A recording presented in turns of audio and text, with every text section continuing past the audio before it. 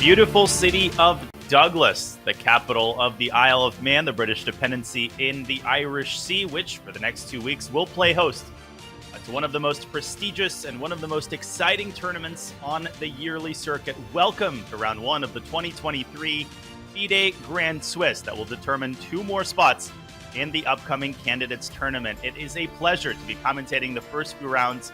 What a great feeling. The tournament hasn't started yet, and we are about to dive into some exciting chess. I'm your host, Grandmaster Daniel Naroditsky, and alongside me today, it is an honor to once again be reunited with the legend, Grandmaster Peter Lecco. Peter, good afternoon to you. Are you as excited as I am to start off this tournament? Yeah, hello Danya, hello everyone. Absolutely. This is a very special tournament, the Grand Swiss in Isle of Man in Douglas. I have been there 4 times. It's a fantastic place. The Villa Marina, it's one of the most beautiful playing halls. I can't wait for the tournament to begin. I can't either, and we'll dive into all aspects of this tournament. We'll examine the first round pairings. We'll bring you up to speed on what's at stake and what's being contested. Let's start with a couple of basics. What are all of these grandmasters playing for? Well, primarily, there are, of course, the 2 spots in the 2024 FIDE candidates. The players like Fabiano, Hikaru, Nakamura. Fabi's already in the candidates. Alireza Firouzja and other top seeds are there to earn one of those spots. There's also a lot of cash at stake, 600,000 to be exact. And if you look at the playing field, you immediately realize that this is the strongest open tournament of the year by a country mile. Any grandmaster over 2,600, likelihood is they are currently in Douglas, about to start off the Isle of Man. And of course, the format is pretty straightforward. It's an 11-round Swiss tournament, not 9 rounds. This is a marathon. And in both the open and women's section, scoring pretty straightforward. 1 point for a win, half a point for a draw, 0 for a loss. Peter, you've played in the Isle of Man 4 times. This tournament isn't exciting because, they reinvent the wheel format-wise. It's exciting because of the players who are participating in it, but the fact that it's 11 rounds also lends it that air of a marathon event, of a significant event. Absolutely, and the point also that since we only have very strong players, right from the very first round, we only see top clashes. So it's not the usual kind of open tournament where you can easily win the first couple of rounds. No, you have to fight and suffer right from the start. And this makes the whole tournament much more even. And we know exactly that the favorites who wants to qualify for the candidates, they need to get going right from the beginning, because if you take a slower start, knowing that how difficult and how strong the field is, doing any kind of catch-up is almost impossible. That's a great and very important clarification, because most open tournaments that we're used to, the top guys, they get a couple of easier rounds. The top seed might play someone 500 points lower rated in the first round. Here, you don't get that warm-up. As we'll see when we discuss the round 1 pairings, everybody's got a very difficult matchup. But first, let's talk about the time control and the prizes in both the women and the open section. We'll start with the women's section, which is incredibly strong. The time control for the ladies section is the classical FIDE time control. It's 90 minutes for the first 40 moves. Then 30 minutes are added when move 40 is executed. And of course, where would we be without the 30-second bonus known as an increment? 30 seconds added to each player's clock from move 1. And the women's section, much the same as the open section. The difference, of course, is in the prizes and in the time control. As we'll discuss, the open section time control is a little bit more extensive by a couple of minutes and by 1 time addition after move 60. There it is. The open section time control is 100 minutes for the first 40 moves, and then 50 minutes added after move 40 rather than 30. And then there is another time addition after move 60 with a 30-second increment from move 1. Peter, this is one of the more extensive time controls. It reminds me of the Tata Steel time control. It's not everybody's cup of tea, but it promises to produce high-quality chess. Exactly. This is my absolute favorite time control. I just love it when there is a chance for the players to really get very deep down to every kind of aspect. Yeah, not only the opening, not only the middle game. You have time to play a very good end game. And I think this is also very nice. Also, as a commentator, I'm just loving the fact that we have a lot of time discussing the games. We have tons of action. We'll also have some wonderful end games. I'm just loving it that we have this classical time control. Listen, if I was playing and I was on the commission to decide the time control, yeah, maybe I would make this a long bullet tournament, or I'd do something like 3 minutes for 30 moves, and then, okay, I'll give you another minute, maybe a 2-second increment. But as a commentator, it's so nice that we don't have to, I did a bunch of faster events like the SCC, and they're amazing, but I'm really looking forward to just chilling and really delving deeply into some positions, much like we did in the World Cup. And you might wonder, well, what are some of those positions that we're going to be delving into? Let's take a look at the matchups for round one. These matchups are mouthwatering. Even if you know nothing about chess, just seeing these names in round one should bring a smile to your face. Ivan Šarić against Fabiano Caruana on the top board. Very dangerous matchup for Fabi. Hikaru faces the German phenom Rasmus Svane, and a battle of the generations on board 3. Ruslan Ponomaryev, the 2001 FIDE world champion, faces off against Ali Reza, also known as Gucci Reza, also known as Reza. You can call him any way you want, but he is here to win. Giri, Gukesh, Rapport, everywhere you look, you've got super GMs. Peter, what jumps out at you from page one? Everything. As you highlighted, yeah, Ivan Šarić, a super dangerous player with the white pieces, playing very principled chess, 1e4. That's basically a guarantee. And I'm already looking forward. In my mind, I'm kind of trying to understand which opening Fabi will go for. It's a big challenge for him also to pick the right opening. It is indeed. And round page 2 of the matchups is almost as exciting as page 1. Let's flip on boards 8 through 14. We've got Pragg, fresh off of his incredible World Cup performance. And of course, we've got a good smattering of players who came to the Isle of Man directly, I assume, from Qatar. Norbek Abdusattorov is one of those players. Not only did he play in Qatar, he actually won that tournament on tiebreaks against another Norbek who is also playing in the Isle of Man. So, Peter, some players, they took the couple of months before the Isle of Man off. Other players are playing another consecutive, very difficult event. Yeah, we have seen tons of fight in Qatar. I was actually there. I was helping Salem during the tournament. And you actually got confused because Yakuboev beat Abdusattorov in the tiebreak. So it was Nodirbek versus Nodirbek, but it was Yakuboev who took the title. Oh, okay. Yes, so exactly. I confused the Noderbeks. I apologize. But Abdusattorov has been equally impressive. So yeah, he's in great form. I guess I was influenced by by Abdusattorov's last round victory over Arjun Erigaisi, the Bishop F6 game. But yes, he did lose the tie breaks. And the other Noderbek is a little bit further down. He's somewhere on board 20. Of course, we've got Pantale Hari Krishna, the old guard. Vincent Keimer is playing as well. Really, everybody, all of the big names are participating. And what's great about the Isle of Man tournament, Peter, is that it's not like the further down you go, the less exciting the matchups become. I think before the show, you highlighted a super exciting matchup taking place on board 50. Can you tell us a little bit more about that? Yes, it was actually the eagle eye of Robert Hess in our chat. He highlighted that Vasily Vanchuk is facing the 13 or 14-year-old player, a prodigy from Ukraine, Samunenkov. And that's going to be fantastic. The young generation versus the legendary Vasily Vanchuk. Okay, just a brilliant tournament. And we should point out that not everybody in the open section is a Grandmaster. There are a couple of IMs who are playing. There are 2 players who are locals, who are Isle of Man residents. So Yevgeny Nair, I think, the Russian Grandmaster, is facing the lowest seed. Dietmar Kolbus, originally German international master, now residing in the Isle of Man. So, 1 or 2 players maybe get a slightly easier matchup, but everybody else has to earn their keep in round 1. Exactly. Also, there is a very special day. I feel we have to highlight the Svane brothers, because Rasmus is playing with black against Hikaru Nakamura on board 2. And I think Frederick Svane is facing Arjun Erigaisi. It's with the black pieces as well. What a day for the Svane family. And Frederick Svane, he emerged seemingly out of nowhere. He was an FM, and then he was an IM, and for a while, people were like, wait, is this Rasmus Svane? Did he change his first name? No, this is his brother, and he is now over 2,600. He played in the World Junior Championship and did quite well in Mexico City. But all of that to the side right now because the gong has sounded and round one of the FIDE Grand Swiss is officially underway.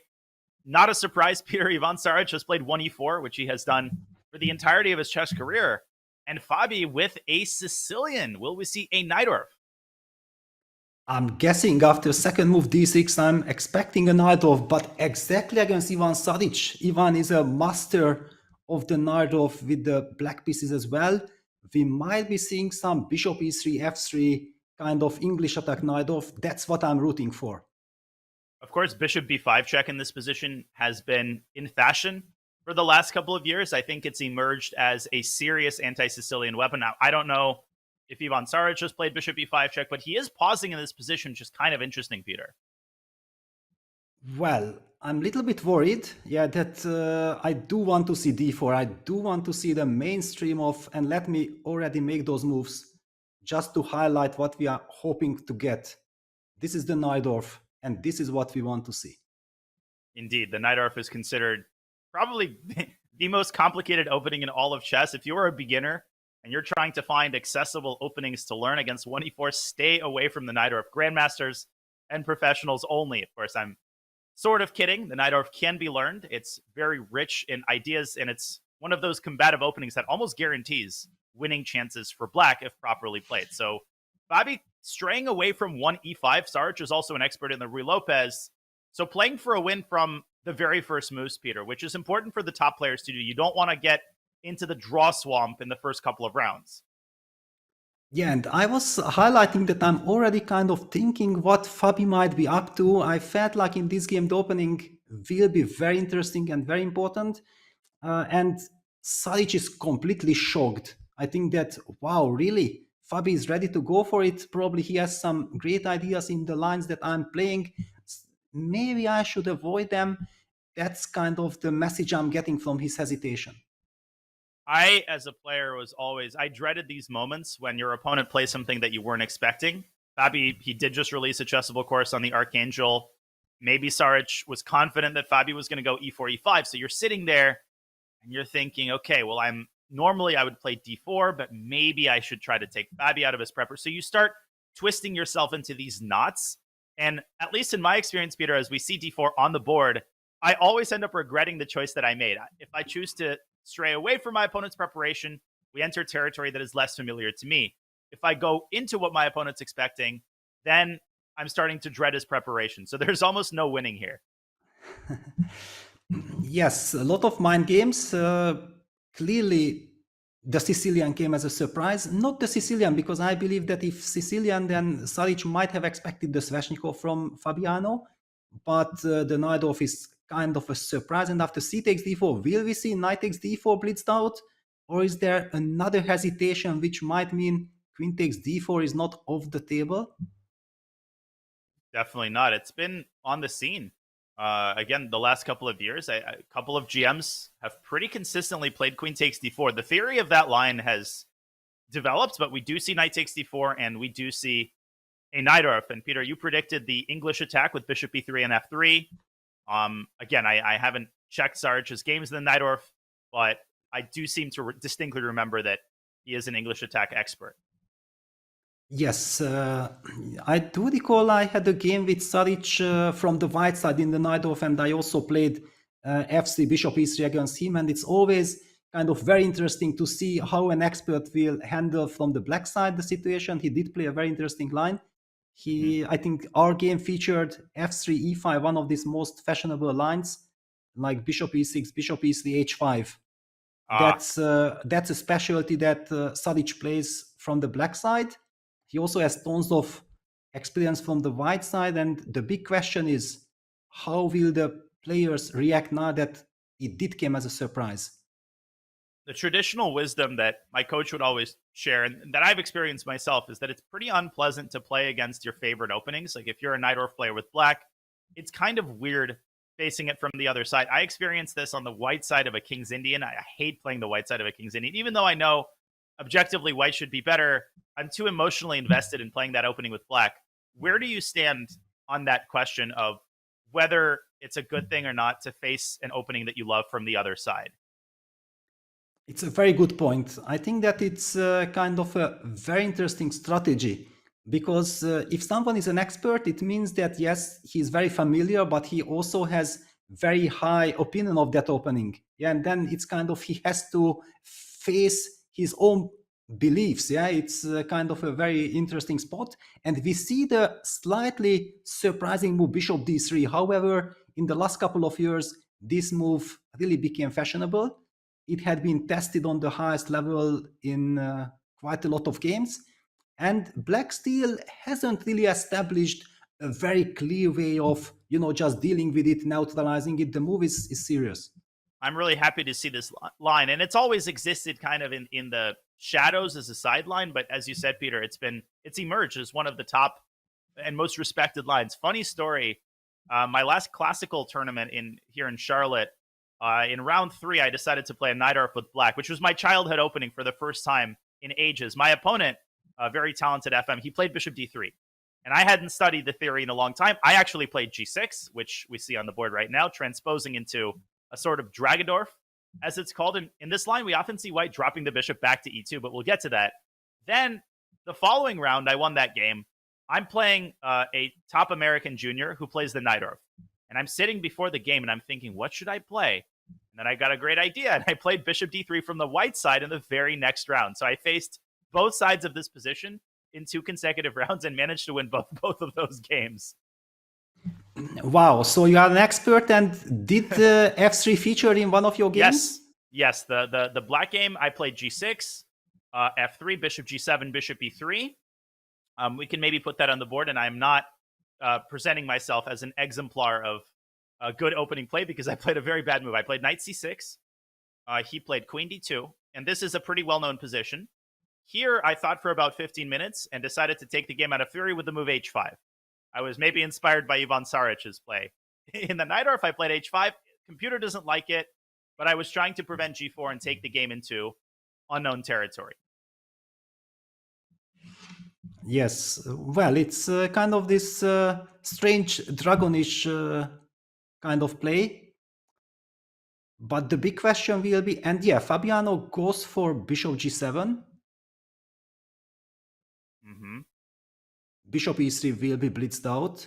That's pretty clear. That's the soul of white's construction. Yeah, online I faced this line where white drops the D3 bishop back to E2, but I don't remember when white does that or exactly why he does that. I guess the bishop on D3 interferes with the queen's connection with the knight on D4, which becomes vulnerable in certain lines. Of course, knight takes E4 is not a threat because white can recapture with the bishop and then the queen protects the knight. Yeah, there were all kinds of strange games. I do recall something like Firouzja against Caruana. I have been commentating on that game, but yeah, bishop is on the board. I can't really recall how that happened. Black somehow pushed E5 or black played first queen B6. Something very strange, very weird stuff happened. This is the more classical way. But probably it would be also nice to move around because we have so many games. We have seen the start of this one. Let's move to Hikaru, I believe. Let's go one by one. Absolutely. Let's take a look at Hikaru's game. We've got a crazy position in Warmerdam Aronian as well. But I think we should quickly check into Hikaru first. We have a very traditional Italian. No surprise there. And I feel like every time I see an Italian, it's like the same position, except, of course, every position is different. Some positions white plays A4, other positions black plays A5. What do you make of this particular version of the Italian that we have? Yeah, from white side, everything looks absolutely standard. On the other hand, black has played bishop b6 and h6, which indicates that he has some very special idea in mind. It's not the most natural. Clearly, black wants to set up this knight e7, knight g6, c7, c6 kind of setup, hinting at going d6, d5 himself. So I believe that this is a very ambitious kind of setup, and knowing that Hikaru is not someone that always plays the Italian. Yeah, he's, I think, much more of a Rui Lopez Spanish guy. I think it's a very clever kind of idea from Rasmus to get away from the most familiar lines, most familiar territories. Hikaru has tons of experience from the black side in the Italian, but I have never really seen Hikaru playing the h6 bishop b6 line. So Hikaru's thinking, he's taking some time in this position. I'm very used to white playing the move bishop c4 back to b3 in most Italian lines. Why is that move played? Well, primarily it is to save the bishop and to take the sting out of the move knight c6 to a5. But knight a5 is more dangerous if there's a black pawn on a6. If it were black to move here and black would play knight a5, white can also dodge the bullet with bishop b5 and then go around through a4 and c2. But sometimes that's not favorable. What do you think Hikaru is going to... Is he okay with the move bishop b5, or is he going to go bishop b3? Or maybe even b4? Well, I think that he's spending time. He's a little bit confused. Yeah, I think that he's trying to understand that, first of all, why isn't this absolutely the main line? Yeah, so it's if your opponent plays like this and then you are not familiar, first thought is that, okay, hang on. But if this would be so great, then everybody would be playing it, right? So that's the very first thought. Then on the other hand, you start realizing that, okay, yes, knight a5 is not a threat because the bishop is not trapped. Yeah, the bishop can go to b5 as you mentioned.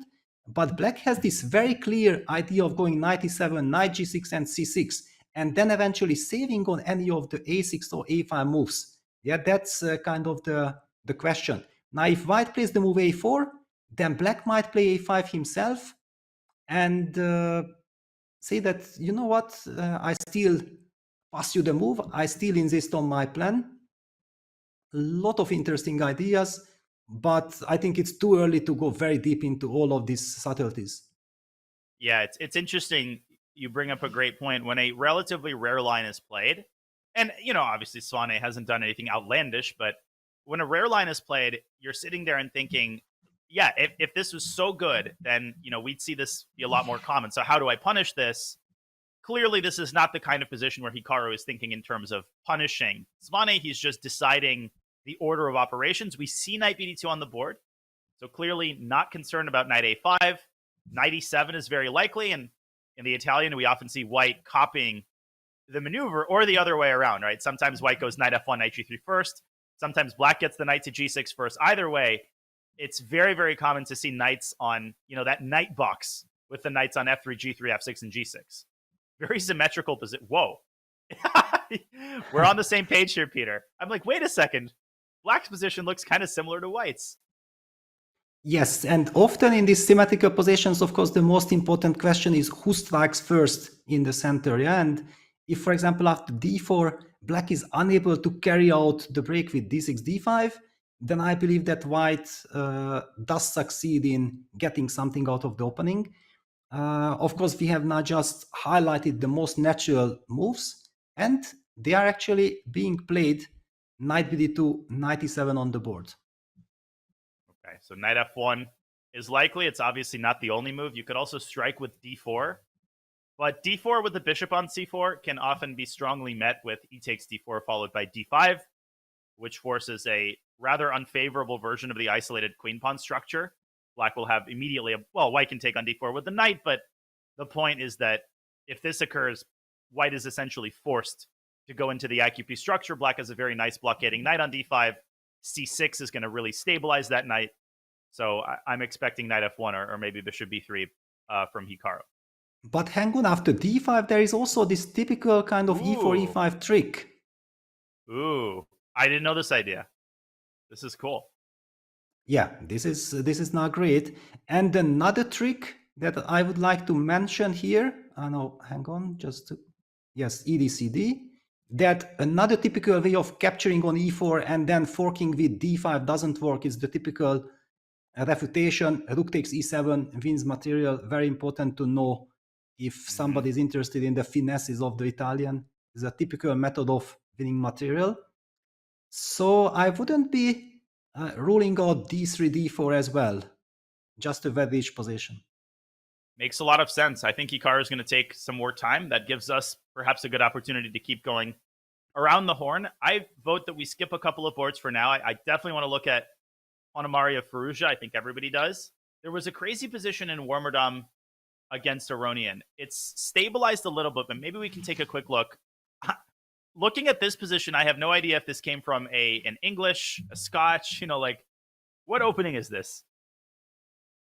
Yeah, very good point. Let's find out. It was 1c4, e5, 4 knights. Okay, everything fairly standard. Oh, this line. White plays e4, bishop c5, knight takes e5, and wow, queen e7. Yeah, the ever creative Levon comes up with a new idea. Is this new? Definitely, I haven't seen it before. I'm checking right now on ChessBase. Queen e7. Now, people who aren't aware of this line, Peter, might be shocked. Knight takes e5. That must be a novelty. It's actually a very standard move. The typical response for black is knight takes e5 and then d4, bishop b4, which leads to a very well-studied position. Queen e7 has been played 14 times as early as 1989. Who is the strongest player to have played it so far? 2346. So this is a relatively unknown move. And I don't see a single notable player who's gone queen e7. This gives up the pawn, but it engineers pressure on white's e4 pawn. So what do we make of this idea? Well, it's very interesting because also what I'm really liking that it's not only a pawn sacrifice and we get very quick development, but there is also this d4 square. So if white is unable to play d4, then actually black can also enjoy some very nice long-term compensation. So if I would be white, I would even be tempted maybe just to give the pawn back, and but to make sure that I'm gonna go d4. However, if I'm looking it correctly, then after d4, black might be able to simply capture with the knight to e4, and black wins the pawn back and basically just equalizes on the spot. Yeah, DC knight c3 check loses the queen, and white has to bring the light squared bishop out, but that gives black the tempo that he needs to shift the dark squared bishop to b4. And we see a move from Max. Max has played d3, so he has decided to cling to the pawn, to the sacrifice pawn. He's a very principled player in the finest traditions of the Dutch young players like Van Forest and Giri. I think Warmerdam has the same very principled approach to the opening. Aronian's response was immediate, bishop e6. So clearly with this move, Peter, he signals that he's playing for long castles and for long-term compensation for the pawn. He's not trying to gain it back immediately. He's trying to emphasize quick development. And knight g4 is a very unpleasant idea that is looming large over white's position. Definitely. So I'm kind of expecting white to play something like bishop e2 and bishop e3, making sure that we also somehow get rid of that incredible, powerful bishop on c5. However, how do we start? Do we go for bishop e3 immediately, or do we just develop the bishop first from f1 to e2? What is your take? Yeah, and I will mention that this position has still occurred in a game from 2008 between a 1700 and a 900 rated player. That might be a mistake in ChessBase, but we are still not quite in uncharted territory. My instinct is to play bishop e2. Like in a blitz game, I would play bishop e2, long castle, and now you have to determine, okay, bishop takes c4. Is that a big threat, or are we emphasizing our development and are we castling? My sort of animal instinct is to play queen a4, queen c2, and then bishop e3 on the next move. And I'm kind of curious how Levon is going to prosecute his compensation here. Yeah, one of the ideas that kind of I felt right from the beginning, that if you already stop knight g4, I might be tempted to move that knight away and then get f7, f5 break in. And that knight might eventually also reach to e5. Also somewhere, if for example white insists on trading, that knight ever reaching the d4 square would be also desirable. Clearly the bishop on e6 stands in the way of this maneuver. But I do see that knight from f6 starting some kind of a journey. Yeah, knight d7, knight f8, move the bishop, knight e6, knight d4. Sounds like the way I would get to most chess tournaments from California. Like 3 stopovers, a bus, then a taxi, and then you come to the wrong hotel, so you have to go to the right hotel. Man, throwback to a lot of stories. Interesting opening choice by Levon. Peter, Levon has struggled in recent times. He struggled in the US Championship, -1. Very hard to go from a tournament like that to the Isle of Man, where you really need to show your A game. What do you think Levon's mindset is going into this tournament, and what do you make of his opening choice? Well, we do see that the evaluation bar does not really approve his choice, but I also know that Levon is a big psychologist. He definitely wants to disbalance his opponent as quickly as possible. He also certainly wants to forget about the US championship as quickly as possible, and he decided to gamble, but maybe it's kind of a preparation, maybe only we think that it's a gamble, because we also did talk about that. We feel like Black has fundamental long-term compensation. So it's if that white pawn wouldn't be on c4, if that white pawn would be on c2, we would think like, no, this is just a gamble because white has a very solid pawn structure. You can't sacrifice pawns like this. But with the pawn on c4, with this backward pawn on d3, with this lovely d4 square, quick development, somehow I'm also tempted to like Black's position, even if the computer disproves it. Can I make a completely off-topic point, Peter? Because you mentioned if the pawn were on c2, then Black would have 0 compensation. If the pawn were to be on c2 here, the position would resemble almost 1-for-1, something that would come out of the Stafford Gambit. Have you come across the Stafford Gambit, Peter? No. In your so the Stafford Gambit, if you could just very quickly show, it's e4, e5. It starts out as a patch. I don't know if you could change the first move. Yeah, we can. E4, e5, knight f3, knight f6, knight takes e5, and now knight c6. This was popularized by Eric Rosen on his YouTube channel, knight c6 dc, and the point d3, bishop c5. And the point of the Stafford is that it's a lot trickier than it seems. Like if you play knight c3, you run into knight g4. But if Black plays queen e7, like we get almost exactly the same position from the game. Like if we put queen e7 and bishop e6 on the board, this is Warmer Dom Aronian, but with a pawn on c2. Exactly. Yeah, it's a completely different situation. White in long terms would be chilling here. Yeah, of course, Black has many tricks and you have to watch out, but it's a completely different kind of situation with the current position here, with this pawn on c4, and we do see the move bishop e2. We are almost certain that Levon will play the move long castle. Yeah, he's got his full complement of hour 40 minutes. It's amazing how in chess, just the positioning of one pawn completely changes the feel of the position.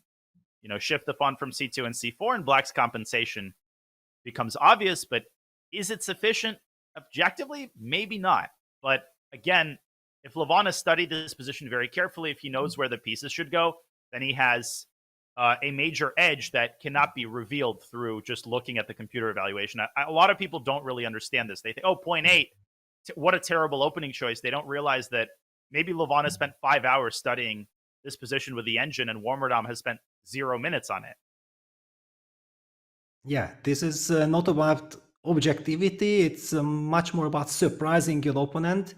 And the fact, what we established, that after long castles, we do have this threat of bishop takes e4. We are winning one extra tempo, and I do believe that any kind of tempi in this type of position is quite crucial in claiming compensation, and that's very important. That's why I'm not even sure that bishop e2, but it was the most natural move. You did say yourself that you wanted to play bishop e2. To my mind, it wasn't exactly obvious that do I want to challenge that bishop immediately? On the other hand, bishop e2 gives so much stability for white that clearly white has to play that move. Yeah, stability and flexibility. Although I don't really see the dark squared bishop coming out to any square other than e3, just because its counterpart on c5 is so powerful. It's controlling all these dark squares. But maybe, I mean, maybe in some situation, white plays bishop f4, bishop g5. It's nothing's out of the question when it comes to chess development. Everything depends on how the opponent positions their pieces. So Aronian taking his time for the first time this game after bishop e2. We're expecting long castle. A very exciting game. Yeah, we'll keep an eye as this one unfolds and enters the middle game. Maybe we should keep going Down around the horn, we have Ponomarev Firouzja. Pretty interesting position. Another English. Yes, but a much more traditional one. Let's take it from the start. Yeah, c4, e5, knight c3, also the 4 knights, g3, d5, cd knight d5, bishop g2, knight b6, very typical, very classical, no shock moments here. So far, castles, bishop e3, rook e8, rook c1, bishop f8, and white goes for the move d3, d4. Okay, yes, we might be seeing some threats on d4, but I don't believe that black has any worries after we take everything on d4 and I'm gonna go c6. Yeah, that move c6 really takes the sting out of white's setup, doesn't it? Because the bishop on g2 stops being as powerful. White could also take with the queen on d4, but that doesn't seem to change the nature of the position that much. And then black can go bishop c8 to e6, maybe bring the queen somewhere and try to put a rook on d8. I don't know exactly what the right setup is. But Ponomarev, he hasn't spent too much time. So is this a common theoretical position, Peter, or do you think we're more or less in uncharted territory now? I'm a little bit surprised. First of all, I'm not a big expert. I haven't really been playing this from the white, neither from the black side. But to me, this d3, d4 kind of plan indicates that, signals that Ponomarev has a lot of respect for his opponent, and he wants to make sure that the play gets a more strategical or more simple character. Yeah, that maybe even the queen trade with queen takes d4 might appear. You did highlight that that's also clearly possible, just to take with the queen and then make sure that you can also follow it up with rook fd1. But on the other hand, okay, come on, what is this? Queen takes d4, bishop takes d4, c6. Black should be perfectly fine. I mean, if anything, I would probably prefer black here. Bishop e6, rook a d8. And, that knight on b6 has a lot of potential. It can jump to c4. And if white plays the move b3, well, then you're weakening some of the dark squares on the queen side, right? Maybe you're allowing bishop f8 to a3. And again, white's whole structure revolves around the bishop on g2, exerting a lot of influence. And when it's blunted by black's pawns, white's setup just isn't that impressive. So I'm with you. I'm a little bit surprised at Ponomarev's alacrity, the alacrity with which he's choosing, these central traits. Yeah, on the other hand, Alireza is taking his time.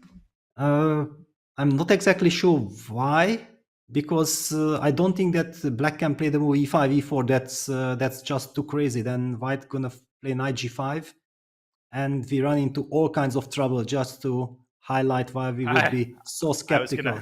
I was gonna ask you to show the exact same line, f5, and yeah, this is not what Alireza has in mind for round one of the Isle of Man Grand Swiss. That's for sure. So, and he has captured on d4, of course. Yeah, ed4, and now all eyes on Ponomarev to prove that he really has some idea, or did he really just decided to play as solidly as possible? I don't know. I'm not liking that strategy, because if you give freedom for Alireza and he will feel that, okay, come on, Pono, such a great player, legendary player, is playing a little bit soft with white, that will only encourage Firouzja to try to squeeze out something out of this game. Yeah, that's a great point. I mean, these top players with the black pieces, when they equalize so quickly out of the opening, they feel like they've settled into the tournament. Okay, like the first obstacle, the first hurdle has been crossed. I'm okay out of the opening. I can still play chess. We're good. We can chill. At the same time, okay, maybe I was going to say Levon. Maybe Ruslan is trying to goad Alireza into becoming overly ambitious. But Peter, these young players, they're way too mature for that. Maybe 20 years ago, we could talk about a strategy where you drag the young players into the endgame, but it's almost laughable to talk about that now. Alireza is one of the best endgame players of modern times, so you're not going to out-psychologize him. For sure. Yeah, absolutely. I think that only good moves are working against the young generation, nothing else. I'm entering the moves into chess space. I'm going to see if d4 has been played. Yeah, actually, this line with d4, it features in a ton of correspondence games. Tons of correspondence games. Knight d4, bishop d4, c6. I see 40 games or so from this position. And about half of them are pretty high-level correspondence games. Almost everybody is playing e4 in this position. Then bishop g4. That's how you know it's a correspondence game. Of course, bishop g4. f3, bishop e6. So this position seems to be very common. I don't know exactly what these white players like about this, but b3, bishop a3, and rook c2. So things kind of get more tactical than you would think they would be. Yeah, it already makes some sense, but still, I would feel like I can play this position any given moment with the black pieces, but with white, I would certainly love to have some preparation to understand exactly why I can commit myself to all this kind of weakening. The bishop on g2 is not a nice piece. Yes, clearly, if we're gonna push f4, the rook comes to d2 with tempo, everything will be fine, but there are all kinds of tactics. Black can play queen e7, rook a d8, eventually also some sacrifice with rook takes d4 and then bishop c5. Gonna pick the exchange back. Yeah, I was kind of expecting some rook d2 and then all these stays on d4. I just don't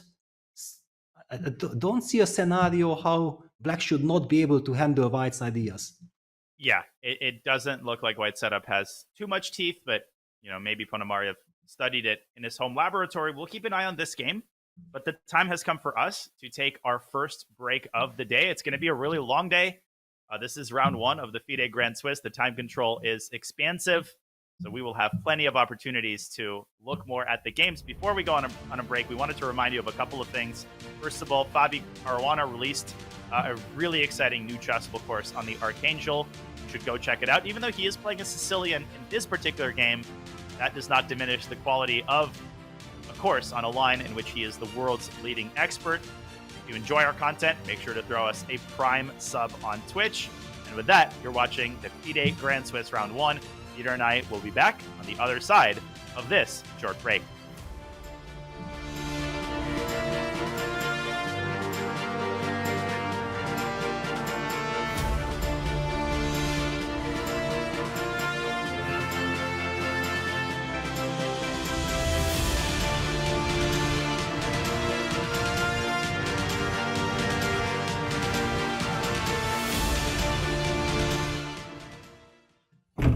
Bobby, dude, your chessable course is taking forever, man.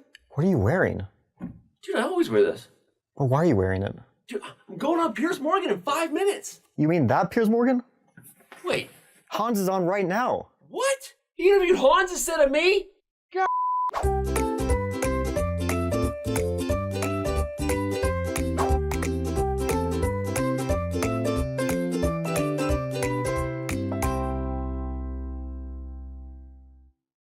October is here, and so are some familiar faces. Martin learned chess just to play with his kids, and occasionally the family dog. A workaholic, Philip hopes chess will help him relax before he works his fingers to the bone. Laura the librarian loves to learn, and has recently developed a penchant for spell chess. An aspiring influencer and self-proclaimed meme queen, Isla can be a monster on the board when she puts her mind to it. Paul Morphy's undying genius lives on to this day through his immortal opera game. Just your average old bots, nothing else to see here. Play them all on chess.com.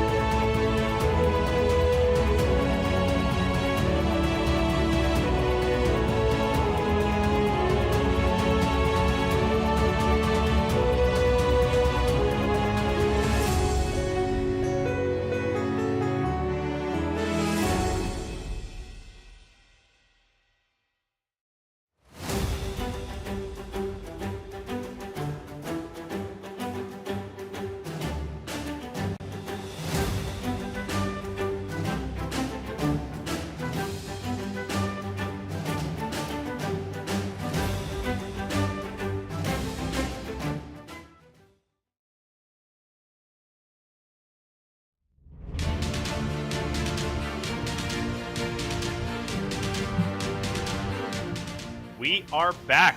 2023 FIDE Grand Swiss and Women's Grand Swiss from the beautiful Isle of Man. This is round one. We hope you're enjoying the first hour of our coverage. Grandmaster Peter Lecco, Grandmaster Daniel Naroditsky bringing you coverage of the first round. So many interesting matchups already, Peter, from the very first moves, just like in the World Cup, just like in Tata Steel, just like in any invitational tournament. We're getting excitement from the first couple seconds. Exactly. And so many different openings. We were already kind of shocked by Levon Aronyan's handling of the opening, sacrificing a pawn right at the start. I'm now also getting a glimpse on Anish Giri against Sadvani. And look at this position. If I show you this position that I have it on front, what would be your guess? Whoa. Wait, first of all, there's a lot to unpack here. It looks like White just hung a piece, but Anish Giri did not hang a piece. If he did, then Raunak Sadwani would become Raunak Happywani, but we'll show that in a second. When I see a knight on c3 and a bishop on f4, Peter, I think Jababa London, and I get really happy. But if we rewind, this actually came from a traditional London, but not even through a conventional move, or one knight f3. Okay, knight f6, bishop f4 is standard. c5, e3 is standard. Knight c6. Okay, h3 before. And normally in the London, we see White playing pawn to c3. Here, Giri keeps the c3 square open for the knight. Then he plays bishop to d3. So the move order is slightly weird in which he's developing his pieces. And then we see why he does it. So bishop d3, bishop d6. Sadwani is developing completely conventional fashion. There's a trade on c5. Anish castles, and then he translates the game into Jababa London territory with knight c3. And Peter, a lot of people looking at this are like, wait a second. Black can play the move e5 and then basically pre-move e4. And there's a very nice tactical detail that stands behind Anish's play. His idea is to play bishop back to h2 and to follow up e4 with bishop takes d6. And, you know, this reminds me of Tal's famous quip. I sack all my pieces, but they can only take one piece at one time. And after queen takes d6, there's bishop takes e4. Bang. Queen is undefended. Knight takes e4, knight takes e4, and White emerges with an extra pawn. Beautiful. And the point is that look at the clock situation. Anish Giri, 142. He has more time on his clock than he started the game. And it also shows that he has tremendous respect for Sadvani's opening preparation, because I do get the feeling that, first of all, he wants to get out of prep as quickly as possible. On the other hand, he's following his prep. And these kind of ideas, yeah, first of all, let's just go back to this position. I think very important to mention and highlight to our viewers that the reason why Anish has actually captured d takes c5, that Black has already developed, committed his bishop to d6. So after d takes c5, bishop takes c5, Black has lost the tempo. That's actually one of the key things. Otherwise, White wouldn't be giving up his central pawn so easily with d takes c5. And based on this tempo, he's counting on knight c3, and somewhere, for example, if Black plays the most natural move, probably castles, then somewhere White will try to break with e3, e4. I don't know exactly under which circumstance. That do we trade, or do we maybe even try to go pinning that knight with bishop g5? But certainly White will try to go for some e3, e4 break. My Jababa London intuition in all my online games kind of push me in the direction of bishop takes d6, queen takes d6, e4, as you said. And, you know, this doesn't seem like a big problem for Black, especially because Black can play d4 and keep the center closed. But here you get this very interesting structure. White typically goes knight e2, knight g3, much like in, you know, Eru Lopez or Italian. And Black often plays e5, knight g3. And this is a more venomous setup, I think, than the computer often realizes, because White's going to go a3 to stop knight b4, knight f3 to h4. And if Black plays g6, then White is going to prepare the f2, f4 pawn break. So I'm not saying this is what Anish will go for. I'm just saying that there's more teeth to this setup than it may appear at first blush. Yes, exactly. And another kind of interesting thing to highlight, that if, for example, Black says, you know what do you want? Let me just trade as much pieces as possible. That would be also kind of premature, because, for example, let's just trade the queens. and now illustrate that actually black is unable to develop his bishop from c8. White has this lovely rook on d1, bishop on e4 is a monster, and black is unable to develop. It's basically technically a winning position for white.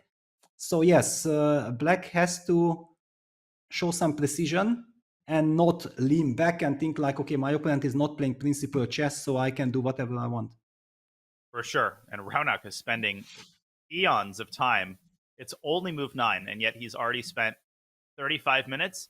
Another big decision, of course, is whether to play e5 or whether to take on f4. I mean, there's so many different directions that black can take the game into, and what makes this decision difficult is that each of those directions leads to a vastly different pawn structure. Like castles, that's one pawn structure. This is another one. Okay, is the pawn on f4 a strength or a weakness? Probably a strength because it holds the e5 square and causes problems to black's light squared bishop. So, you know, this might not be a do or die decision, but it's a decision of great strategical import, which is why Raunak is spending so much time. Also, you're playing Anish Giri. Exactly. And your opponent blitzes out everything in a slightly mysterious line where you feel like, okay, come on, what's my problem? That's exactly the moment when you feel like there could be something. All right, the move a6 had been played. I'm not liking this move at all. Somehow, I don't think that black can afford to give a tempo like this. He's procrastinating on the decision. Yeah, I don't know what's this move. I mean, knight b5 was not a threat. It wasn't really a big threat. Not really, but maybe his idea is that, for example, just to highlight, that if white goes along the very same plan, what we discussed earlier, then here actually maybe black is able to trade everything because he can make good use of the fact that his king is in the center and he can play the move bishop d7 thanks to the king on e8. And if he's in time to play king e7 and bring the rook, then he has zero problems. So maybe this is kind of the reasoning why Raunak felt like, okay, hang on, let me just make a semi-waiting move and see where do you put your pieces. Exactly. Let's see. Well, let's toss the ball back into Anish's court. Well, the ball is now in Anish Giri's court, and I think the ball is in our court to keep going around the horn and perhaps to look into the ladies section, because we have some very exciting games in the women's section as well. We highlighted the matchup between Alina Shavalova and Aline Rubers, but that is far from the only exciting game that we have. Just the default game that pops up is the top board between Anna Matnadze from Spain and the Russian phenom Alexandra Kuryachkina. We've got a mess on the board here. We've got a mess on the board everywhere, Peter. Wow, actually, I'm trying to understand. Okay, it's clear that it's some Slav, but what exactly happened here? Let's just quickly take a look. Yes, everything natural. Queen b3, yeah, it's kind of a sideline, but a solid sideline. It still does not really add up to me how we reached that position. Bishop f5, knight c3, e6, and bishop g5. That's how it starts, yeah, because bishop g5, I think, isn't the most standard reactions.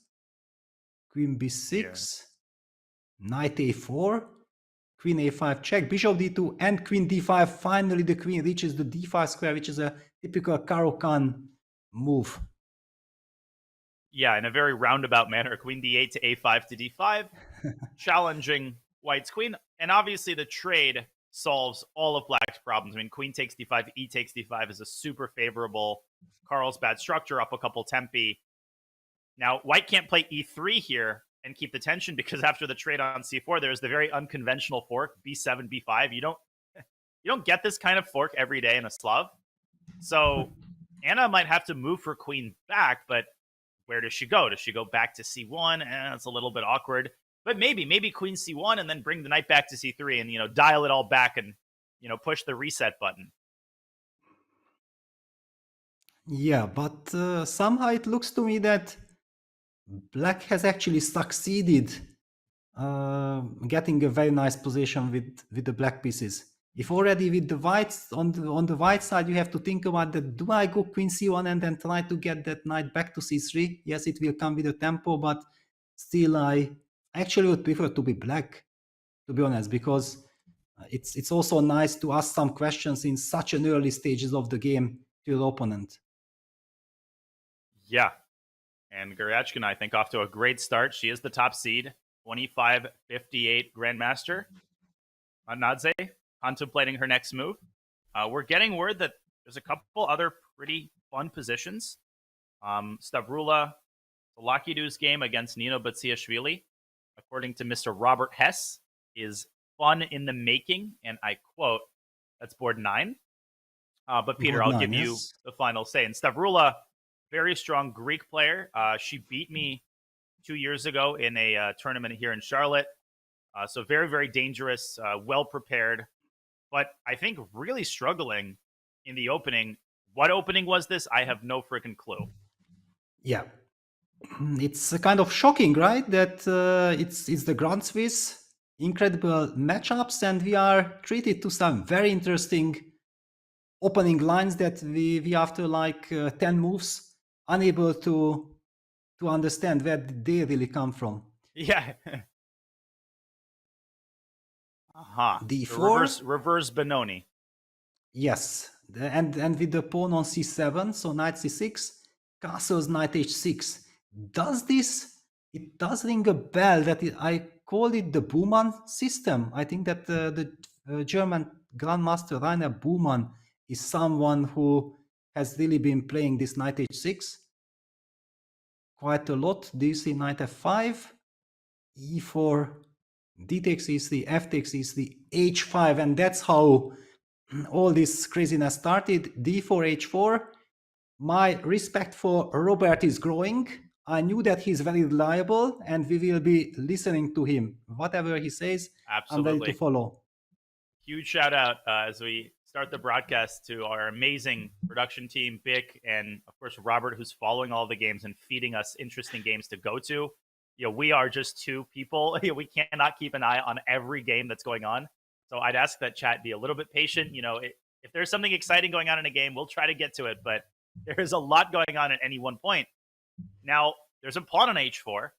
If white plays g4, the common reaction is for black to push h3, drive that pawn down, and then maybe even slam the knight on h4. But I don't know exactly how black should prosecute this attack. Well, but it's kind of already ugly enough for white. Yeah, that okay, bishop h1.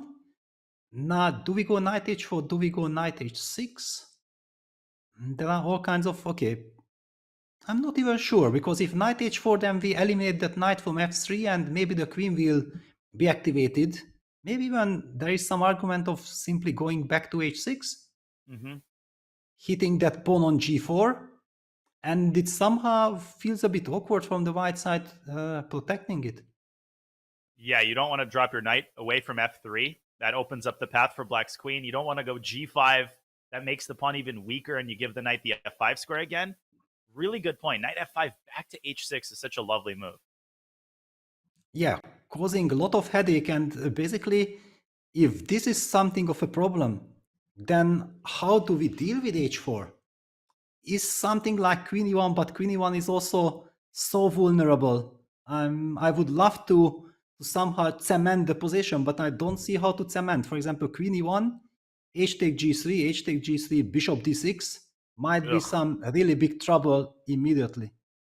Yeah, this might just be resigns. I mean, if you have to go g4, I think I'd rather just abandon the playing hall. Fedoseev style. Yeah, wow. And okay, things are falling apart. Yeah, very interesting. Black has certainly shocked her opponent, because, and I imagine it just move 9. The Grand Swiss has started. Probably when you look at the pairing and you see that you have the white pieces, then you feel like, okay, this is great. It's a good start to the tournament. I will play solidly. I will settle into the tournament. And then all of a sudden, you are faced with this position after move 9. It's very tough to handle.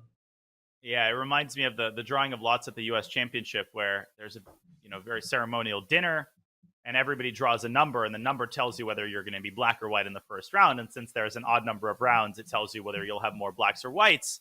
And at the end of the dinner, there's always like 5 players who are really happy, and then 6 players who are really happy, and then 6 players who are really sad but trying not to show it because they turned out the higher number, which means that they're going to be black in round 1. So when you're white in round 1, you're not expecting to face this level of trouble after only 10 moves. Let's see how Stavroula adjusts to it as we see G4 on the board. I think that was the only move. Yes, G4 H3 on the board. The good news was that in Tatas, it was the Chorus tournament, I think 2001. Garry Kasparov started the tournament with double black and went on to win the tournament very convincingly. And ever that tournament, I got black in the first round, or I got double blacks. Arshak, my coach, was always telling me, no problem, Garry did it. Just follow his example. Yeah, if Garry Kasparov did it, then anybody can do it. Inspiring words from Mr. Petrosian. And actually, 2005, I did manage to win Vaikanzi by starting with double blacks. Wow. So the Kasparov prophecy came true. Yes, it was inspiration. Yeah, it was a great inspiration. Yeah, there's always a player who starts with 2 whites, and that's considered to be a great boost. But on the other hand, if you squander your whites, then you feel terrible. You feel like a sense of despair that you have more blacks the rest of the tournament. So it's it's a very nuanced situation. The question of who gets what color. But Stavroula is going to ponder her next move. We've got other interesting positions in the women's section. I'll let you choose the next game. We can go to Shavalova against Rubers. Exactly. We have a French. Yeah, we're on the same page here.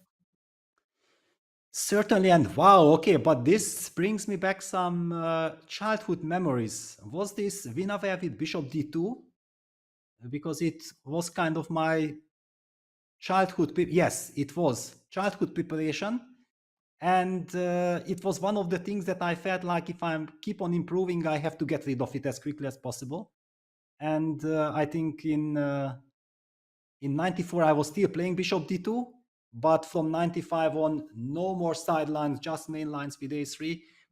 I don't have so much respect for Bishop D2 for the fact that I lost a couple of games with this move, and I got a lot of criticism from established grandmasters that, okay, come on, Peter, if you want to become one of the best players in the world, you have to play different kind of chess. Oh, absolutely. There's a funny story that's connected to this move, Bishop D2.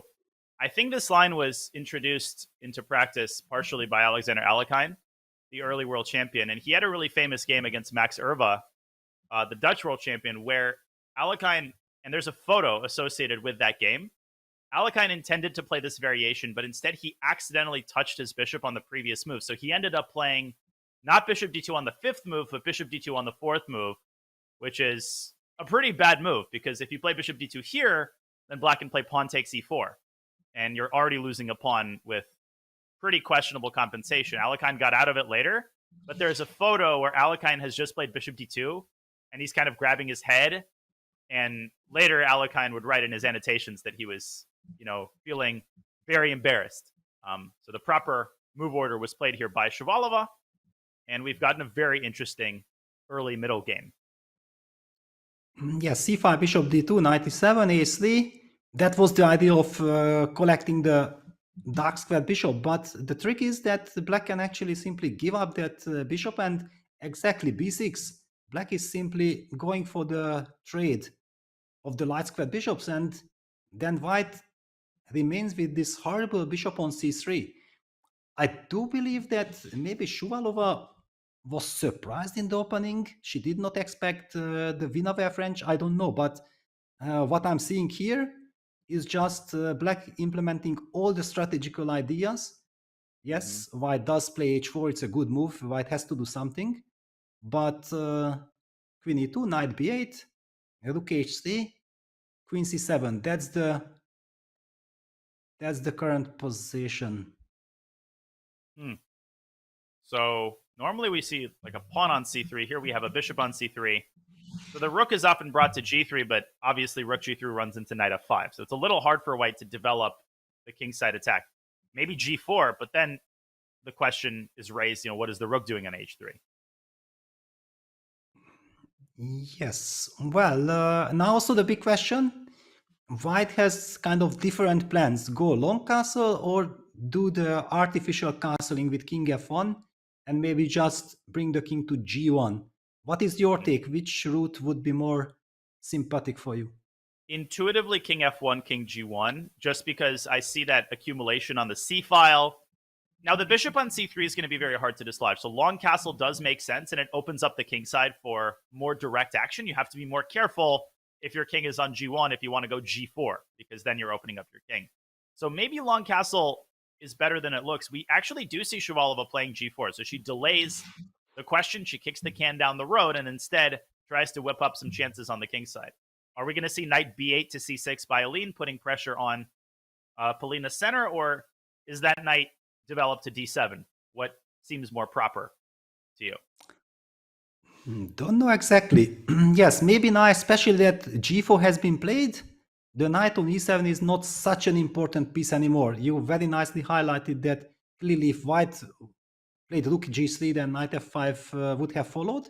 But now after g4, rook g3 isn't an issue, and then there is some argument for placing the knight from b8 to d7 and maybe knight from e7 to c6, putting some extra pressure on the d4 pawn and also on the e5 pawn. That could be a clever kind of setup. The more natural, traditional way would just be knight b8 to c6 and then try to hit the d4 pawn and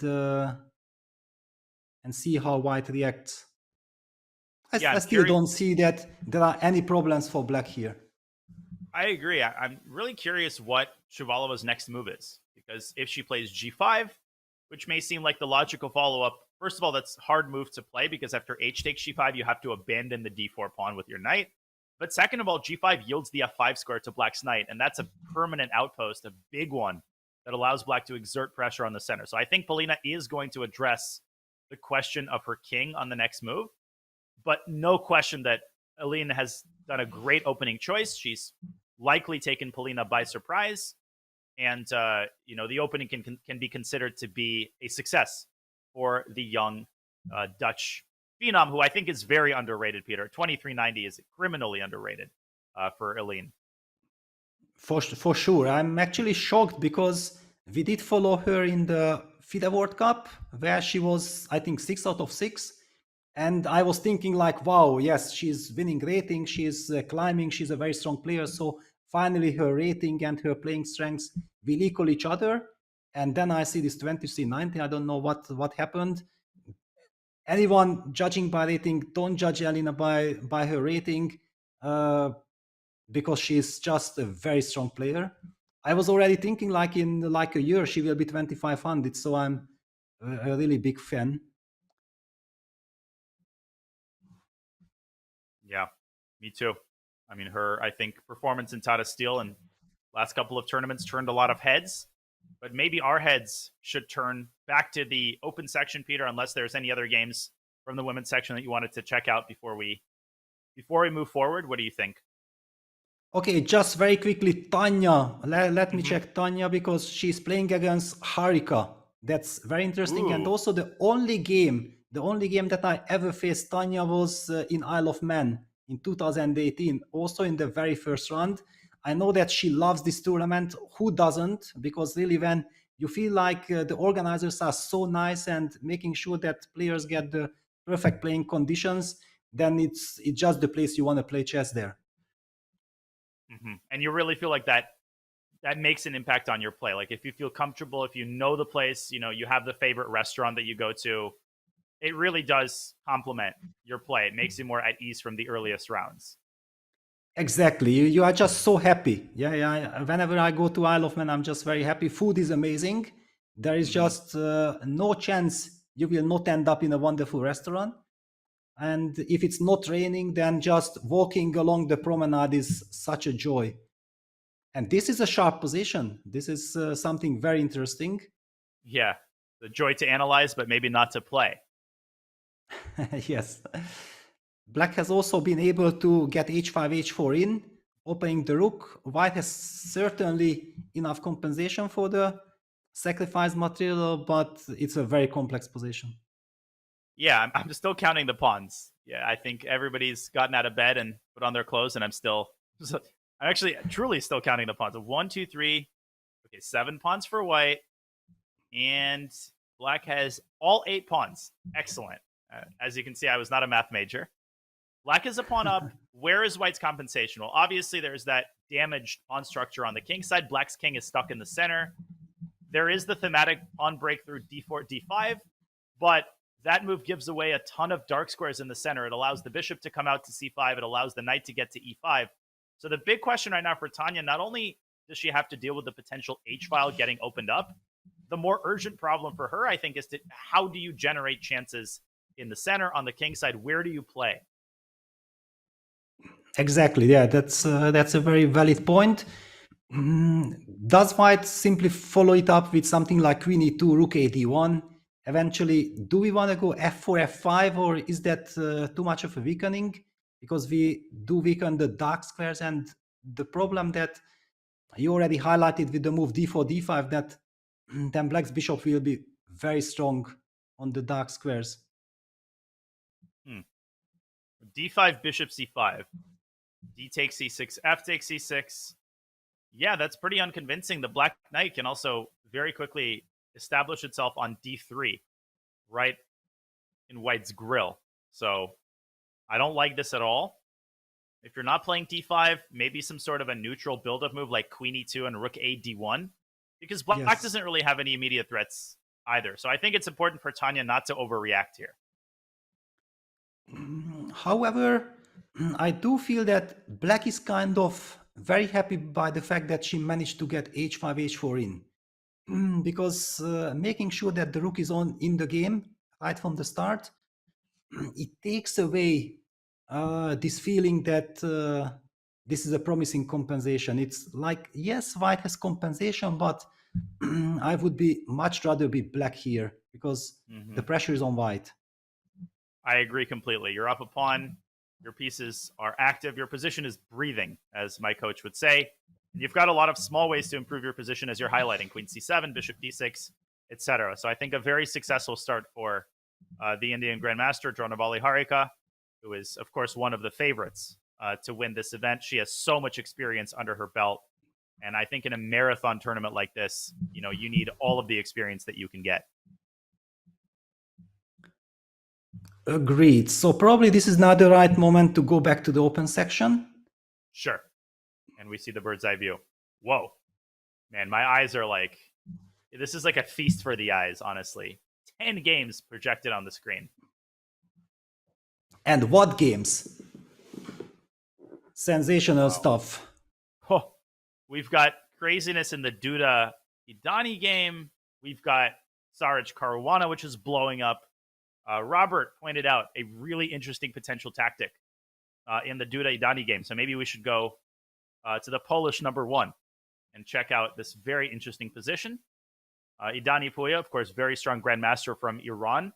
Dangerous player. He won the World Youth Under-18 in 2013. And he's just played a move that is heavily censured by the computer, g5. Wow. Okay, clearly black wants to go for a direct attack with f5, f4. However, there are some tactical possibilities in knight takes a5 and knight takes d5. Where does this lead us? So black has queen d8 there, but then there's knight e7 check. Oh my gosh, we should show this. Knight takes... Yes. Of course, Blight should start with knight takes a5. And I'm pretty confident that Idani saw this move. Rook takes a5, knight takes d5. If you take on d5, we'll get to that position. You'll get 2 pieces for a rook and the prospect of a kingside attack by white, which I think is what is enticing black to go for this position. But if you play queen d8 and try to retain the rook, you're potentially running into knight e7 check, or maybe bc. Oh, yeah, even better. bc, knight e7, and then you can't move your king because of knight takes c6. You have to go for perhaps an inferior version of this rook for 2 pieces position with the a-pawn. Yes, and white's queen is also threatening to enter behind enemy lines with queen c7, which is so nice because the queen is also defending back on the diagonal. poses all kinds of pins, and clearly white is then able to start marching his a pawn. It should be winning. So wow, what a golden opportunity at the very beginning for Jan Krzysztof Duda. Yeah. And knight takes a5, pretty unconventional tactic, but his queen is aiming at that pawn. So I think he sees it. I think the hard thing is to evaluate this move, especially in the context of knight takes a5, rook takes a5, knight takes d5, c takes d5, and then black pushes f4 really quickly. And at least to me, that's very scary.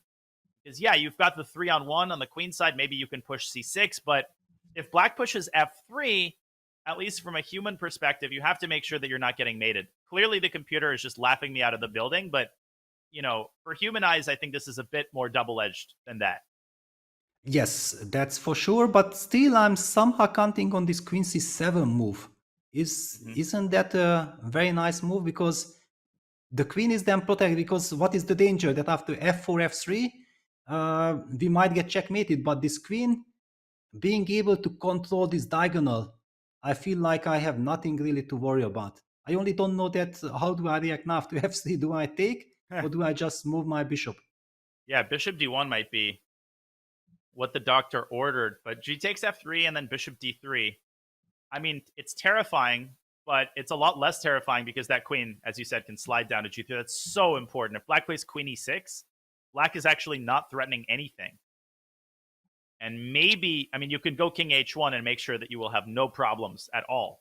King h1, rook g1, and, okay, still you retain a huge advantage. And a5, a6 is coming really, really fast. Yes. Yeah, I think queen c7 is kind of the key move of all these sacrifices. And what is, I just looked up the last couple of moves, and I'm a little bit shocked because what happened here in the game was black has just played the move e5. Yeah, everything is fairly standard. White has committed the move c4, c5, grabbing space on the queen side, now getting ready to play b4, b5. So black is the one who is breaking in the center. White played the move queen c2. Black plays the move e4. Knight d2, knight h7, b5, f5, knight b3. So the knight is basically heading towards the a5 square, something like bc, bc, knight a5 might already be a big threat, putting pressure on the c6 pawn. Black has played the move a5, and now white has played the move queen c2 to d2. Yeah. Okay. Gee, I wonder what he's threatening. Exactly. But maybe black got fooled because queen d2 also has a double purpose of stopping f5, f4. Yeah, so Idani's like, yeah, queen d2, take this. I'm going to go g5. Yes. And the dude is like, no. I don't care about the king side. I care about the queen side.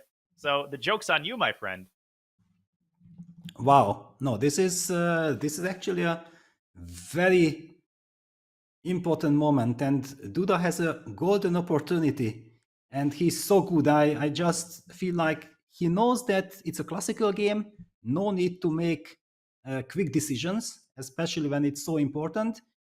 And he has to spot that queen c7 move. Yeah, once he understands the strengths of that move, then he will be just very happy and he will capture on a5. Yeah, I wonder if Idani is kind of sitting there and regretting his decision.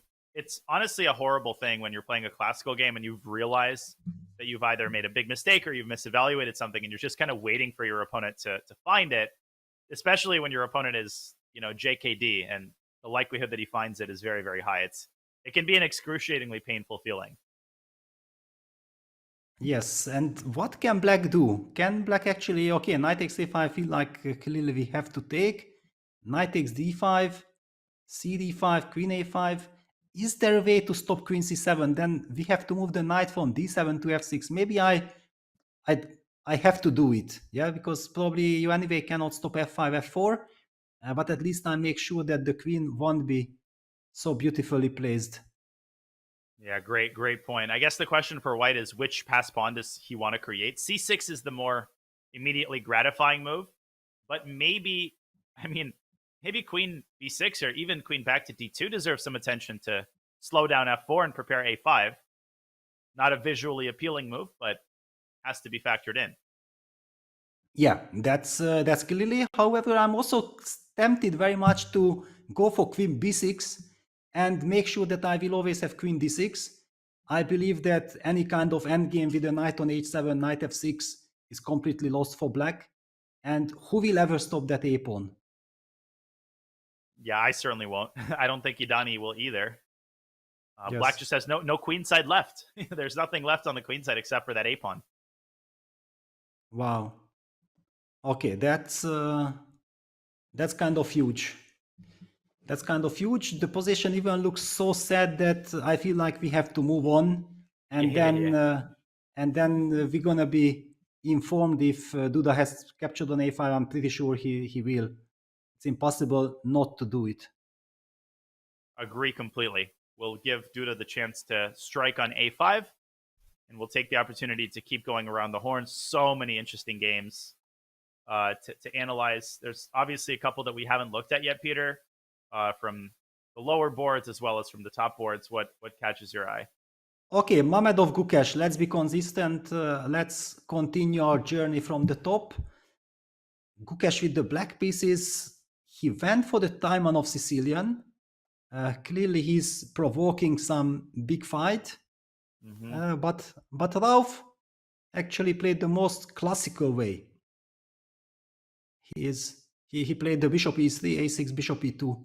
Set up. Oh, wow. Good old classical Scheveningen. Yeah, this is how they used to. I mean, this is like Kasparov Karpov from the 1980s vibes. Yeah, however, this is a slightly different move order because it did not come from the Najdorf. And that's why White hasn't committed his pawn to a4 yet. But White is in time to get his queen to g3. That's kind of super important detail in this variation. Takes, b5, a3, bishop b7, and now we are in for this very famous kind of setup. When I first saw it, I couldn't believe it. That rook d8 to d7, this is the way of setting things up. Often the black queen was even going back to d8, making sure that you hit White's pieces in case of some e4, e5 break. It's a very delicate kind of position. It's not the typical Sicilian that you start advancing on the queen side and White is trying mating on the king side. There are so many dangers looming at black's king that first priority is to make sure that this break with e4, e5 won't cause too much damage. Yeah, and it's very easy to oversleep the moment. If White's queen were on h3 here, then e5 would be winning, I think, on the spot. Because, I mean, the knight holds h7, and the knight is going to be eliminated by force. At d5, you play bishop takes e5, forking the queen and the bishop. But if you play e5 with the queen on g3, it's not as dangerous. As you said, d takes e5, and then you could drag your queen back to d8. I will say positions like this with black are not my cup of tea. I feel like I'm, 1 foot in the grave, 1 step away from getting mated. Queen b7, yeah, also very nice because you're building the laser against the g2 pawn and holding white back. And queen h3 here is much less effective because black can just play g6. That also stops f5, and black starts taking over the initiative very quickly, Peter. I think it's important to point out, if white misses his shot, black plays a5, b4, and then the rook comes to d8, and white's position can crumble pretty fast in these lines. Kasparov won a lot of games like this. Exactly. Yeah, it's you usually play e4, e5 only if you know that it's kind of winning or it's very strong. Otherwise, it's too premature to release the tension. The reason why I mentioned the move queen d8, because I do believe that if white is somehow just putting the pressure in the position, then it was premature with the black queen to move towards b7. But it's some very, very old, some 15 years old memories, so I'm not exactly sure what is the state of theory recently. Another important remark is that if white moves the queen away from g3, if white plays queen h3, black also has the possibility of pushing e5 and just, burying that light squared bishop under the e4 pawn. Now, white does have knight d5 in certain positions to try to reopen the diagonal, but right now white would have to move the bishop back, bishop e3. Then maybe black could play, our favorite queen b7 move. And it feels like black is very much, maybe not totally out of the woods, but it doesn't feel like black is on the cusp of getting mated here at all. Yes, not at all. It's a very solid position. Sometimes they were even playing some rook fe1s or rook there were some different rook dances in this position, but there are two different positions. When one of them is the bishop going to d3 and another one the bishop going to f3. And I do recall that both of them were like main lines, and both moves lead to completely different type of positions. Yeah, that's really interesting. Bishop f3 is the sort of more positional approach, I guess. Yes. Yeah. But okay, let's Ralph deal with the consequences of what he has done so far, and we continue our journey to Rapport. Rapport against Mustafa Yilmaz. Mustafa was the player who caused a lot of pain to Fabiano Caruana in the World Cup. Finally, in this dramatic tiebreak, Fabi managed to knock Mustafa out of the World Cup, but it was a very, very big match in the second round, if I'm not mistaken. Yeah, crazy match. I remember that Yilmaz won a classical game. I don't remember if it was the first match game or the second one. But no, he should have. He should have won. He should have won. Oh. He should have won, yes. It was this Queen's Indian when he could have made it on the G file. Oh, yeah. Oh, that was a crazy moment. That's when we saw nerves just completely getting the better of players. I mean, because when elementary opportunities are missed by a top GM, you just know that they're not in the right frame of mind. And that's what makes the World Cup so exciting. Great to see the Turkish GM trying his hand in the Isle of Man, Grand Swiss. But it seems like he's maybe a little bit worse. We've got the same type of pieces on the board for both sides. I'm used to seeing the structure with a bishop pair for white. What do you make of Rapport's last move, d5, creating the kind of Benoni structure? But we obviously started out as a Sicilian. Yes, I think that Richard has understood in his preparation that actually Yilmaz is a very strong theoretician, and he doesn't go for main lines.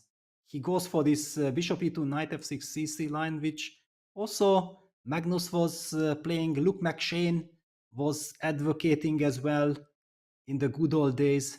Castles, bishop g7 and bishop b5 check, exactly. That was the move that made this whole setup kind of popular. Bishop d7. There were times when people, I think, switched to knight c6. I do recall something like switching because bishop d7, bishop takes d7, knight f takes d7, d4 gives white somehow very easy play. Yeah, white gets the center right from the beginning. We again see this narrative that black's bishop on g7 is kind of restricted by the pawn on c3. I'm such a big fan of this construction. And knight c6, bishop e3, castles, a4, rook c8, d5. That's the way how we reach the current position. Yeah, it's a very pleasant position for white. Black doesn't have any fundamental problems or weaknesses, but a lot of it boils down to that pawn on c3, as you're indicating, which is blunting the influence of black's dark squared bishop. Another big question, where is Yilmaz going to put his knight? Now, there's a couple schools of thought. Knight c to e5 is very tempting. That's just kind of the move that a lot of people automatically play. But sometimes that knight in the center becomes really vulnerable. White could play knight takes e5, knight takes e5, knight d2. And then, of course, white could push the knight away with f2, f4. And it's pretty inadvisable for black to play knight d3. That knight is going to get trapped after knight d2 jumps out to c4. So the knight will be sent back to d7. If you want to avoid that, maybe you play knight to a5, kind of King's Indian style in the game position, but that contains its own drawbacks. That knight is awkward. White could play knight b to d2 and restrict its mobility even further. So it's a pretty unenviable choice, Peter, I think, for Mustafa, who's investing some time for good reason.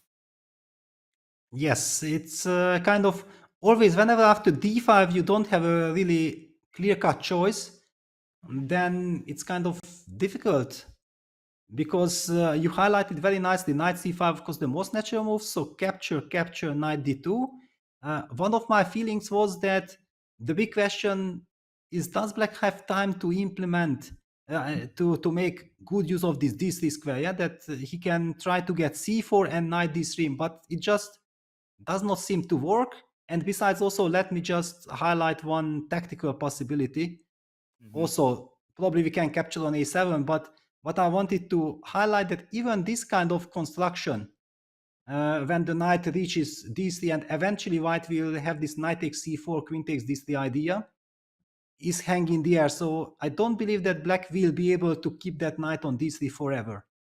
Probably he won't even get it there to start with, but this kind of things are always in the air. They are indeed. And a good start to the Grand Swiss for Richard Report, who holds an advantage on the clock and likely on the board. We'll let Mustafa Yilmaz decide where to put his knight, and we will go on our second break of the day. We hope you're enjoying our coverage of round 1 of the FIDE Grand Swiss. Make sure to throw us your Prime sub if you want to support our content, but we thank everybody so much for taking time out of your busy weekdays and watching the show. We've got a cool video to show you during the break where we asked strangers on the streets of Toronto whether they recognize Fabiano Caruana. Enjoy the video, enjoy our coverage, which will be back in just a couple of minutes.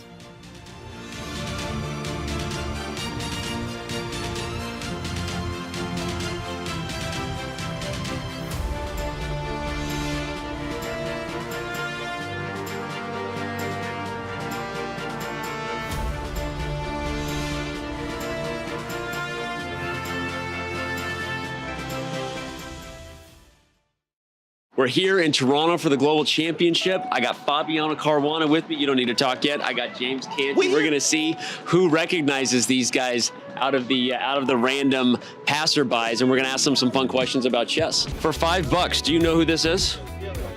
No? Okay. Actor. An actor. When you see this guy, any idea who he is? Somebody very famous.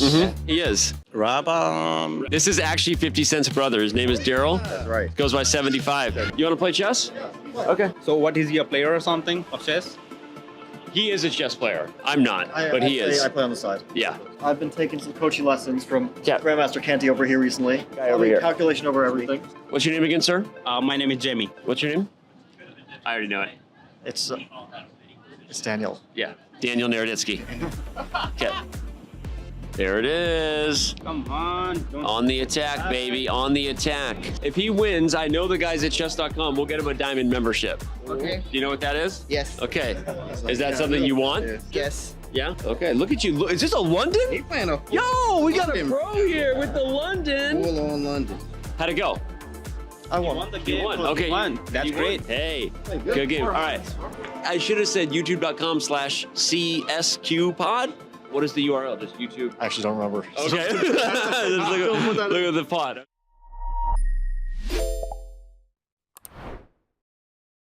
Did you know you can add emoji to your online games and analysis boards?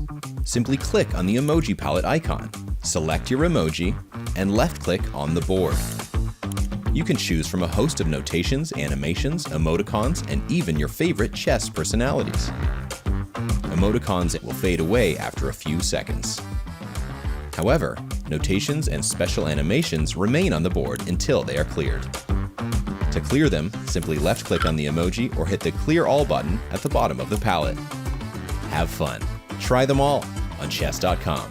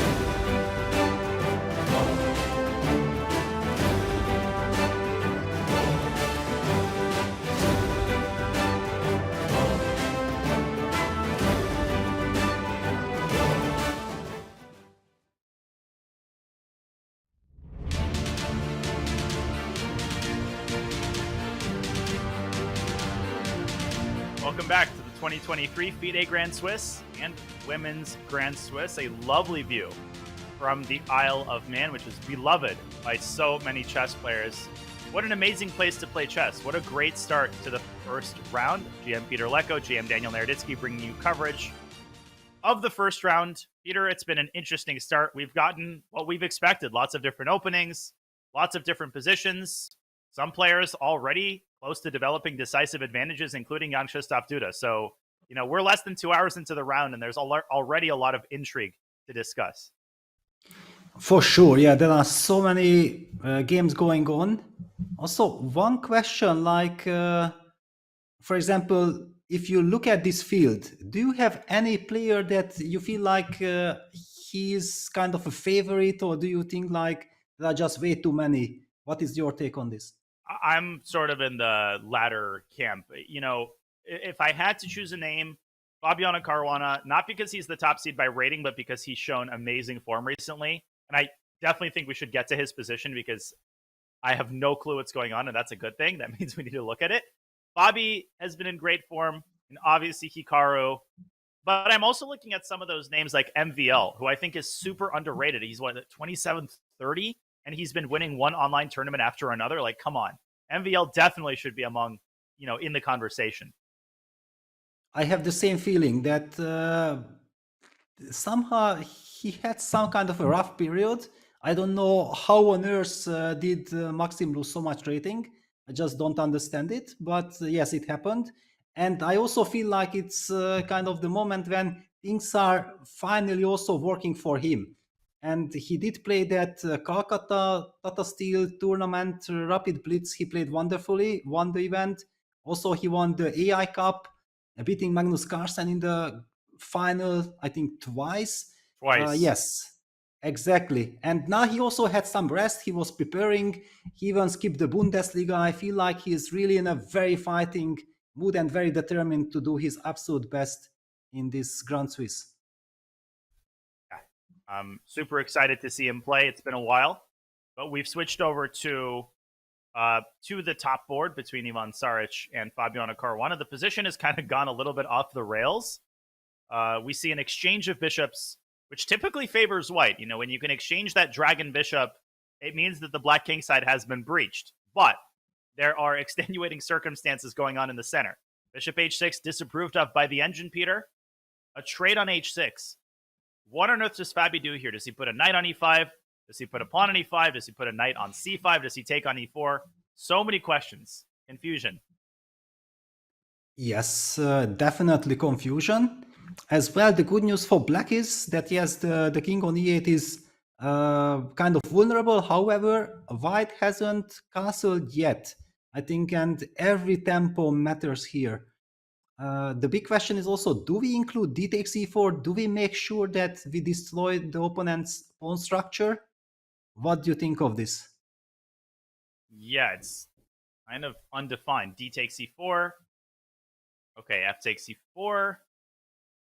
And then maybe bishop e7. Then or the move you mentioned, knight e5, also very sympathetic. Yeah, that now that we made sure that the pawn on e4 is isolated, it's vulnerable, there is no power to kick the knight away from e5. Yeah, that's a great point. That knight is pretty stable on e5. White can castle both sides. White can castle queen side to try to target the black queen. But with the pawn on a4 kind of sticking out, that's a little bit less appealing. Yeah, to be honest, whenever in a Sicilian I have a chance of isolating my opponent's pawn, like with d takes e4, fe4, or if mostly usually in the Sicilian I'm playing from the white side, if I ever sense that I might end up with this loose pawn on e4, then I say, no, I don't want to go there. And I'm not trying to understand what actually caused this decision by Ivan, right? Because the game featured the typical break of black going for d6, d5. And I'm pretty sure that white had some safe alternatives, but he actually opted for the most sharp and the most craziest with bishop h6, probably feeling like, okay, yes, I know strategically this is not sound, but I have my own play, I have my own reasonings. Will be very interesting to see what those are. Yeah, maybe D takes e4, bishop takes e4 to clear out the f file is an idea to consider. Knight e4, fe4. And if you give white 2 moves, I want to castle kingside, and I want to play the very thematic queen to g7. I mean, that is a very juicy square. And maybe, that's influencing Ivan's decision. D takes e4 is on the board. So this is a big moment. How is Ivan going to recapture? I actually think bishop takes e4 might be what he's trying to hang his hat on. Yes, basically I feel like white probably has to capture with the bishop. I don't know if there are any other intermediate, some Zwischenzugs, but I think black is solid enough. It shouldn't really work with white's king still in the center as well. So bishop e4, nice. You have to take, because rook b8 runs into knight c6 with a fork. So it looks like black is obliged to trade. Knight e4, fe4. And if you continue with, the development policy, bishop b7, I mean, in a blitz game, I would take white any day of the week, right? I mean, castle's kingside, there's some exciting ideas, but in a classical game, you have to make sure that something materializes out of it, because strategically, white might be in big trouble, especially if the e-pawn drops. Yeah, on the other hand, I see some dangers. Yeah, this is a completely different story than what we talked about a couple of minutes ago when black had this wonderful knight on f6 and white had the terrible bishop on d3. It's now very much move per move. Very much so. Yeah, bishop takes e4, maybe queen g7. I'm just really happy I'm not playing this game. Yes, so basically rook f8 would be forced. Luckily, knight e6 does not do any damage. First of all, the knight protects on f8, but also black has some queen b6 check.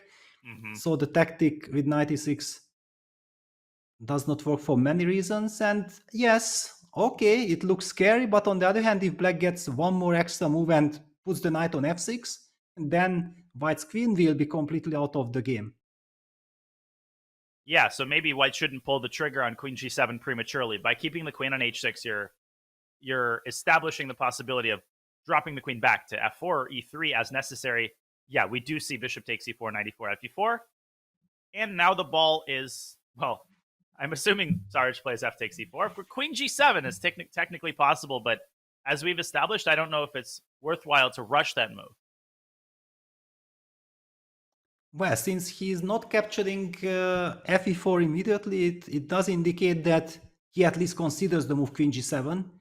I also have the same feelings like, okay, queen g7, it's better to keep in your pocket, right? Because it's somehow kind of quite annoying whenever you are sitting from the black side and you don't know exactly when queen g7 will happen. When queen g7 is already on the board, it's so much easier to deal with it. Yeah, and fe4 played. The threat is stronger than its execution. A good time advantage for Ivan Saric as well. Fabi has dropped below an hour. The time control is extensive, but when you're posed with, these serious problems in the first stage of the game, it's so easy to get yourself into really nasty time pressure. For sure, yes. I think that, okay, Fabi in a sense can enjoy this tournament because first of all, it's a wonderful tournament. There is no pressure on him qualifying. He has already qualified. He has been playing fantastic chess, so he simply wants to continue. And at the same time, he can gain fantastic experience again with the classical time control, because let's not forget that in the candidates, I think exactly the very same time control is played. And you don't have so many opportunities nowadays to practice this time control. The same applies to Praggnanandhaa, who I think will also gain tremendous amount of experience from this tournament. That's a great point. Amazing action on all of the boards, including, of course, in the ladies section, which I think we should look into. We have the bird's eye view with top 10 boards in the women's section. A couple of the games already in what seems to be their final stages. We have Hoang against Muzichuk with the queens off the board, a bunch of pieces off the board. Crazy complications in Histenyuk Narva with a black pawn on g5. Again, I always have trouble, Peter, because so many interesting games. And maybe Elizabeth Potts against Alice Lee is the craziest among them. Wow, let me even pull that up. Elizabeth. Wow, b5.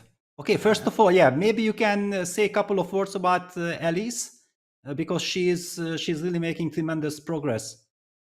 Alice Lee is, bar none, the most exciting talent to come out of U.S. women's chess in, the last couple decades. Probably since Irina Krush and Jennifer Shahade. She was born in 2009, so age 14. She's from the state of Minnesota.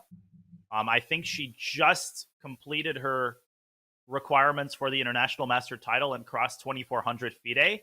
But don't quote me on that. She's right around 2400, as you can see. A stellar performance in the U.S. Women's Championship. That was her last event.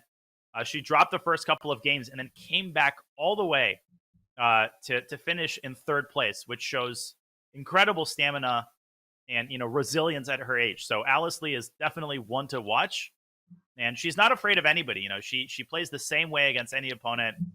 She's got the right qualities, I think, to make her into a top women's contender for years to come. But this game has gone completely off the rails. It started out as an English, and it seems like everything crazy starts out as an English today. I mean, I guess we are technically in an English dependency in the Isle of Man, so it's pretty fitting. Yes, exactly. Yeah, it was c4, e5, g3, c6, d4, e4, knight c3, d5. It's also some kind of a modern theory. A lot of finesses, knight h3. A very clever move. White is actually trying to get the knight to f4, put pressure on the d5 pawn. At the same time, also still keeping the option of going bishop g5. So whenever black goes knight f6, white has the option of going bishop g5, put pressure on the f6 knight, and then follow it up with knight f4. I just love this idea. Bishop b4 played exactly with the same kind of mindset that black knows that it's all about the pawn on d5, pins the knight on c3, queen b3, bishop a5. Black insists on this pin. However, according to computer, this is maybe the first step in the wrong direction. Bishop a5, bishop g5, f6, bishop d2, and now black is losing the fight for the d5 pawn. That's the real problem. And after d takes c4, queen takes c4, another move appeared on the board which computer is heavily criticizing, b5, but I think it's already born out of necessity because black doesn't have a stabilizing good continuation. Agree completely. Like, the position is crumbling. Okay, we have to suffer for something. Let's suffer for the d4 pawn. So queen b3 is not technically the only move. Queen c5 exists, but somehow doesn't seem appealing to me in the slightest. But queen b3, queen takes d4.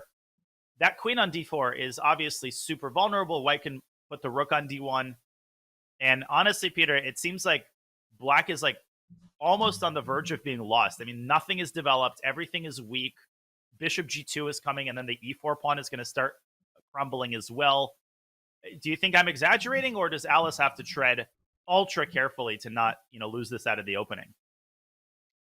It looks really horrible. The problem is that if not for that pawn on f6, yeah, if that pawn would be on f7 and then black could follow it up with some knight f6 and then short castle potentially in the long run, things would be different. But looking the king on e8 like this, with this diagonal open, and black not able to castle, I don't really believe that black will have enough time to develop all the queen side to try to get long castle in. By the way, the rook on d1 is not only eyeing the queen on d4, but also will hinder black from castling long.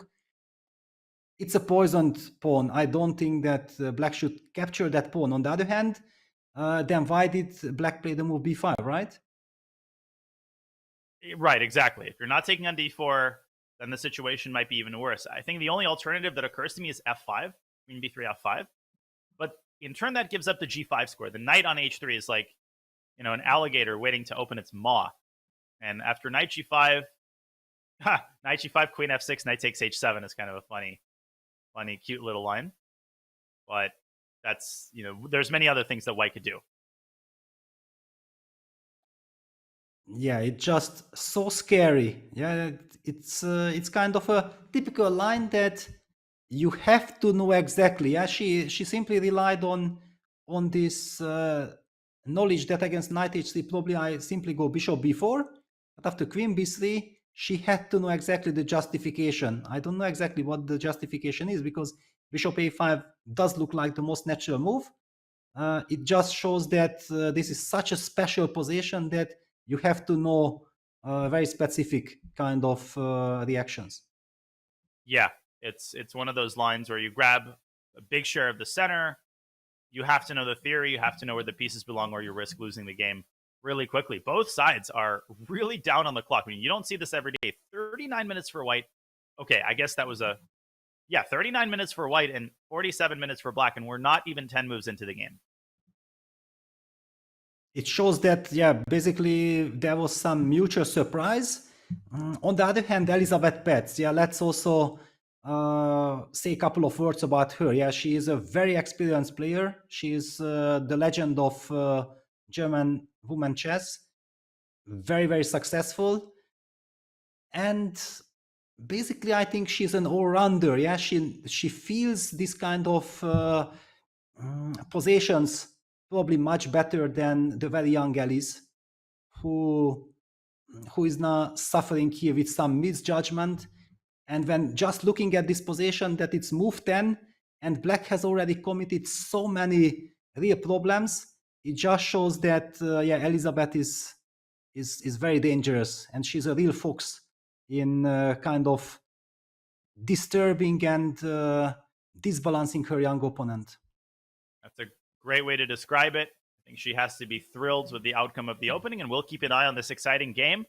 There's other exciting games in the women's section going on. Maybe we should take a look at one more of them, and then perhaps we'll travel back to the open section where more complications await. We have Kosteniuk against Narva. That seemed pretty exciting, but I'll give you the final say. Okay, the queens are off the board here.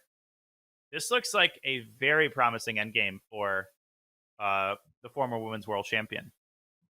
Yes, and I think the reason why we should be talking about this game a little bit, despite that it's an endgame, actually black is a pawn up. White has sacrificed the pawn, but I absolutely share your enthusiasm that with this lovely construction and also the pawn structure, white might also be going for a4, a5, look at b1 to follow. How does black develop? Just forget about the pawn. We don't want to have such pawns. We want to have a good position. This is certainly not a good one for black.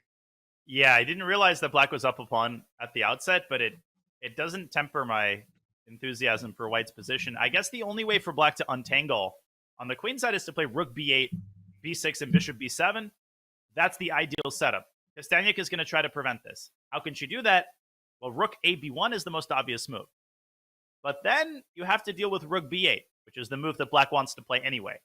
You're also pointing out that if you drive the pawn up to a5, you're not necessarily preventing b6, but if black then plays b6, the a file opens up.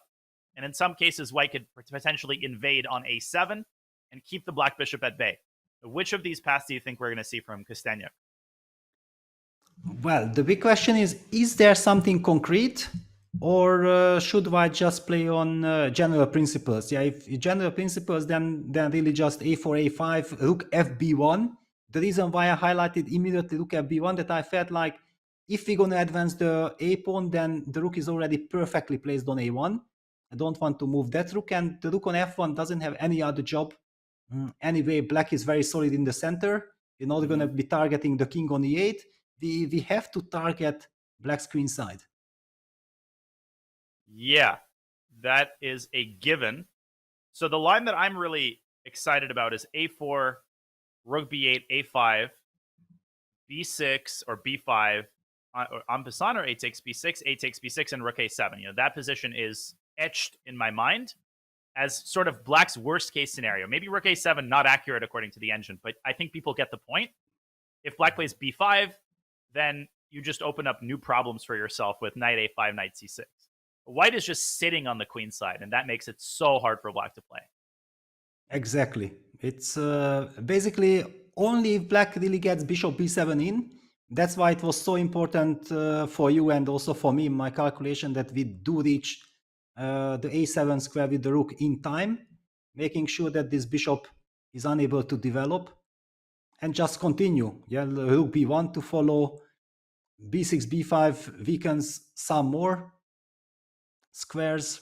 Bishop c6 might be a big threat, might be a winning threat, by the way, because then black will be unable to get the king into safety.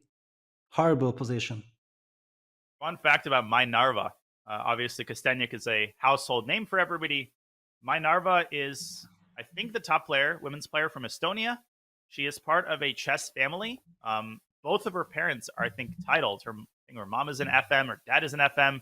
Her sister also plays at a high level. So you don't get a lot of, these traditional chess families, but my Narva is a part of one, 2400 FIDE. So she's definitely got a bright future, but a lot of problems here in her opening game against Kosteniuk, who chooses the move rook AB1 after all. Yeah, but this I think exactly at the moment you said that Narva in a trouble. I feel like after rook AB1, why? Yeah. The idea that you highlighted, yeah, rook b8, b6, and bishop b7. Usually, white would probably go for some knight a5 trick, but I don't really see the damage. Black seems to be perfectly reasonable now. Yeah, I'm confused what Kosteniuk wants after rook b8. Because if you play knight a5, you're preventing b6. Great. But black has the move bishop d8. And a big problem is that the knight c6 tactic doesn't work because the knight on d7 guards the rook on b8. So your knight is just going to have to... Oh, wait, no, here there's knight takes b7. I apologize. Here we can... Yes, here we can... Okay, so maybe this is what she wants.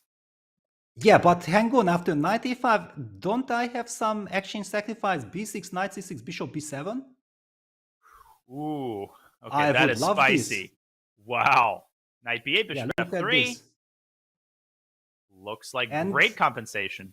And I take black, king goes to c6, bishop on f3, ward at least a rook. And okay, the structure is wonderful. Black can never be worse here. Wow, and that makes it so likely that Kosteniuk dismissed b6 just like I did, because after knight c6, it looks like black decisively loses material. But the fact that the knight on d7 guards the rook is actually super important. Also, the fact that the bishop is on f3 and not on its traditional square on g2, right? All these nuances contribute to the tactical flavor of the position. Great spot by you, and I think if Narva finds this, then she's probably out of the woods. Yeah, and she did play the move rook b8. I think that the bad news for Kosteniuk is that black feels that her position is very shaky, and she feels that, yes, I have to find some extreme measures to get out. She simply now wants to play b6, bishop b7. That's easy. And if knight a5, then black has this wonderful, fancy kind of reaction, which looks good enough. Yeah, knight a5, b6, and the exchange sacrifice would be the highlight of this game. Knight c6 and bishop b7. Everything is on its perfect places. The knight on d7 is protected by the king. Knight protects the rook. The bishop is undefended. And this is likely what Kosteniuk has overlooked. Yeah, wow. This is a big turnaround. If this really happens, then black will be very happy, because it really looked that after a4, you don't want to be black. Yeah, agree completely. We'll keep a close eye on this game as well as the other top games in the women's section, but we have a lot of action unfolding in the open section. I wanted to come back, if we can, to Hikaru Nakamura's game, because first impressions are that his position is a little bit flimsy, and Rasmus had that interesting opening setup. He caught Hikaru a little bit off guard, and I think he's reaping the rewards as we travel to Nakamura land. We have a somewhat imbalanced pawn structure. The open e-file is about to be occupied by black's rook. What do we make of this? A razor sharp position. It's really so much finesses. The big question, who is able to do the first damage to the opponent? And it does look like black is so much faster in bringing that rook from a8 into the game, while that rook on a1 and the bishop on c1 still standing in the way. Yes, white has the better pawn structure, That's the advantage for white. Yeah, the c3 d4 pawn structure against the bishop b6 is usually wonderful. Pawn on d5 is vulnerable, but black is compensating this with a very fast play. Rook e8. The bishop might also fall back to c7 to this dangerous diagonal eventually. Queen d6, bishop c7. Black might be also setting some queen h2 checks. Ooh. Knight is coming to e4. Yes, white will have knight f1 in any moment, but black is grabbing the initiative. Of course, we're so used to Hikaru playing from a position of strength with the white pieces, but he's in some trouble in the early going. So a couple of things. Biggest problem for white clearly is how to untangle your queen side. Your queen side is just a tangle of pieces right now, and that's not sustainable. That's not going to do. As we get further down the middle, as black deploys more of his pieces and aims them at white's king. Bishop b3 comes to mind as a candidate move, hitting the d5 pawn, but Peter, I think black might ignore that threat somehow, maybe rook e8 in response. I haven't calculated the tactics, but I don't know, knight takes d5. No, I guess that doesn't work. Knight d5, rook e1 is nothing, because just king f2 or even knight f1. So maybe then black should defend the pawn. Yes, because after all, this pawn is very important. Yeah, if that pawn falls, then suddenly the queen from f3, bishop on b3 start harmonizing together. Mm-hmm. Yes, okay, bishop. We can just do bishop e6. Yep. And what Protect. now? Exactly. And bishop c7 Now- to follow. Mm-hmm. Queen d6. The problem is also whenever that knight from d2 moves to f1, black will simply jump with the knight to e4. Exactly. And if the other knight moves to f1, then you haven't solved the problem of the knight sitting on d2 and blocking your bishop on c1. So it's kind of damned if you do, damned if you don't. Exactly. Yeah, wow. It's what were the last couple of moves? Just to understand. Okay, so it all happened like we discussed, something similar, yeah, that usually black will have to strike in the center, d5, ed5, e4, and that's how we got the disbalance. Knight 3d2, apparently, according to computer, it was way too ambitious. Sometimes by being ambitious, you make the wrong choice. Yeah, that you don't want safety, you want to create something. C takes d5, f3, a very typical way of breaking the construction. But finally, move per move after ef, rook e8, queen takes f3, queen c6, knight e3, bishop d7. Black is in time to coordinate his forces. And just as you said, white is lacking coordination and white is still far away of untangling his queen side. Mm-hmm. Yeah, totally. This is a really unpleasant position for Hikaru as he ponders his next move. An enviable task. He's going to have to make some concessions. Either he's going to have to give up the e4 square, or he's going to have to allow a couple unpleasant moves. He can't have it all here with white. But I don't think he's feeling too great after the first 20 moves of the Grand Swiss. Yeah, not at all. And also Rasmus is famous for that if he gets his type of positions, if he really feels that everything is fine, then he's super strong. Yeah, he gets a lot of confidence. And he can be much stronger than his rating. It's not an easy situation for Hikaru. Yeah, that's a great point. That's true of a lot of the younger, 2650 players in the Grand Swiss. Okay, maybe on even terms they'll get outplayed most of the time against the Super GM, but give them their type of position, give them something they're comfortable with, and sometimes you start to doubt that the higher rated player is even the favorite, as we were discussing before the show. Exactly. This we are already talking about very high level. Yeah, it's and then clearly the question is whenever you face a superstar like Hikaru, that how much Hikaru's aura and everything pressures the opponent.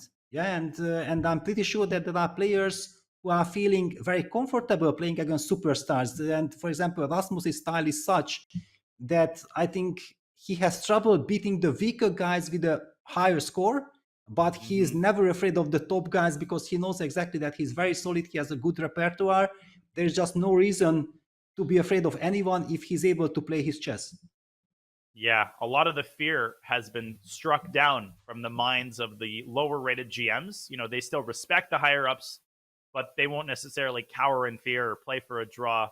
And I think Rasmus is reaping the rewards here. Hikaru spent 20 minutes counting and change on this very important move. We'll keep a close watch on this game, but maybe we should travel to some others. Really interesting positions across the board. Fedoseev on one of the somewhat lower boards has an interesting position against Gupta, but I'll give you the final say, Peter. Well, we did talk about MVL already, but we haven't looked at his position yet. And he's actually playing against my countryman, Benjamin Gledura. So I think we should check it out. And it's a wild Grünfeld. Wow, what a position. Black is down a pawn. The rook on a8 is hanging, but it's not really hanging because the bishop is pinned to the queen. What is going on here? Craziness. Absolute craziness on the board. We also do see that Benji is way up on the clock, which indicates that this was some kind of a deep rep from his side. However, whenever I see these crazy kind of positions and MVL is involved, I feel like if he gets out of his opponent's preparation, then this kind of crazy positions very much suit his style. Yeah, one of the best tactical calculating players of recent times, Maxime Vachier-Lagrave. You don't often see him down on the clock. I mean, we saw this in his online events. He plays fast. He plays fast and furious, and he has one of the most consistent and narrow opening repertoires of any top GM. He really stuck to the traditional method of having one main opening against e4 and d4 for a very long time. Now, recently, he got out prepared in the Najdorf a couple of times. He's been changing it up.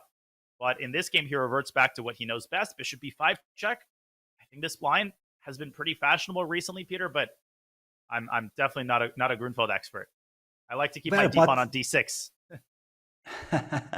Yeah, however, I wanted to say that, yes, bishop b5 is typical, usually with some drawish ideas or very forced lines, but the move rook b1, I can't really recall it, but certainly is a very ambitious move. White wants to go for d5, avoid any kind of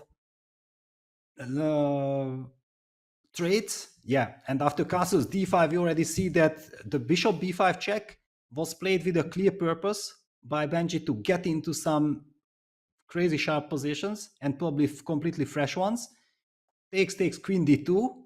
It does remind me of some rook b1 Grünfeld kind of positions, but with the bishop on b5. It's a bit strange. e6 f4, bishop c7, bishop c4. Yes, it's all about fighting for the d5 square. White wants to recapture with the bishop. And look at this. This is phenomenal stuff. This is high class. Black goes a6, a4, and sacrifices the pawn. Forget about the pawn. You have to disbalance White's construction. b5, ab, bishop b5, ed5, bishop c6. Wow. Queen h4 check. Whoa. Wow. What is happening? Wait. Oh, wow. g3, queen h5. And if you play bishop takes a8, the idea is queen to f3, hitting one rook. And if you move the rook, the queen transitions to e4 and hits the other rook with a fork. How about that? Wow. Wow. This is unbelievable stuff. Crazy.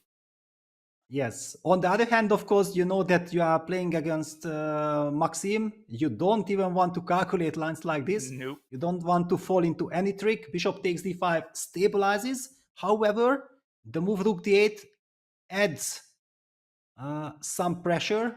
The good news for White is that White can actually probably just castle short and make sure that at least the king will be safe. That was my original question when I looked at this position, is what happens if White castles kingside. Now, that doesn't solve all of the problems with White's king safety. Obviously, Black can play bishop h3. There's ideas, but where is the exact compensation? Does Black go c4 and prevent White from playing c4? What comes to mind here for Black? Yes, basically, if I was thinking about Maxime, how he thinks, he definitely does not want to let c3, c4 happen from the white side. On the other hand, bishop h is a tempo move, so maybe you can include that move. There are also some ideas like bishop a6, hitting the rook and going bishop c4 and in this way you hinder the move c3, c4. So there are so many different kind of ideas. Maybe actually I'm really liking this idea. Yeah, bishop a6 looks great. Because if white plays rook f2, then after bishop c4, the pressure on the d5 bishop has grown almost unbearable. And if you lose, but that maybe you bishop- sacrifice the bishop queen. takes a8. Sorry. Bishop takes a8. No, I even just wanted to take on c4. I was even happy with this. It's probably better because you get, the light square monopoly. Exactly. F5. Everything under control. This would be a dream come true. So in fact, bishop a6, bishop c4, we have to watch out for the queen sacrifice. That's very important. Wow. That's definitely an idea that MVL has to foresee. Gladura is not rushing to castle. It's not forced. He can play the move c4 himself. He can try to build a battery on the long diagonal. I mean, he's only 3 moves away from delivering checkmate, right? c4, bishop b2, and queen c3. So that's another, source of headache that MVL has to deal with. Yeah, he did castle. Castle on the board.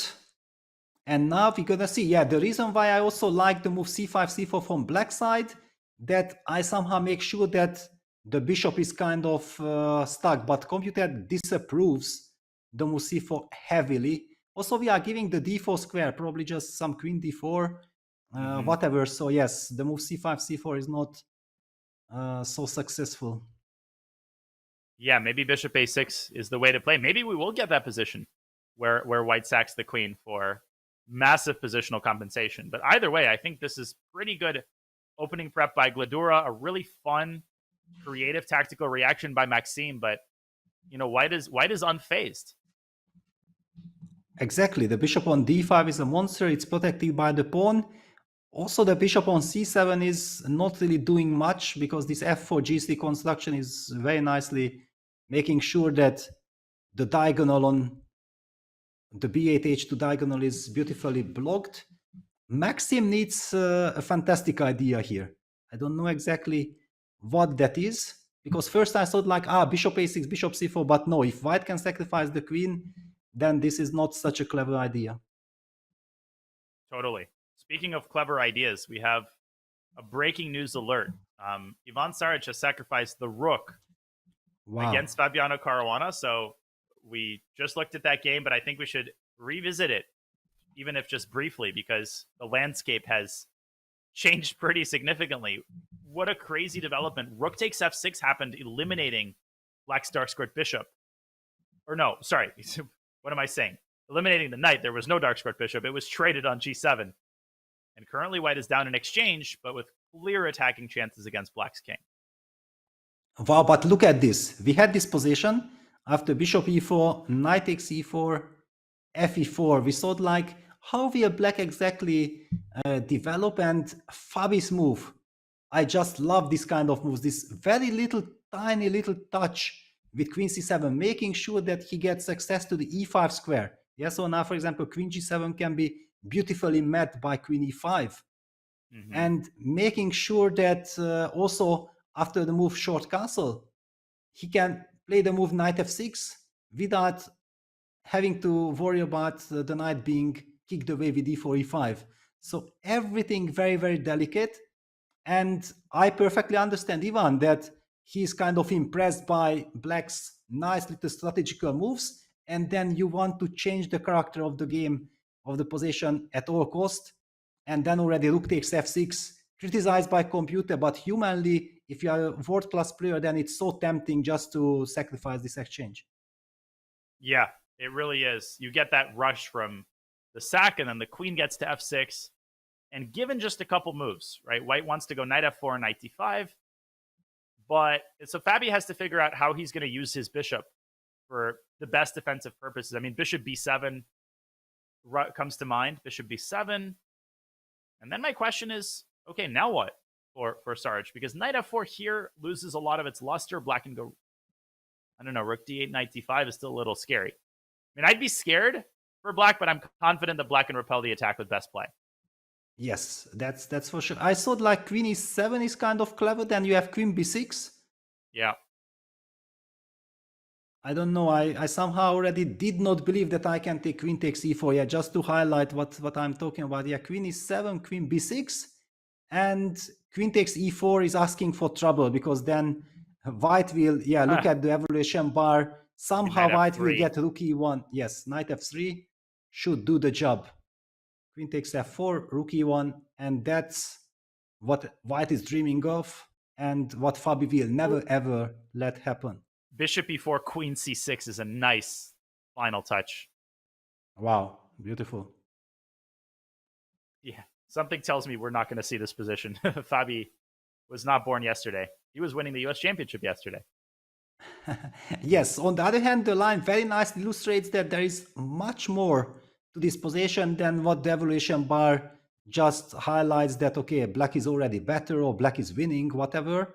No, this is still a very tricky position. If black would be able to play bishop b7 and somehow castle long, then everything would be clear.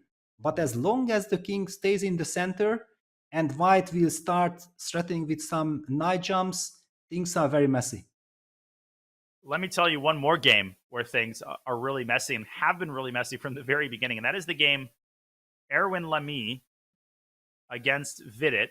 Lamy has the white pieces, and we're going to locate that game. This is just complete pandemonium on the board. It started out as a Nimzo Indian, although it's very, very hard to say just looking at this position in isolation. Yes, but the good news for white is that still he has some control. Yeah, he can maybe play e4 and then try to get the bishop out to e3. Yeah, that's my question. Bishop f5 is the last move. Hits the queen. Okay, great. Tempo. Awesome. But e4. E4 and bishop e3. Exactly. What is Again, the I of idea? course, especially if such a crazy position, let's just see the last two, three Jeez. moves. Jesus.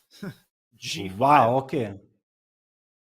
Okay, What? G5 criticized by the computer, but okay, this is a human game. Knight takes d5, knight f5, knight c3, knight f5 takes d4, again criticized. God, the computer But- is just, man, he doesn't like Vidit today. Yeah, but finally Erwin plays a very nice little human move, king f2, which computer says, oh no, you can't do that. You can't be King human. f2. Okay. Winning the e-pawn. How dare you? Yes, it's so natural. Yeah, with pawn on f3, pawn on e3. Yeah, you play king f2 and you hide in dark squares. Bishop f5. Well, this is a great human game. And now the question is, what happens after e4? Gosh, the engine is like my English teacher, like highlighting every sentence with red ink. Like, this is bad, this is bad, this is bad. But of course, all of the past three moves have made a lot of sense to the human eye. And indeed, Yes. the critical position, I think, e4, bishop g6, bishop e3. Maybe he wants to push the f-pawn. First of all, maybe he has some tactical move in mind. Clearly, that seems likely because here the position's going down the drain for black. Rook d1 is coming. And all of the weaknesses that Vidit created with the move g5 are going to be exposed if that knight on d4 can be pushed away and if the initiative can be repelled.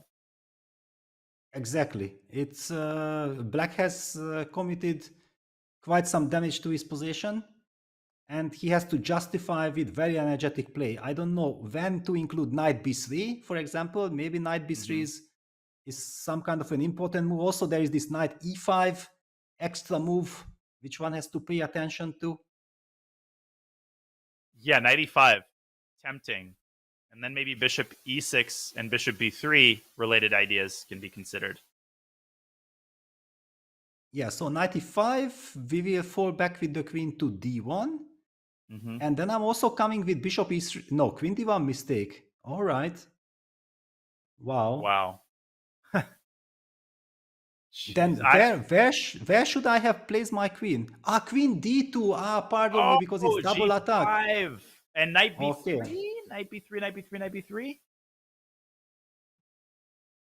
Why is this so bad? Takes, and bishop takes g5, maybe? Yeah, but also takes, bishop g5. I'm kind of... Maybe Yeah, even knight a1. I don't know. E takes f5. I'm Yeah. on the exchange sacrifice train. Yeah, it works. It works nicely for white. Everything is Wow. hanging. Yeah. Okay, but this is then good news for white, yeah? That after bishop f5, e4, if the move knight e5 is met beautifully by queen d2, which of course you have to spot, then how is black reacting here? It's the question of the hour. And we will be starting a new hour of our broadcast in just 3 minutes. But as Vidit ponders his next move, it's time for us to take another break. Before we do that, wanted to remind you of an important event. If you want to stay abreast of developments in the chess world, look no further than the State of Chess. Join chess.com and Chief Chess Officer Danny Wrench, of course, which other Danny, for October's stateofchess.com broadcast. We'll be talking exciting events coming up in the next few months, fair play updates, and more, plus a live Q&A with Danny himself. Come join us on chess.com streams tomorrow, Thursday, at 4:30 p.m. Eastern Time. And we'll be right back with more action from the Swiss right after the short break.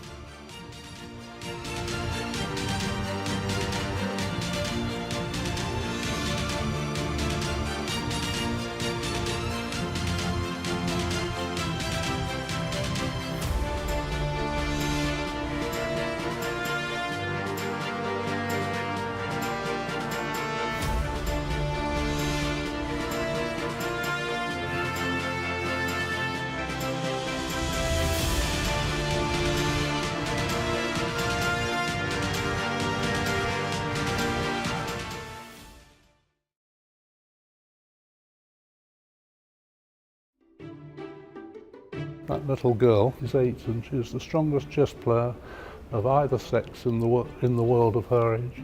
And she's just beaten me, and I'm an ex-British champion.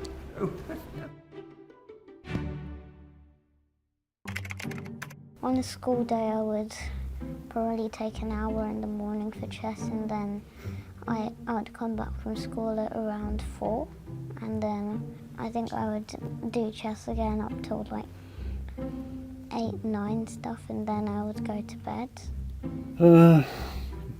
Typical day for me.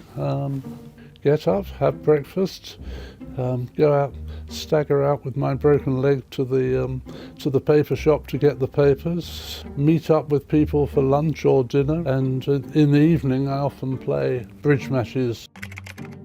Well, my father taught me when I was about 8 or 9, and I read all the chess books in the Chelsea Public Library, and I got very interested. One of my dad's friends was throwing away some stuff during COVID, and then inside there was a chessboard, and I was curious about the pieces, so then I watched videos on YouTube and Chess Kid, and I started learning. I'm not thinking I'm going to suddenly improve and be back in the England team. No, I just do it for enjoyment. I think my main goal is to become a grandmaster and then probably become women's world champion as well.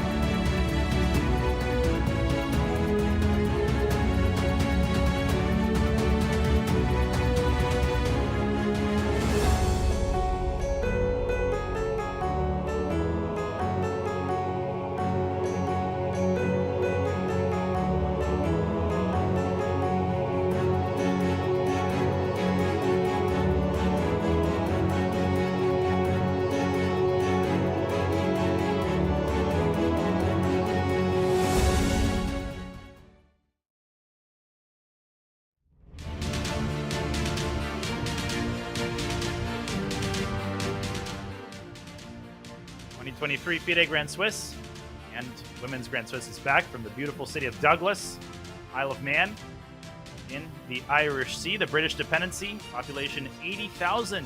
But I was going to say a couple thousand more, but no, we don't have a couple thousand players competing in the FIDE Grand Swiss, but we do have a lot of Grandmasters in the Isle of Man for the next 2 weeks. Peter, honestly, one of the reasons I didn't go to the Isle of Man, I'm always terrified by those small planes. I know you have to take a very small plane from London to the Isle of Man, and I heard from Robert that the turbulence is horrible. I hate flying in general, but anytime there's a small plane, stay away. How bad is it? How do you get to Isle of Man? Well, actually, I think I'm then maybe one of the lucky ones. Yeah, I always had very smooth travel to Isle of Man. I always traveled to Gatwick Airport, and then from London Gatwick with EasyJet.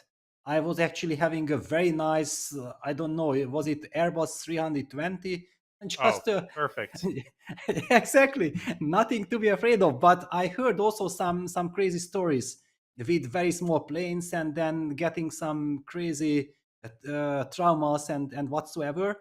And one thing I wanted to mention, that beautiful bird's eye view that we have just seen there, that's the Peel Castle. That's my absolutely favorite spot in Isle of Man. This is fantastic. I have something like 800 pictures of that castle on my phone. And there is one tower, whenever we will get a chance to see that picture one more time, there is a tower from a Viking king whose name was Magnus. From the 11th century. It's just crazy things. I'm so fascinated. I also have picture Fabiano climbing there from one wall to the other with Christian Kirilla. Yes, everybody loves the Peel Castle who went there. Yeah, I mean, chess tournaments are inextricably linked with where they're held, and knowing the history of the place, admiring the surrounding scenery, I think kind of adds to the viewing experience. But the viewing experience has also been enhanced by all of the interesting games that we've had here in round one. We just finished examining the game between Lamy and Vidit, which was pretty crazy, but we've got a lot of other interesting positions as we check out the bird's eye view. The Firouzja game is kind of heating up a little bit. We know that in the Sarge Caruana game, there was an exchange sacrifice. Fabiano is currently trying to beat back Ivan Saric's attack. There's also some games that we haven't looked at in a while, like Duda against Idani, which I think is maybe even nearing its end. Wow, yes. We should jump in there because we also got the answer that yes, Duda definitely has spotted knight takes a5. He opted for it. Yes, he did. Knight takes a5, gets the double exclamation mark by the computer. Yes, it was to be expected. You're not going to miss out on such an opportunity. And the knight df6 move, trying to stop queen c7 on the board. And then Duda played my move, queen b6. Yeah, I just felt like this is so nice that we always have queen d6 in our pocket, and we're just going to start advancing the a pawn. So what happened here? f4, a5, f3, g takes f3, bishop h3, and Duda just continues. Look at this, beautifully sacrificing. Exactly. Giving the rook on f1, understanding that the light square bishop is so important. Besides, the pawns are queening. E takes f3, bishop takes f3. Every single move by Jan Krzysztof gets double exclamation marks. ba6, ba6, g4, and queen b7. Another exclamation mark. That's the current position. What a move. What a move. Duda just abandoning everything on the queen side, on the king side, realizing that if he makes a new queen, then everything else ceases to be important. I mean, queen b7, a b7, we don't even have to, rook a8 and c6 are just going to end the game. Yes, let's just even bring it up. So takes, g takes f3, rook a8, threatening b8, and knight d7 is met by c6. Knight h f6 c7. I'm not touching that baby on d7. Nope. Forward we go. Wow. Yeah, one of the pawns will queen. Or both. One after the other, maybe. Yeah, sensational stuff. Of course, it was also made easy by the fact that black has blundered this knight takes a5. Nevertheless, beautiful conversion by Duda. Very powerful play. He just wants to show right from the beginning that, guys, I'm here. Yeah, definitely an amazing way to announce his presence. And if black doesn't trade queens, that doesn't really help because a7 is coming in. Okay, queen e6 has been played. I think that's the only legitimate chance. Now, a7 here is, I think, pretty obviously premature because of g takes f3, and then queen g4 is a devastating threat from black. So you can't entirely neglect what's going on the king's side. Maybe bishop h1. Still not that simple. I mean, much simpler when you know the evaluation. Yes. Okay, on the other hand, the bishop h1, you anyway threaten to go a7, a8. Knight g5 probably should be played. a7, knight f3 check, trying to scare the opponent. Am I scaring you? I'm pretty scared, but your old idea, Peter, queen c7, queen g3, maybe that comes in handy? I don't know. It's pretty scary. Exactly. I'm not going to lie. Queen c7, knight e4? I mean, yeah. That's not the way. And, queen b8. And look at the... Wow, queen b8. Yes, okay. Sorry, go ahead. But okay, yeah, it just goes on to show that, yes, praising your moves is one thing, but you have to stay super precise all the way till the very end, especially when your king is in danger. And we should explain why queen b8 is better. And it's not just because it looks prettier. It's because after knight e4, there is the move queen takes f8 check. One queen replaces another. And then the rook slides into a7 with clearly decisive threats against the king. Then you can drop back to a6 on the next move and pick off the queen as well. So, but this is so elementary. Even in a blitz game, Duda would find this. He's got 50 minutes on the clock. That's a death sentence for Idani. Yeah, it's not looking good. The only hope that you can have is try to create enough ghost for your opponent, to lose track. But as you highlighted, first of all, Yanshitov, even with couple of seconds on his clock, is famous for handling this kind of crazy complications perfectly. Then with 50 minutes, he should be just chilling. Well, Halloween is just around the corner, but something tells me Duda will not be afraid of any ghosts. Speaking of which, there's a big development in another game. There's been a blunder committed by Max Warmerdam, who is struggling against Levon Aronian. How the landscape of the position has changed. Both queens are currently hanging. Max Warmerdam has completely lost the thread of the game. Wow. And actually now it's black who is pawn up. And winning, almost, I think. Yes. Because, okay, let's just highlight that if takes and white collects the pawn on h5, then black follows it with rook f8.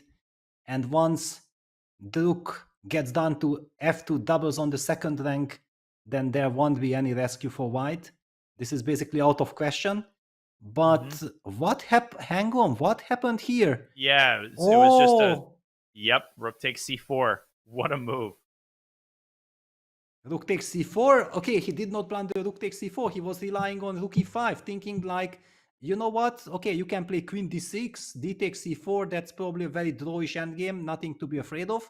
But the stunning line of Levon was rook takes c4, rook e5, and rook c2. This is brilliant. Yeah, this is clearly what was overlooked. This is the Levon that we're used to. You know, the Levon that produces moves like rook c2. Queen e4 also looks like it might keep black at bay, but there is the move queen to f2. So no matter where you put your queen, you're going to give black's queen a square where it keeps the rook protected. This is game over. So is Warmerdam just outright? I mean, he might have to go queen takes c2, queen takes e5 and suffer a pawn down, but that's got to be technically lost. Yeah, it's not even really suffering, because if you suffer, it means that you have some kind of a hope. But here it's the damaged pawn structure. Black has, look at this incredible king by black. This king on b7, this pawn structure, and white has this miserable pawn on d3, black's queen and rook work beautifully together. Zero chances to hold this. And so Levon's opening experiment has been a grand success. Absolutely. And you remember, we just very quickly, because we have tons of action, just give me 20 seconds, that we talked about this, that if black gets long castle and is threatening to take bishop takes c4, then and white has to lose a tempo with queen c2, we feel like this gives certainly enough time for black to create serious compensation. And Levon went for this structure. And oh wow, okay, this was sensational stuff. So basically just f5, f3, and rook hf8. In your face. Brilliant. Yeah, this is Levon at his finest. FGFE. And in order to avoid losing a queen on the discovery, you have to give away the bishop with interest. But still, I mean, this should be closer to equality, I think, than to an advantage. Probably a slight advantage for black, but obviously the blunder on c4 really exacerbated matters tenfold. Yes, but what we talked about, yeah, this backward pawn on d3. Again, if white's pawn would be on c2, it would be slightly worse, but manageable. With this pawn on c4 and black having easy play, it's so easy finally to run into some tactics, and this is what happened. It is indeed. He defended, rook e3. Wait. Oh, this existed on the previous move as well? Wow. Unbelievable. But then also Levon even gets lucky, yeah, that he gets another shot to show the brilliancy. Wow, so he didn't see it the first time, or maybe he did and thought that rook e5 solved all of white's problems. He plays g4, and Warmerdam has a chance to get out of it, and no, he doesn't. He plays a3. He finds the one way to keep all of the heavy pieces intact. And now rook takes e4 is even stronger. Wow, but this is exactly what I'm talking about. Yeah, that why I'm loving the classical time control, and why I actually feel like also Pragg and Caruana, despite being already qualified for the candidates, they are very happy that they get this chance, because people's minds are not anymore so much used to this classical chess. I'm not even sure that players are used to spending so much time. This is an uncharacteristic mistake. It should never ever happen in a classical game. Like 10 years ago, it would be completely forbidden. Yeah, how can you blunder? You can blunder in time trouble, everything, but the players are used to playing too much time, fast time control, and I think they also have to kind of find the balance. With more and more games, they will get more into it, because okay, you cannot blunder things like this in classical chess. Yeah, especially against someone like Aronian, who's going to eat it up, and he did eat that pawn up, and he stands with a technically winning position. Okay, so that's Levon Aronian for you. Looks like a very auspicious start at the Grand Swiss to redeem himself from a difficult U.S. championship. We've got tons more interesting games. We have a smattering of draws. Aiden Suleimanli drew his countryman Nijat Abbasov, who is also already in the candidates on board 35. But on some of the lower boards, we have some really exciting players. Abhimanyu Mishra versus Alexei Serrano. One of those matchups that's really easy to miss, but still really, really interesting players. It's right from the very beginning when I saw the pairings, it's on my radar. First of all, big congratulations to Mishra for his phenomenal performance in the US Championships.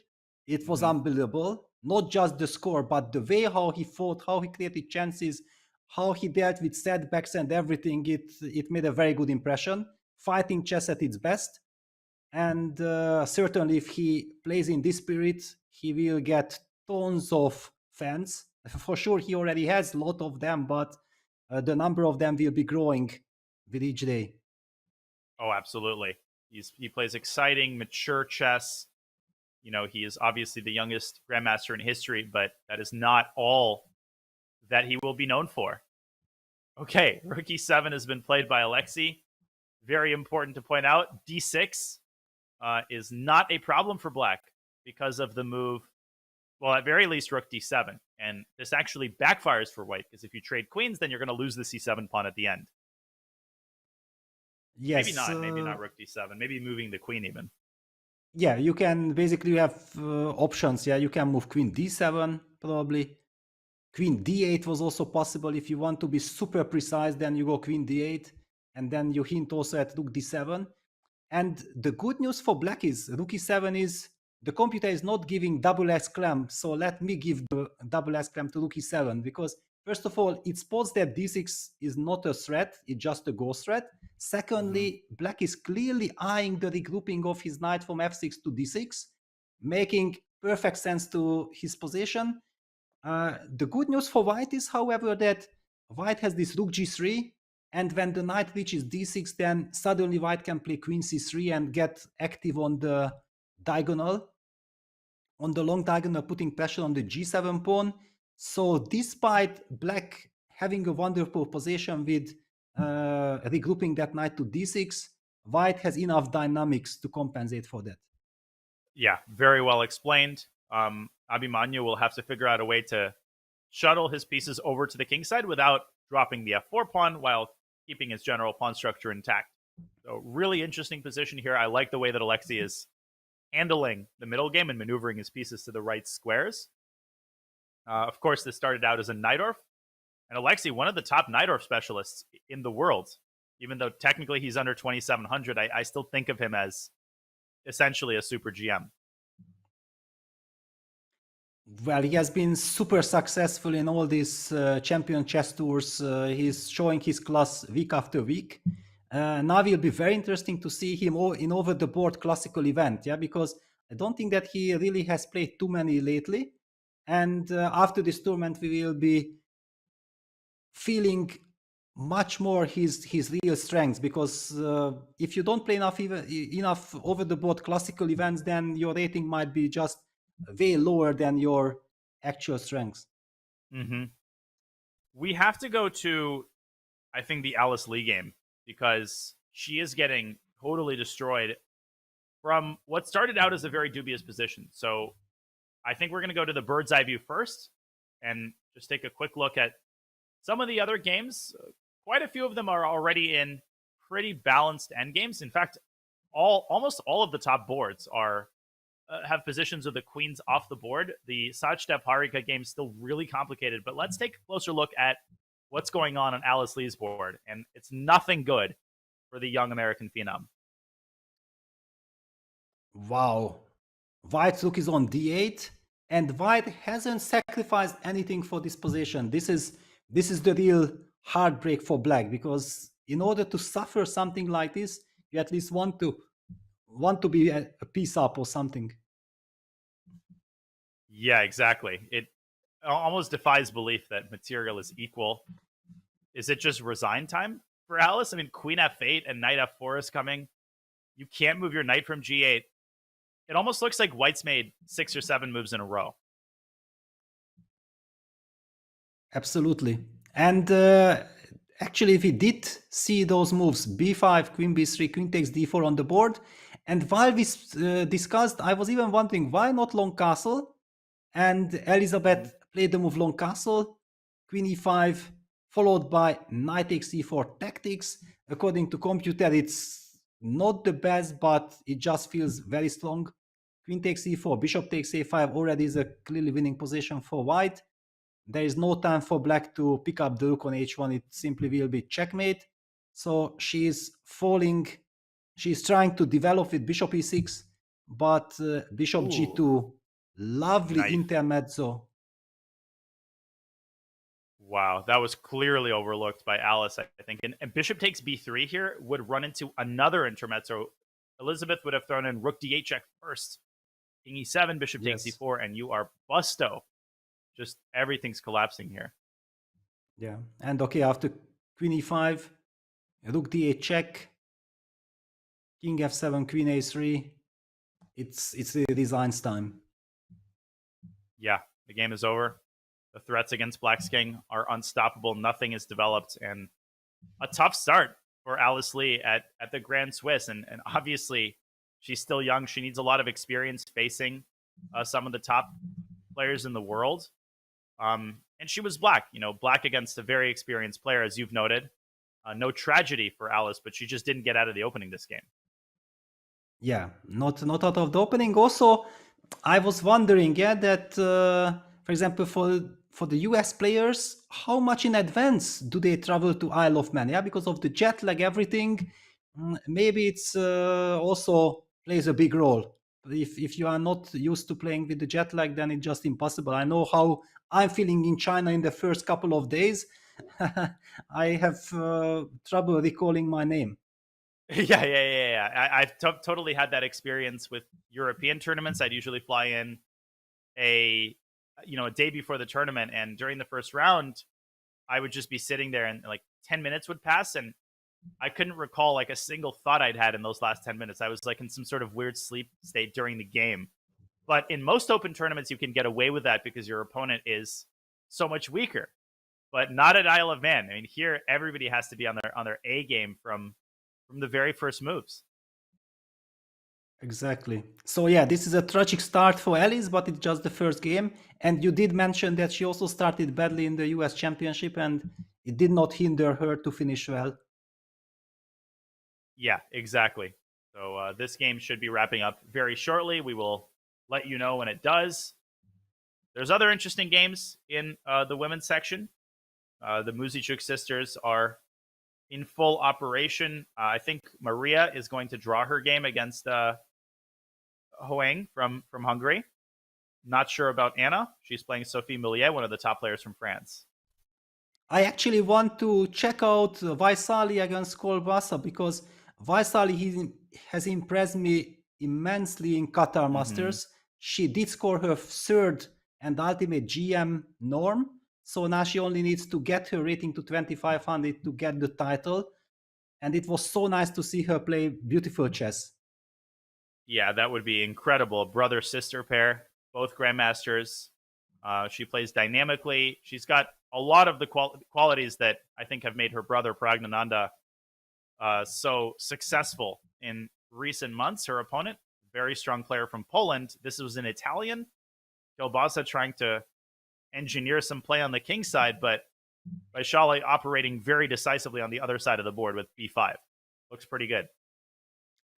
Yes, it somehow feels to me that she is learning a lot by being around Prague. Yeah, if you just follow Prague's games and all these bishop g5, bishop h4, bishop g3, Prague I think is a big maestro with the white and also with the black pieces.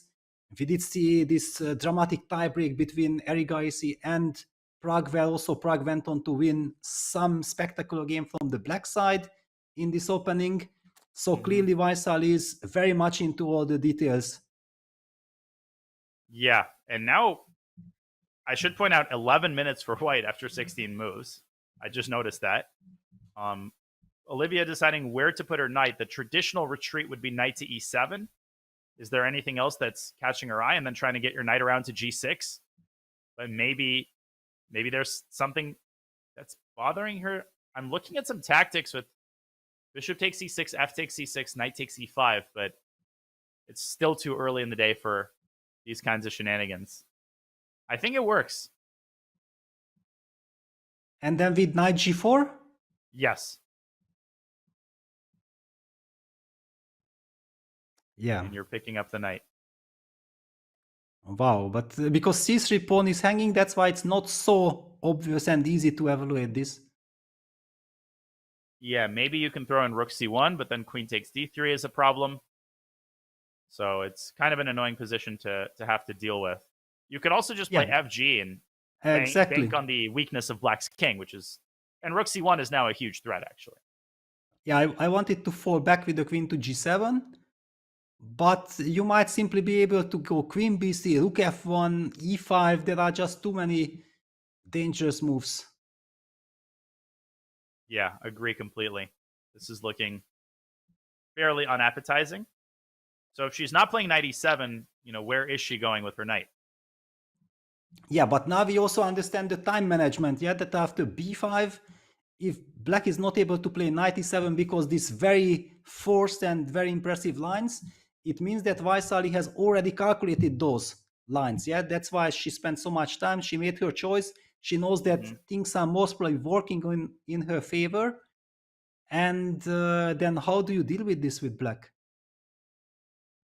It's nasty, and it shows you that just having an accumulation of pieces on the king side doesn't necessarily mean anything. You know, the move g7, g5 is really, really weakening, and it makes these tactics possible. So this is likely to end up in a time scramble, I think, but neither side is in any particular hurry. But looking pretty sharp is Vachier, despite coming off a very grueling event in Qatar. I mean, 2 of these tournaments back-to-back, Peter, that's got to be pretty difficult on your system.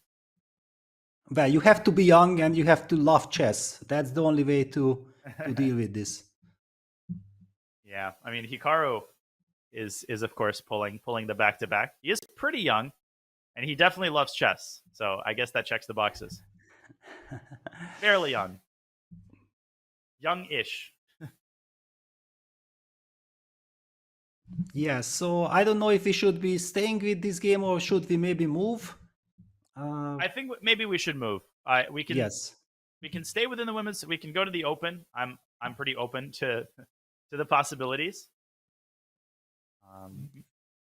Well, actually, I would like to check out also on Fabiano's development, because you remember we had that crazy kind of action sacrifice, and the big question was, will Fabi be able to castle long or not? And I think that this question haven't yet been solved. Okay, let's dive in, and then after that, Ponomaria Firouzja, another game that piques my interest, but this one is definitely the star of the show. The last move was Bishop. No, that was not the last move. That was the last move that we saw. Bishop B7. He dropped back to D8. Obviously, if the queens get off the board, you know, the game ends immediately. So Saric has to contort himself to keep the queens on the board. Queen to A5. Similar to a line that we discussed, Peter, with the queen going to B6. Of course, this is a slightly inferior version for white. And now Rook C8. Disapproved of by the engine, but so was Saric's next move, Knight D3. F5. What a move. Wow, and this is the current position. Jeez, F5 is brazen. E takes F5. There's Queen E3 check. And even though the E file opens up, white loses. White drops the knight on D4. And the king runs away through F7. Yes. And now also we see that the rook on C8 and the white queen not being on B6 but on A5 makes such a big difference in all these sharp tactical lines. So what does white do here? Is E5 the way to keep the tension? Is white running out of ways to keep the fire burning? Well, it's first of all very interesting that seemingly Sadic was playing a little too fast, because he probably missed the move F5. Definitely seems likely. Yeah, you remember Computer was kind of a little bit critical about Rook C8. We don't know exactly why, but clearly Black wants to play the move Queen C5. It's a very natural human move to kind of stabilize the position with Knight D3, making sure that you target the B4 pawn, you don't let your opponent finish his idea with Queen C5, but suddenly F5 appeared from nowhere. Kind of resembles the situation in Duda versus Idani, where we saw the move Queen D2. And okay, it very clearly seems to have one reason behind the move to stop F4. Kind of ironic that, you know, there's some F-file action here as well. Same with, you know, Fabi's move, Rook C8. Kind of misdirection, right? You think, Queen C5 is the threat. No, the joke's on you. Now I'm going to strike at the other side of the board, and you're not going to be able to handle all of the threats. Also, if white plays E5, the bishop opens up, and the move Queen to G5, I think, becomes a major, decisive problem for white, because Queen takes G2 and Queen to E3 is essentially a fork. Yeah, it's basically game over on the spot, which brings us to the big question that what does white do at all after F5? Maybe he has to bring the rook to E1, but then also black can just take F takes E4 and open up the rook.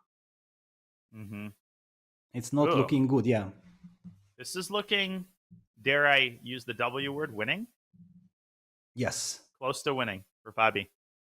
And especially in practical terms, yeah, because you know that the flow is on your side and you are coming with all your pieces. Everything makes perfect sense. A wonderful start for Fabiano.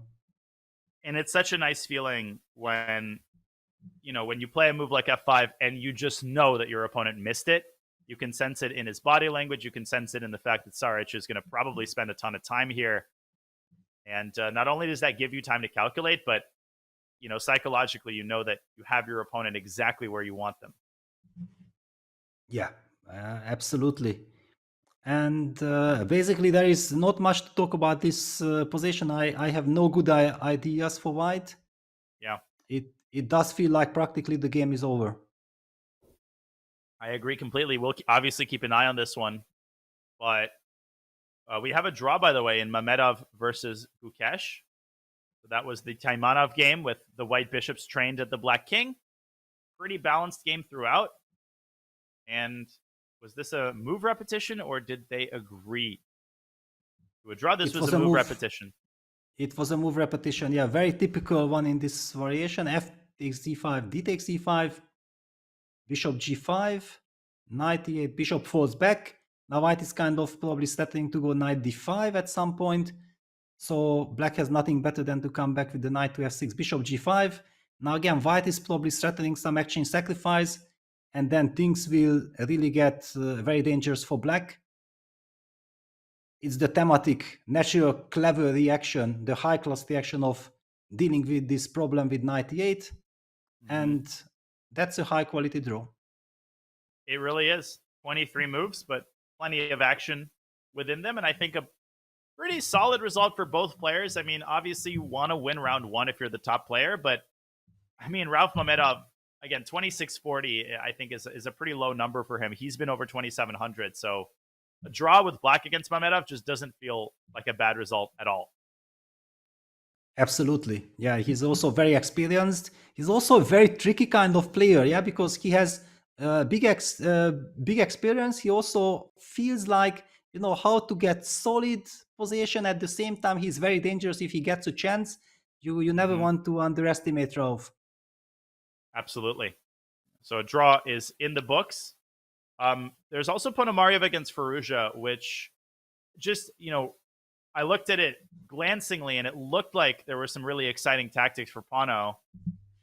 Maybe not. I mean, the closer I look at it, the more it seems like knight f6 check, which was, what caught my eye just isn't dangerous because black can recapture with a knight. What do you make of this position? But okay, yeah, there is something in the air. Yeah, it's not just because of the evaluation bar is indicating that white is better. I just don't really understand how did white manage to get this out of that opening. And if we go back 2 moves, for example, here, after knight e4, bishop f5, it looked like it's gonna be fine for black, but this was the problem of Alireza, that he probably believed that this spin will give him enough counterplay, and then suddenly Pono used some wonderful idea with b4, queen b5, bishop c5, and then he gets access to the d6 square. Bishop takes c5, b takes c5. This is a very nice transformation of structure by white, putting a lot of pressure on black. Knight d5, e3, queen a5, and that's the current position. So that move b4, which occurred a couple moves ago, the point was that queen takes a3 ran into that knight f6 tactic, which caught my eye, and this is mouthwater. Or no, I apologize. No, because there is rook d4. Yes. Okay, so wait a second. So what is the reason then that black can't take on a? Maybe it's some version of this tactic. Maybe. Oops. Queen takes a3. Yeah, I was convinced. Wow. Not so simple. Before. Yeah, maybe it was possible. I mean, the eval bar doesn't seem to think all that highly of white's position. Wow, but okay, Alireza is not famous for missing tactics. Something had to bother him. I'm struggling to find a move for white. I'm sure something exists. Maybe you play bishop takes b6 and then knight f6, but at the end of that line, the b4 pawn also falls. I don't know. Maybe it's this. Yeah, f6, gf6, queen f5, queen takes b4, and maybe something like rook. I don't even know, rook d7. How do you evaluate a position like this? Yes, it's clearly white has enough compensation, but I'm not exactly sure how bad it is. Besides, I also had one more option. I think that he also have to bishop takes b6. I had the choice of going for this bishop e4, but okay, this one is bad. Yeah, takes, a, b, bishop h7 check, king h8, and then probably queen f5 finishes the game in style. Yeah, because you are in time to go queen h5 or you are hitting an f7 pawn. Wow, okay, Yeah, that's slightly. a great point. And a great pawn. Yes. So basically, b4 certainly was a kind of shock for Alireza. He played the move queen b5. And then after bishop c5. So basically everything that Bono dreamed of finally materialized. And it's black who has to be careful. Bono just plays very sensible natural moves, e3, rook d4. He's in no rush because he actually wants to stabilize that knight on e4 and maybe just sidestep with the queen to b3. Whenever black is forced to capture on e4, then bishop takes e4 will dislocate the knight from d5. Black's pawn structure on b7 and also the pressure on the d file could become quite annoying. And if black is not capturing on e4, once white solve the problems of the pin, then knight d6 will be an issue. Not an easy spot. And queen takes a3 now runs into rook a4, which is a nice tactical justification. Although again, knight b4, it's not the end of the story. Knight b4, even knight takes e3. Ooh, here there's knight. What is there? What am I missing? Wow. Crazy position, yeah? Yes, everything is hanging. It's not out of the question that knight f6 check is possible because gf, queen f5, queen c1, king h2, and try and defend that. Everything's hanging. Okay, it's clearly not the move, but just to illustrate the potential. Still scary after king h2. There might be queen c2, queen takes d7, and the other rook hangs. Jesus. Yeah, but okay, it's clear that black king won't be checkmated because king always has a luft. But yeah, it's kind of very funny, yeah, that seemingly the completely winning position is also very far from obvious. Knight b4. Just look at the eval bar. It looks like it's game over, and we are such big idiots that we shouldn't be able to spot it if it would be easy. It's rook. I think it's rook takes a3, knight takes e2, and rook back to a4. Wow. And then knight d4 doesn't work. Doesn't, yes. Why? No, it doesn't work. Rook takes d4. No, it's not the reason either. No, I think rook d4 takes and then rook e1 and f3 at the end. Incredible. There's also, after knight c2, rook takes a7. And you can't take on e4 because of the back rank made. So maybe that's even more precise than rook a4. So instead of rook a4, you just take on a7. Ah, wow. Just like this, yeah? Yeah. And it looks like black's position crumbles. Jeez. Yeah. Wow. Okay. Just highlighting that, yeah, things are completely crazy in the chess.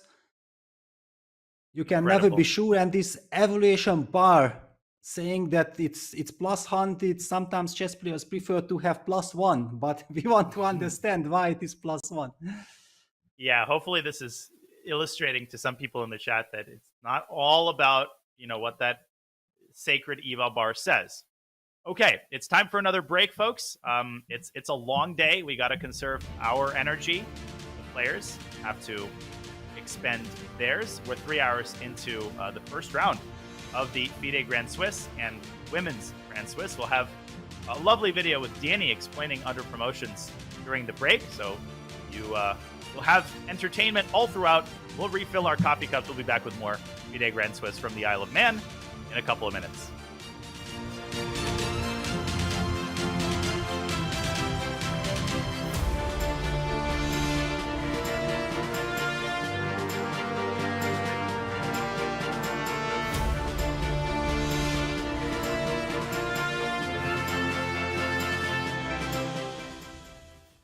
With Chess Kid's new live classroom feature, coaches can do so much more. Easily create or preload games from your library and invite your class in seconds. Teach face-to-face interactive lessons without having to leave the site. Teaching chess online has never been easier.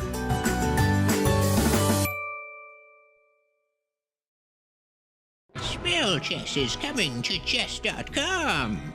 Enchant your pieces with one of two spells, jump or freeze. Players start with 2 jump spells and 5 freeze spells, which recharge after 5 moves. You may cast your spell whenever you wish before making a regular chess move. Jump is a spell cast to one square, wherein if there is a piece on that square, other pieces can jump over the charmed piece. The freeze spell is cast over a 3x3 square area, and the pieces in this area are temporarily frozen in place. Combine your powers of chess and sorcery to defeat your opponent. Come see what Supercell and Chess.com have cooked up in our new variant, Spell Chess, dropping on September 1st.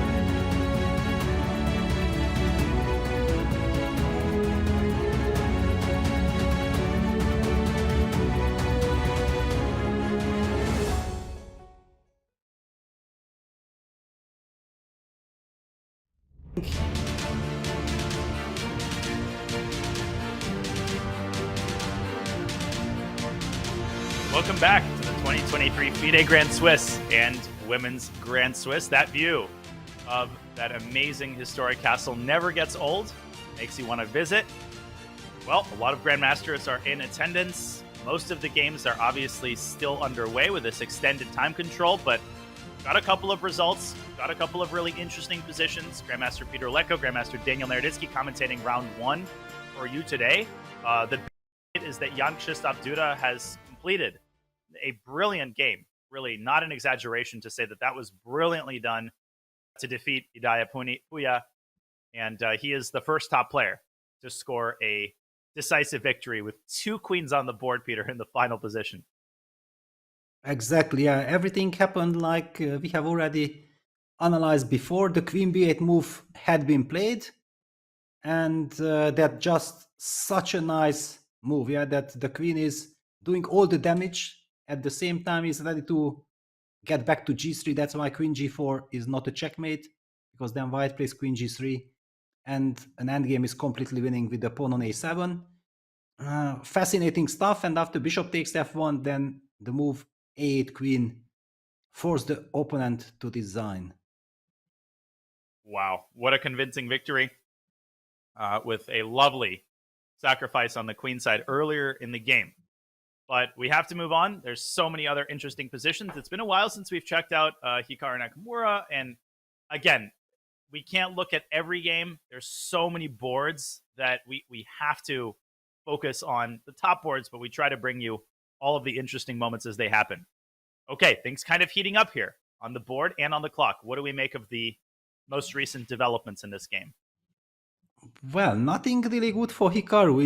It just looks like black is increasing the pressure, and Hikaru is feeling very uncomfortable. I feel like he would love to be black. Yeah, he would just okay, let's turn that board. Give me black. Yeah.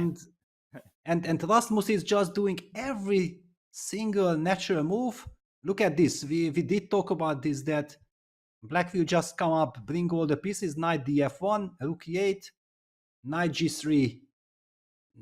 Computer dislikes it, bishop c7, exclamation mark, queen f2, and then black went on to give up his powerful bishop for that knight. Queen takes g3, follows it up with knight e4, and now Hikaru played a move that you definitely don't want to do. But if you know that there is nothing else, bishop takes e4, giving up the light square bishop just like this. Yeah, and that knight on e4 was such a pain in the neck that it had to be eliminated at all costs. And what are the consequences of this trade? Well, black's obviously going to recapture with the rook.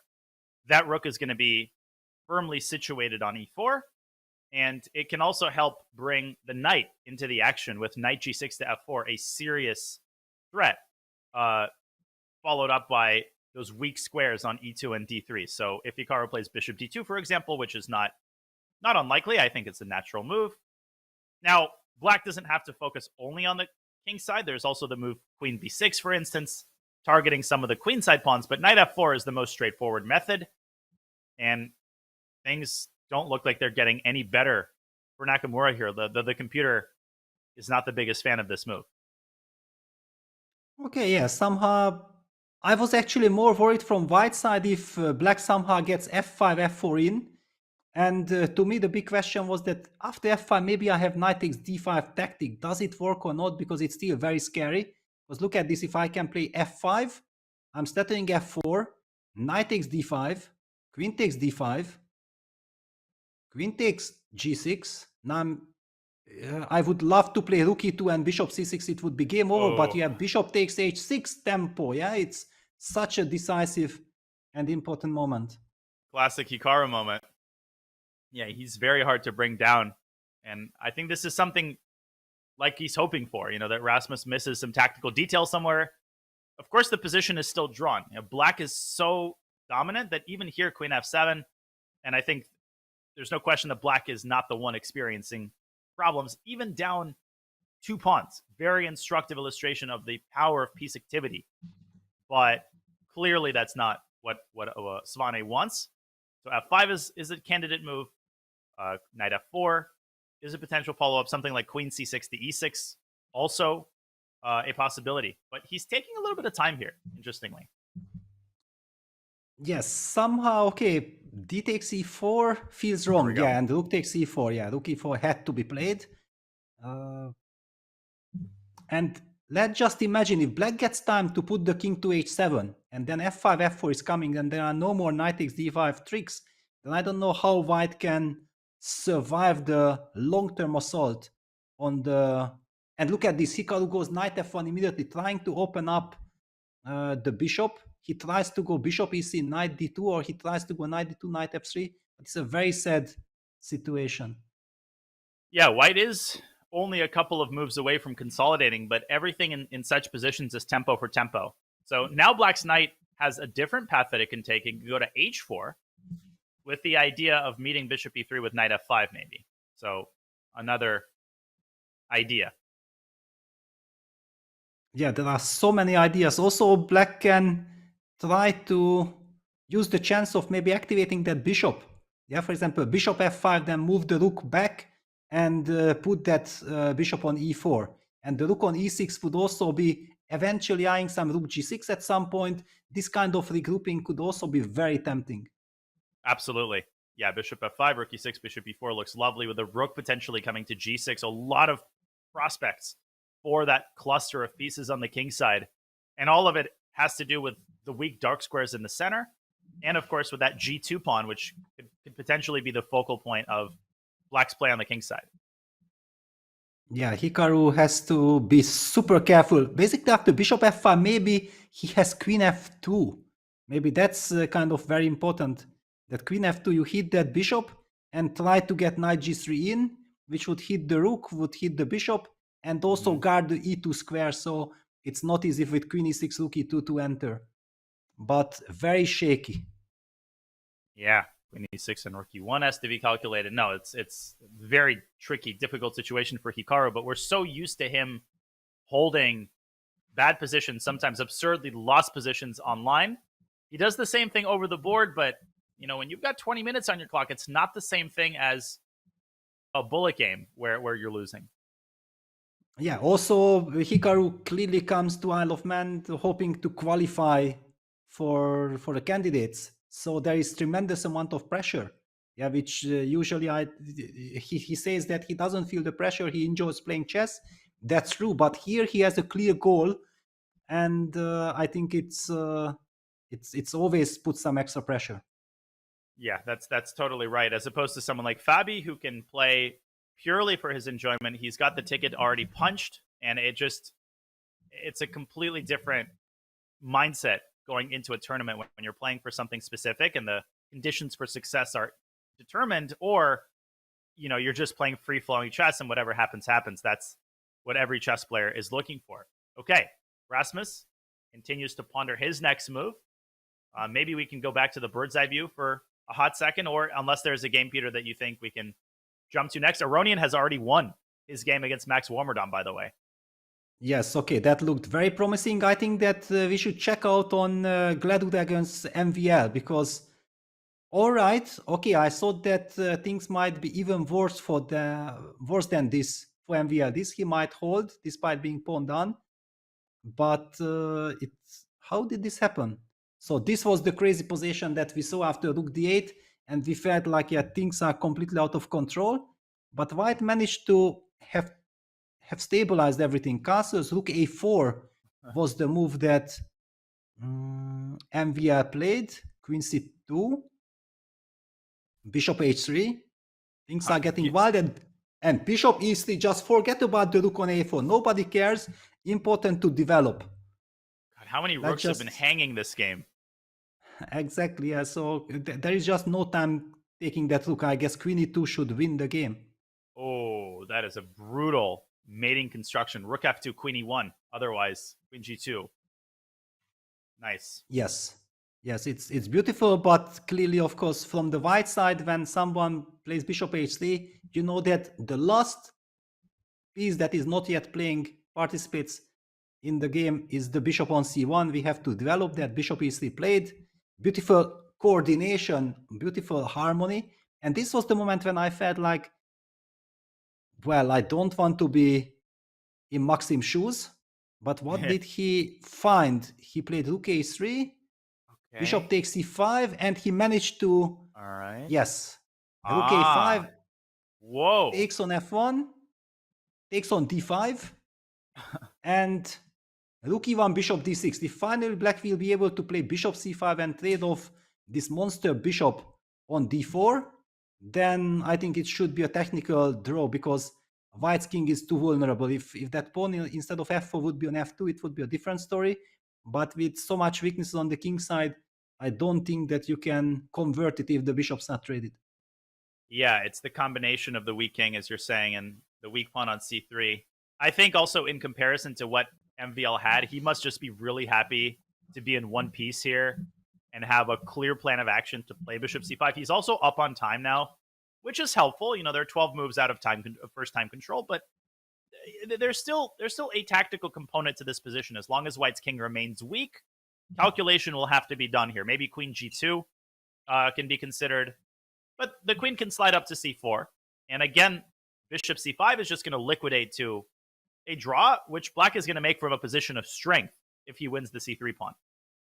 Well, also important to highlight that, for example, something like queen e4, bishop c5, queen e8 check is not a checkmate, because then black can simply fall back with the bishop to f8.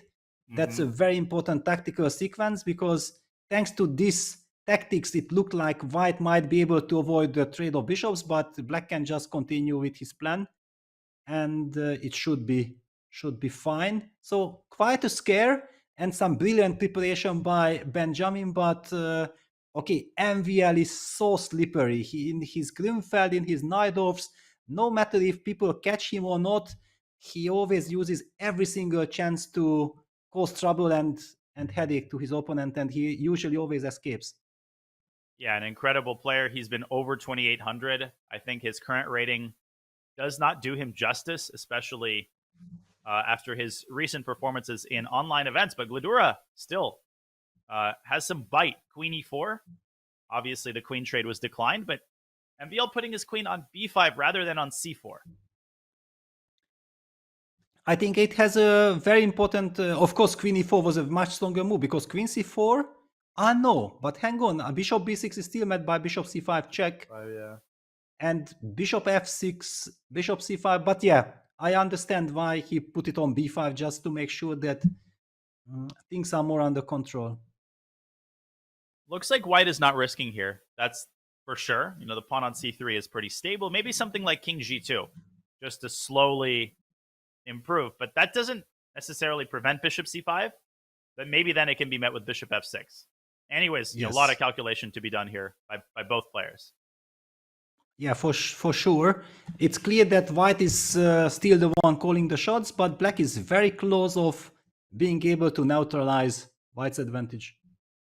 Indeed. Okay, so that's that. That's Gladura versus MVL. Maybe now we can take the bird's eye view and check out some of the other top boards. You know, the game's starting to take shape. We're 3.5 hours into the round. You know, the time has flown by. And okay, Panamaria Firouzja still in that position after rook d4.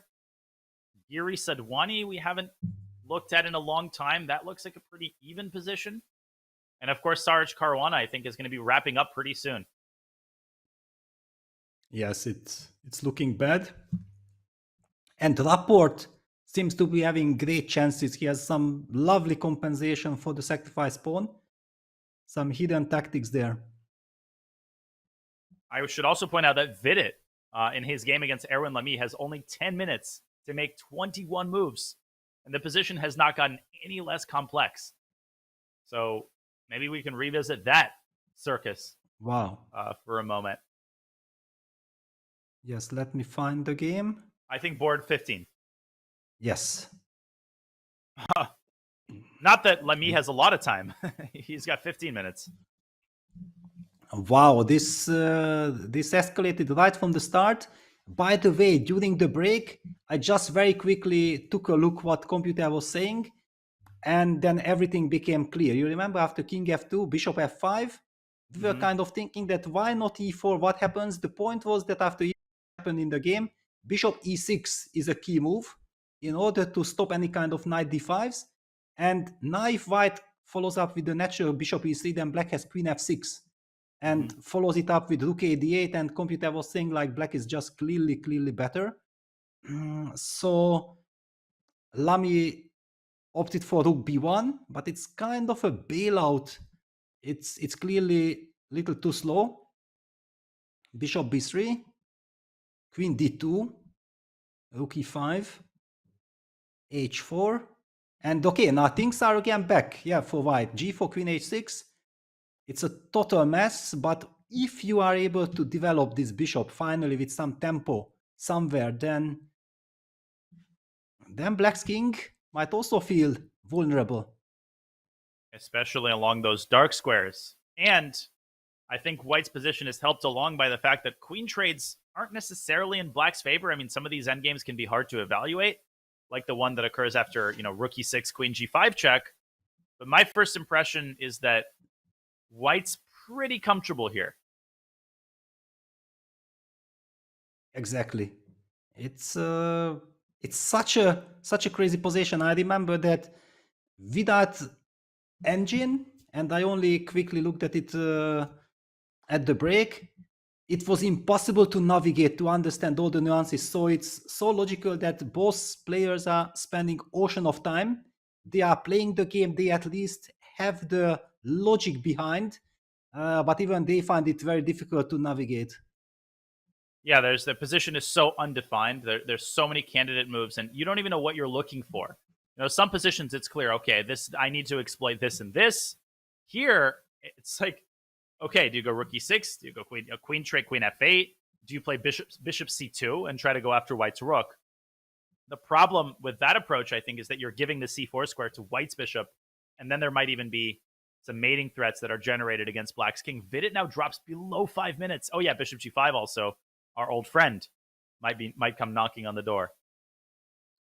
Yeah, and it's only move 20, and it's classical chess. So it's not some quick time control, whatever the players are reaching this clock situation. Tremendous pressure now. This h4 queen h6 feels like a game changer from a practical point of view. Yeah, that suddenly white opens up, and with little time on the clock, it will be very, very tough for Vidit to find the best moves. Yeah, this is getting really dicey. If you showed me this position and the time situation, I would think that this is some sort of rapid game. I mean, 15 minutes, okay, that's a lot, but maybe this was like 25 plus 10. But no, this was a full-length classical game, and now Vidit has to play a blitz game in a very sharp position for the next 20 minutes. Actually, I was famous for this time management. And that's why my wife was always saying, Peter, you have played enough. I don't want to see you in a classical game with 5 minutes for 20 moves, and then your nerves, the family's nerves, everybody's nerves at stake. No. Just please go on, continue commenting and coaching and everything. That's much better for our health. I agree completely. I honestly don't know how people like you, Grishuk, have done it throughout their career and keep up such a high level of play with seconds on your clock. It feels like your animal adrenaline kind of kicks in when you have just a couple of seconds. Like your eyes narrow. It's almost like you're facing off against a tiger. Yeah, you are very concentrated. Finally, rook e6 played, but it does allow this queen g5 check that you mentioned, that the queen trade. We are also not sure if that favors black. It can be a nasty, long-lasting pressure in the endgame. Yeah. 2 bishops. White's got the healthier pawn structure. So just because there's a lot going on doesn't mean that positional considerations go out the window. But now a big decision for Erwin, who also can play queen h5 to leave the g5 square for the bishop. That feels a little bit more flimsy, though, at least to my intuition. Yeah, but you never know exactly, because your opponent is down on the clock. You might also feel that you don't want to liquidate. Yeah, you want to keep as much tension as possible.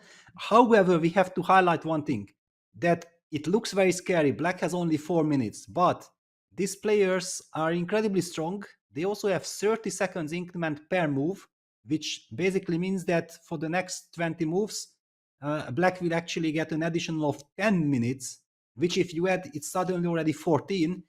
And because of this reason, you should never lose the objectivity. Yeah, you cannot afford with this time control to play on your opponent's clock. You have to try to make the best possible moves. Yeah, that's great insight. And Lamy is going to keep pondering his move. There's also the Richard Rapport game that we can revisit. I'll give you the final say. Yeah, let's quickly get there, because I simply felt like it's such a deep position. If you look at it, then it looks like, okay, black has won a pawn. Nothing is really going on, but I feel that there is so much danger because white's rook on h1 is very much in the game. The h file is open. The knight on a5, which you highlighted right at the beginning, that yes, black might put the knight on a5, but it will not solve the problems. And black did capture that pawn on d5, but also this rook on d5 is not able to get back to normal play with rook e5, because the knight is controlling that square, and White has perfect harmony. What is your take here? Yeah, I mean, I'm really attracted by the positioning of White's pieces and the H file.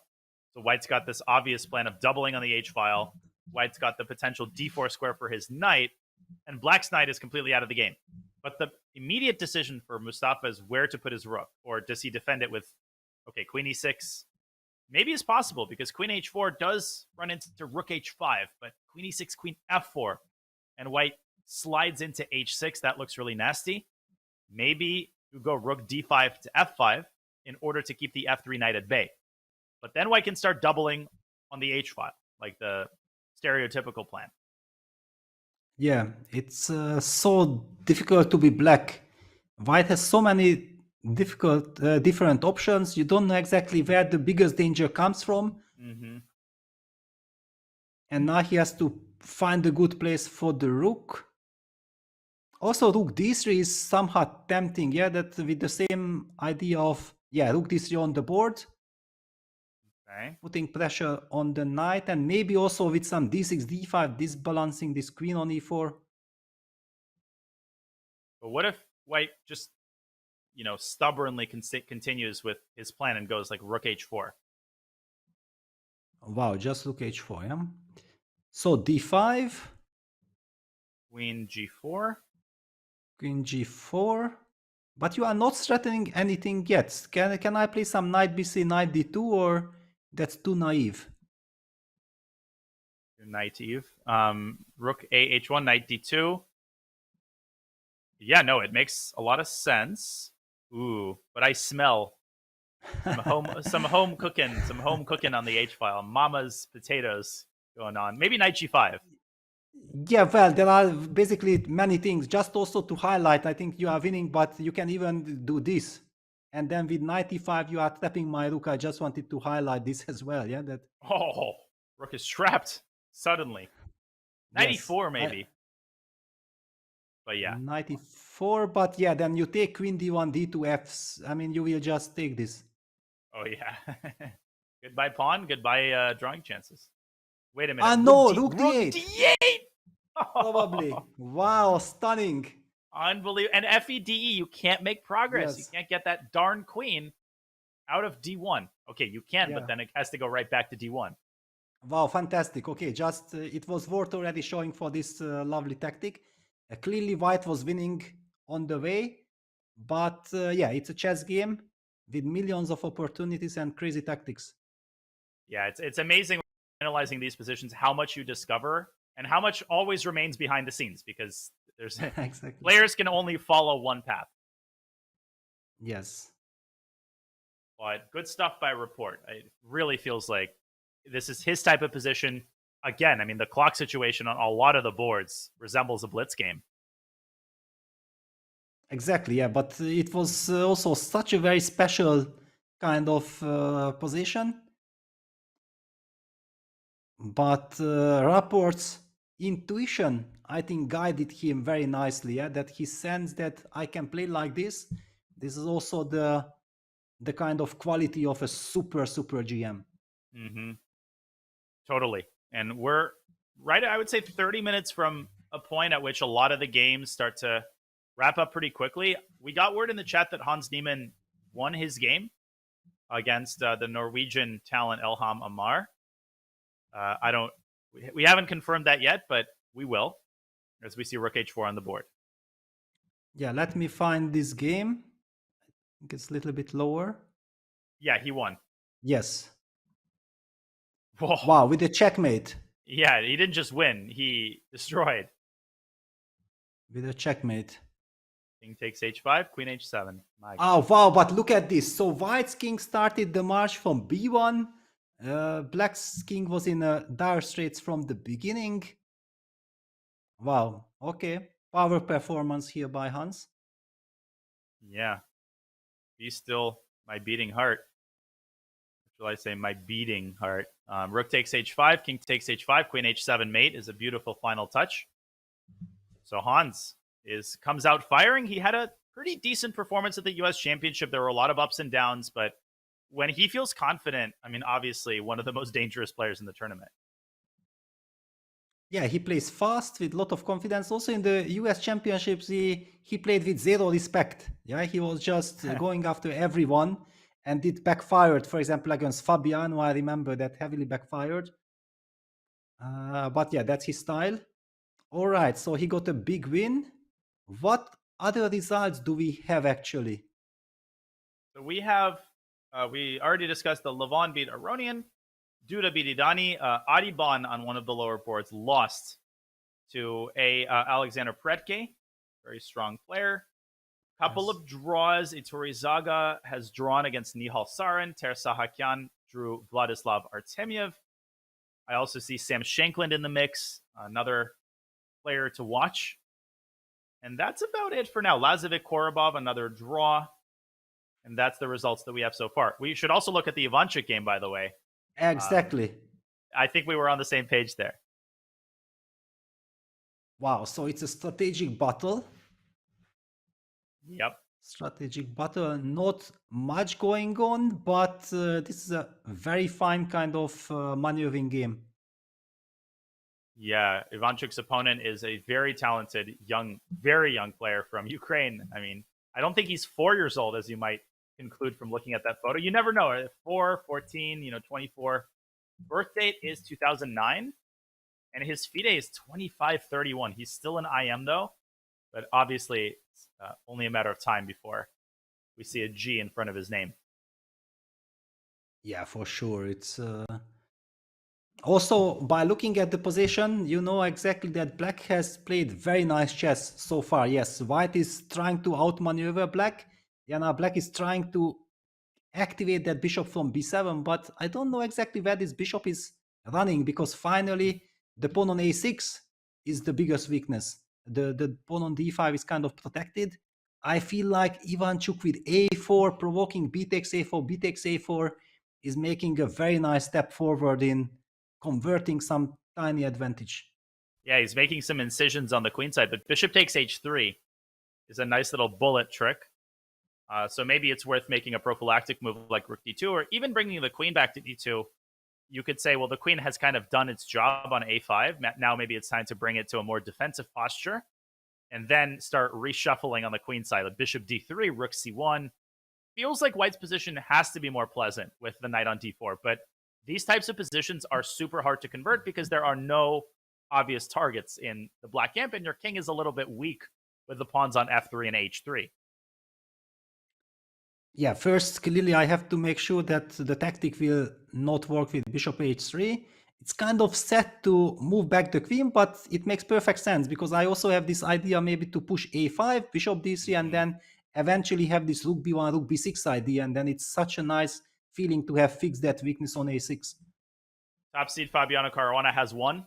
He has officially won his game against Ivan Saric. We knew that was a matter of time, and having successfully thwarted his opponent's enterprising exchange sacrifice, the top seed emerges victorious with the black pieces, continues his stellar form.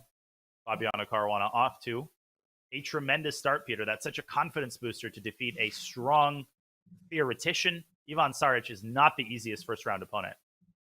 Not at all, and also with such an ease, and finally the Naidov worked to perfection.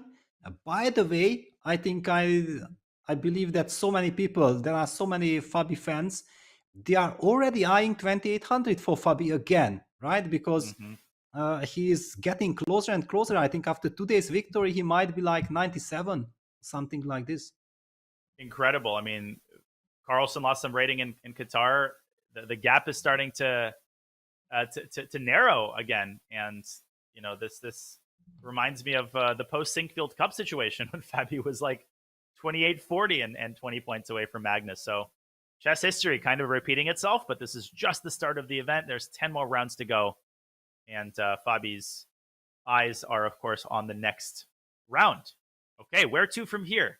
Man, so hard to choose a game.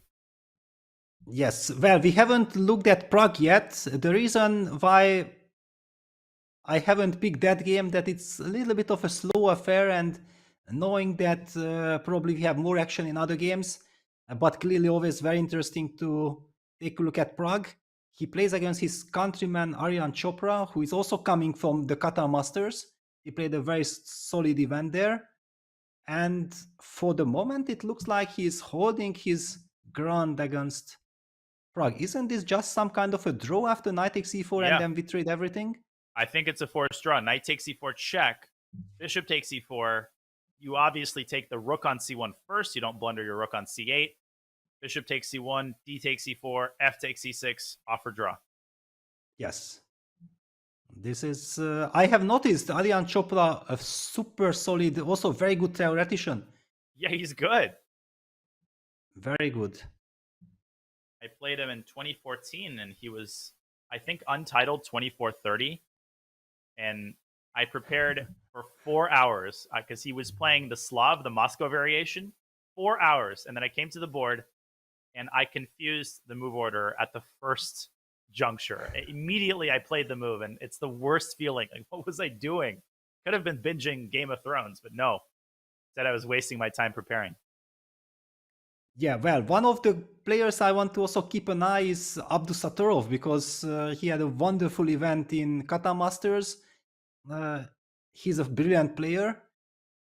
And what is he up to here? White is 2 pawns down, but it's far from clear. White has the pair of bishops. White has this very interesting pawn structure and also the D file. What is your take? Who is better here? I mean, like you said, black is up 2 pawns, but we shan't come to any fast conclusions here.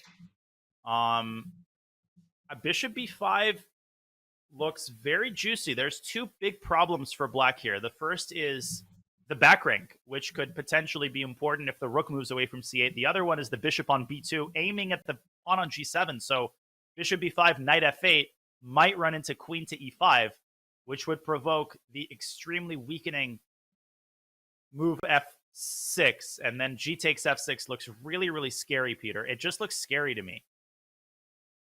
I have the same feelings. It looks like certainly white has tremendous compensation. But bishop b5, bishop c6, is that a move or not?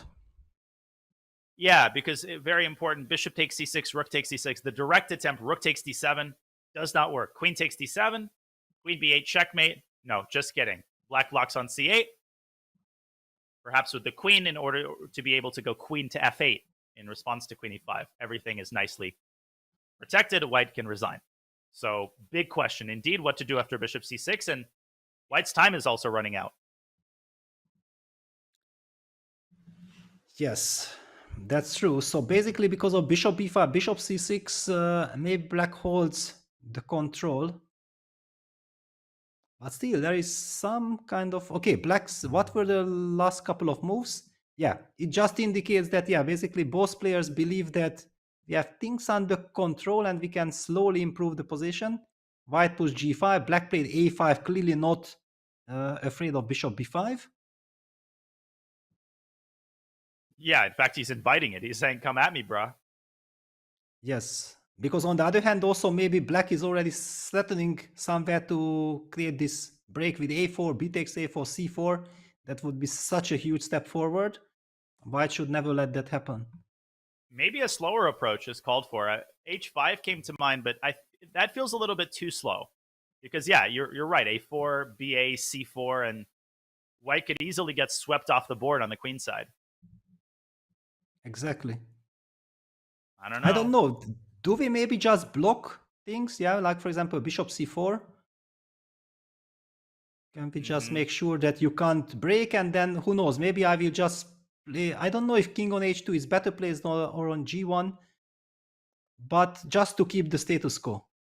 Yeah, the fact that white is 2 pawns down creates the illusion that you have to play fast, but in fact, it's not easy for black to find the next move if you can stop a4. So I think bishop c4 is a very wise decision. He's made a move. Yes, I think he's made a move. Yeah, rook d6. And by the way, very interesting moment in Vincent Keimer's game, but we can go there next. Rook d6, though, very interesting development. But apparently it's a mistake, and it's all a move that I don't like, in the sense that white wants to do something, yeah, instead of just keeping, and he's also getting low on the clock. Very easy to blunder something like this. Has he blundered a4? Is that I the don't problem? know, maybe, but he wants bishop b5. I think now he set up the threat of bishop b5. Oh my gosh.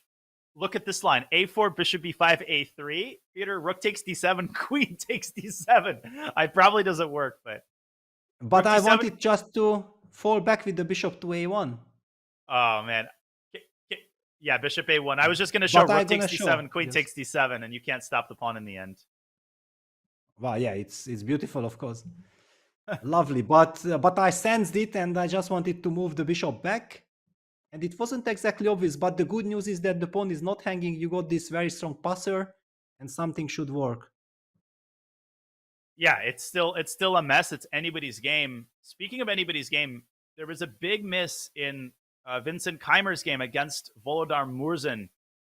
Time pressure miss, where Vincent had a scintillating knight sacrifice on f7 that would have essentially ended the game.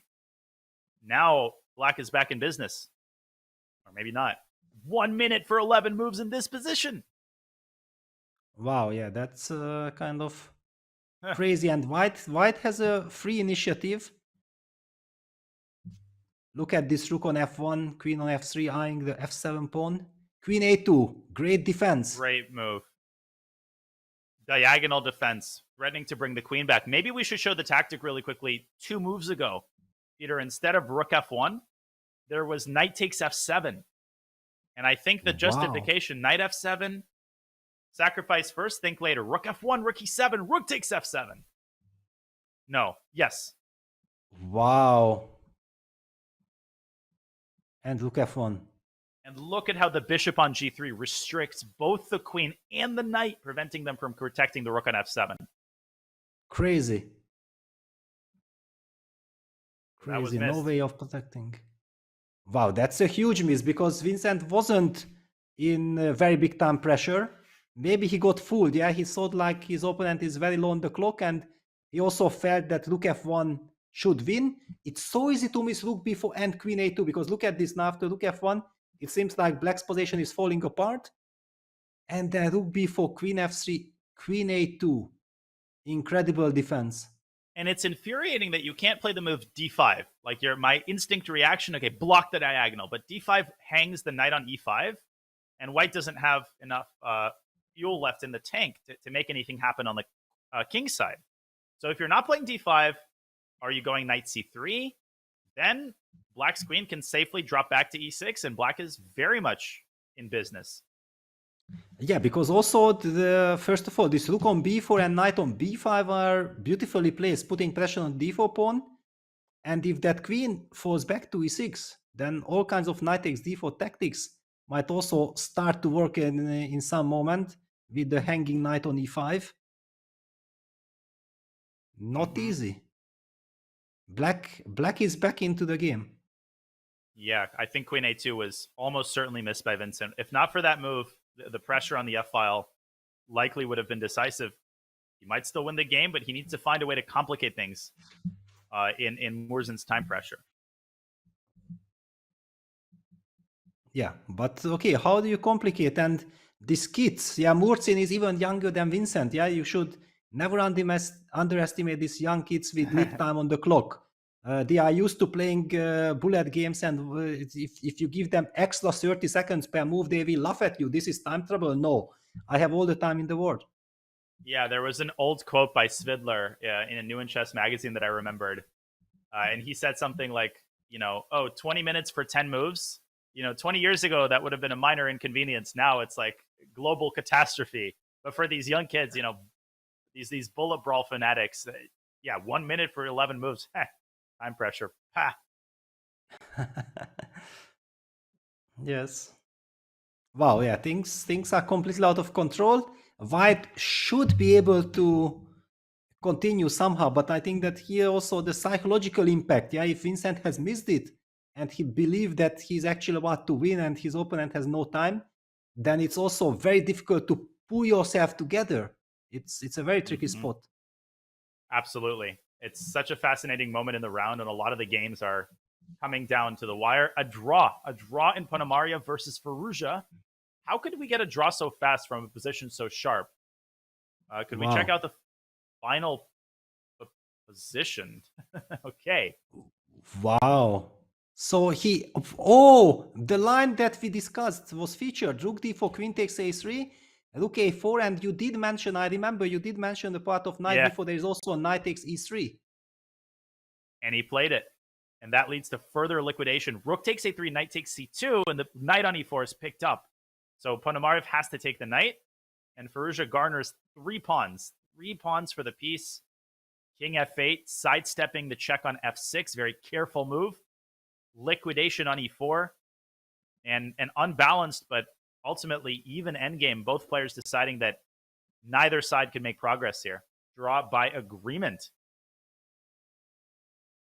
Yeah, it's kind of understandable. It was offered by white.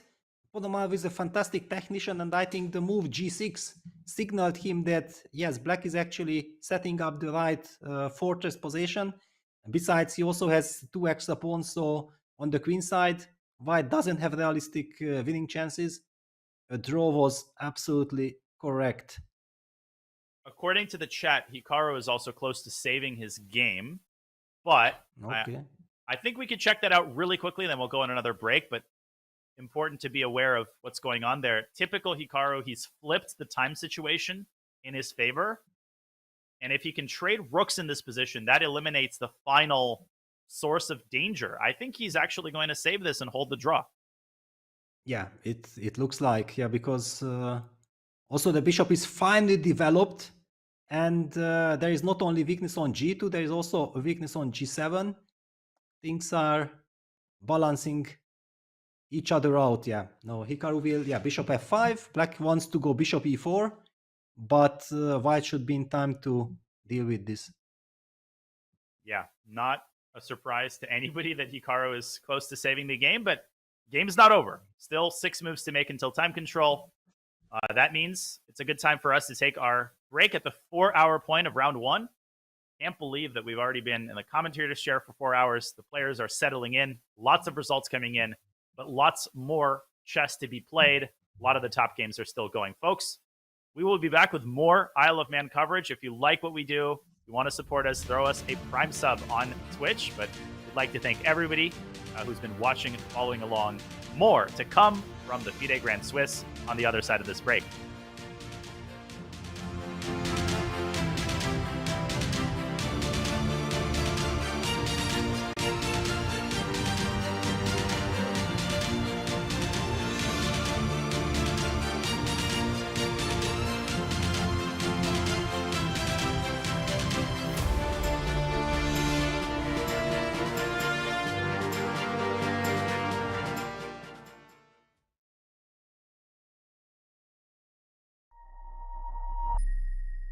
International Master Danny Wrench back again, Chief Chess Officer, bringing you chess terminology. Let's dive right into one of everybody's favorite tactics, if I might be so bold, because it's surprising. It's something that never fails to deliver shock value and excitement, whether you're watching a broadcast or just reviewing some famous chess games.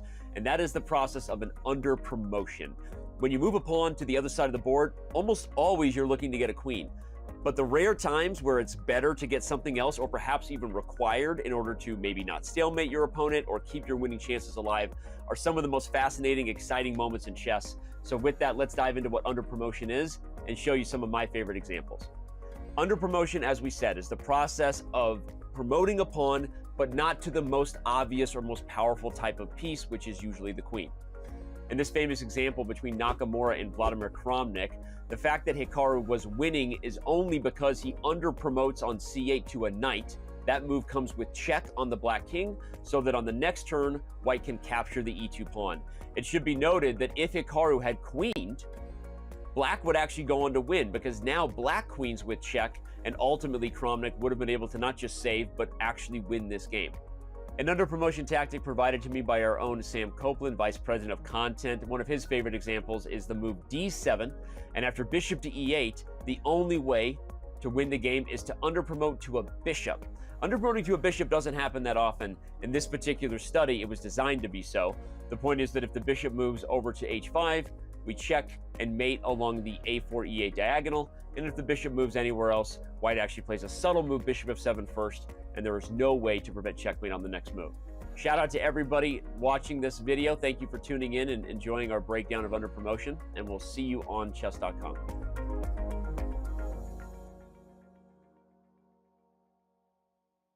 Your subscription makes shows like this possible, which is why our Twitch subscribers will never see ads on chess.com.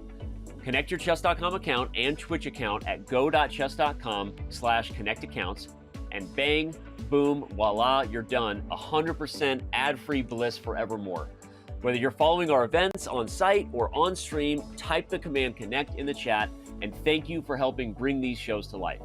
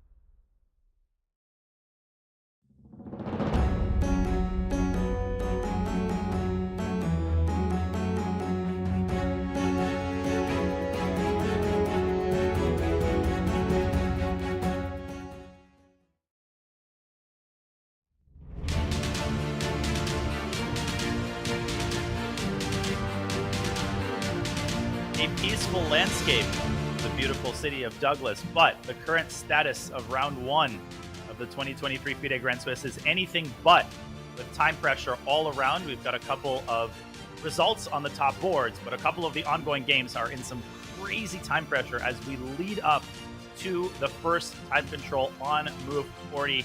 Without further ado, let's jump in. Peter, it's been such an interesting round so far, and lots of players are down to their last seconds, including Lamy versus Vidit, which is just total pandemonium. Yeah, total craziness. And look at this. Yeah, finally with 8 seconds on the clock, Erwin eliminates that. Yes, eliminates that powerful knight from d4, but now black got the grip. Finally, the dark squared bishop is traded off. It means that black is better. I think Lamy is sort of losing the thread, but I like his last move, g5, opening up the lateral connection between the rook, pinning the e-pawn. e3 would have been a disaster for him, because that would have opened up new prospects for black's knight. Now it's Vidit's turn, with less than a minute on the clock. He can drop his knight back to f7 to attack the g5 pawn. Blah. That doesn't look too inspiring. h6 and rook f6 is what I would consider in a bullet game, but I don't envy either player here. Black has to be better, though. Yeah, black is at least safe. On the other hand, also white has some harmony in his pieces. Knight on c3 is stable. There is a pressure on the e4 pawn. Yeah, g5 was super important, opening up the rook. I don't know if that rook might sidestep with rook e1, or it will be important that white will be able to take on d3 and make use of the pin. It's crazy. Knight f7 is my vote, but 8 seconds for Vidit, 6, and it might drop down to 0. If the clock drops down to 0, people shouldn't freak out. That doesn't mean he's lost on time.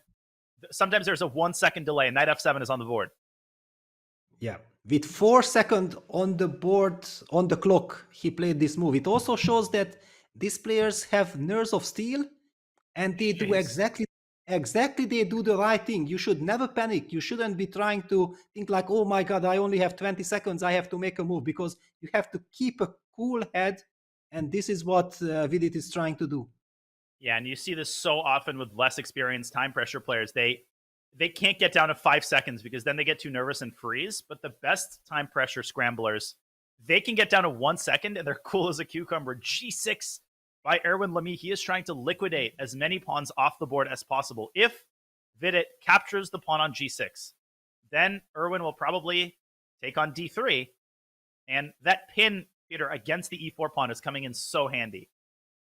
Yes, so maybe just try to protect that e4 pawn by knight d6 or knight g5.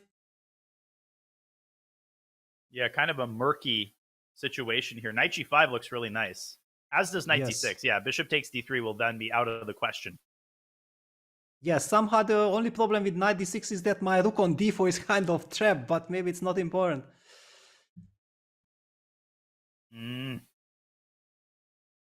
All eyes on Vidit.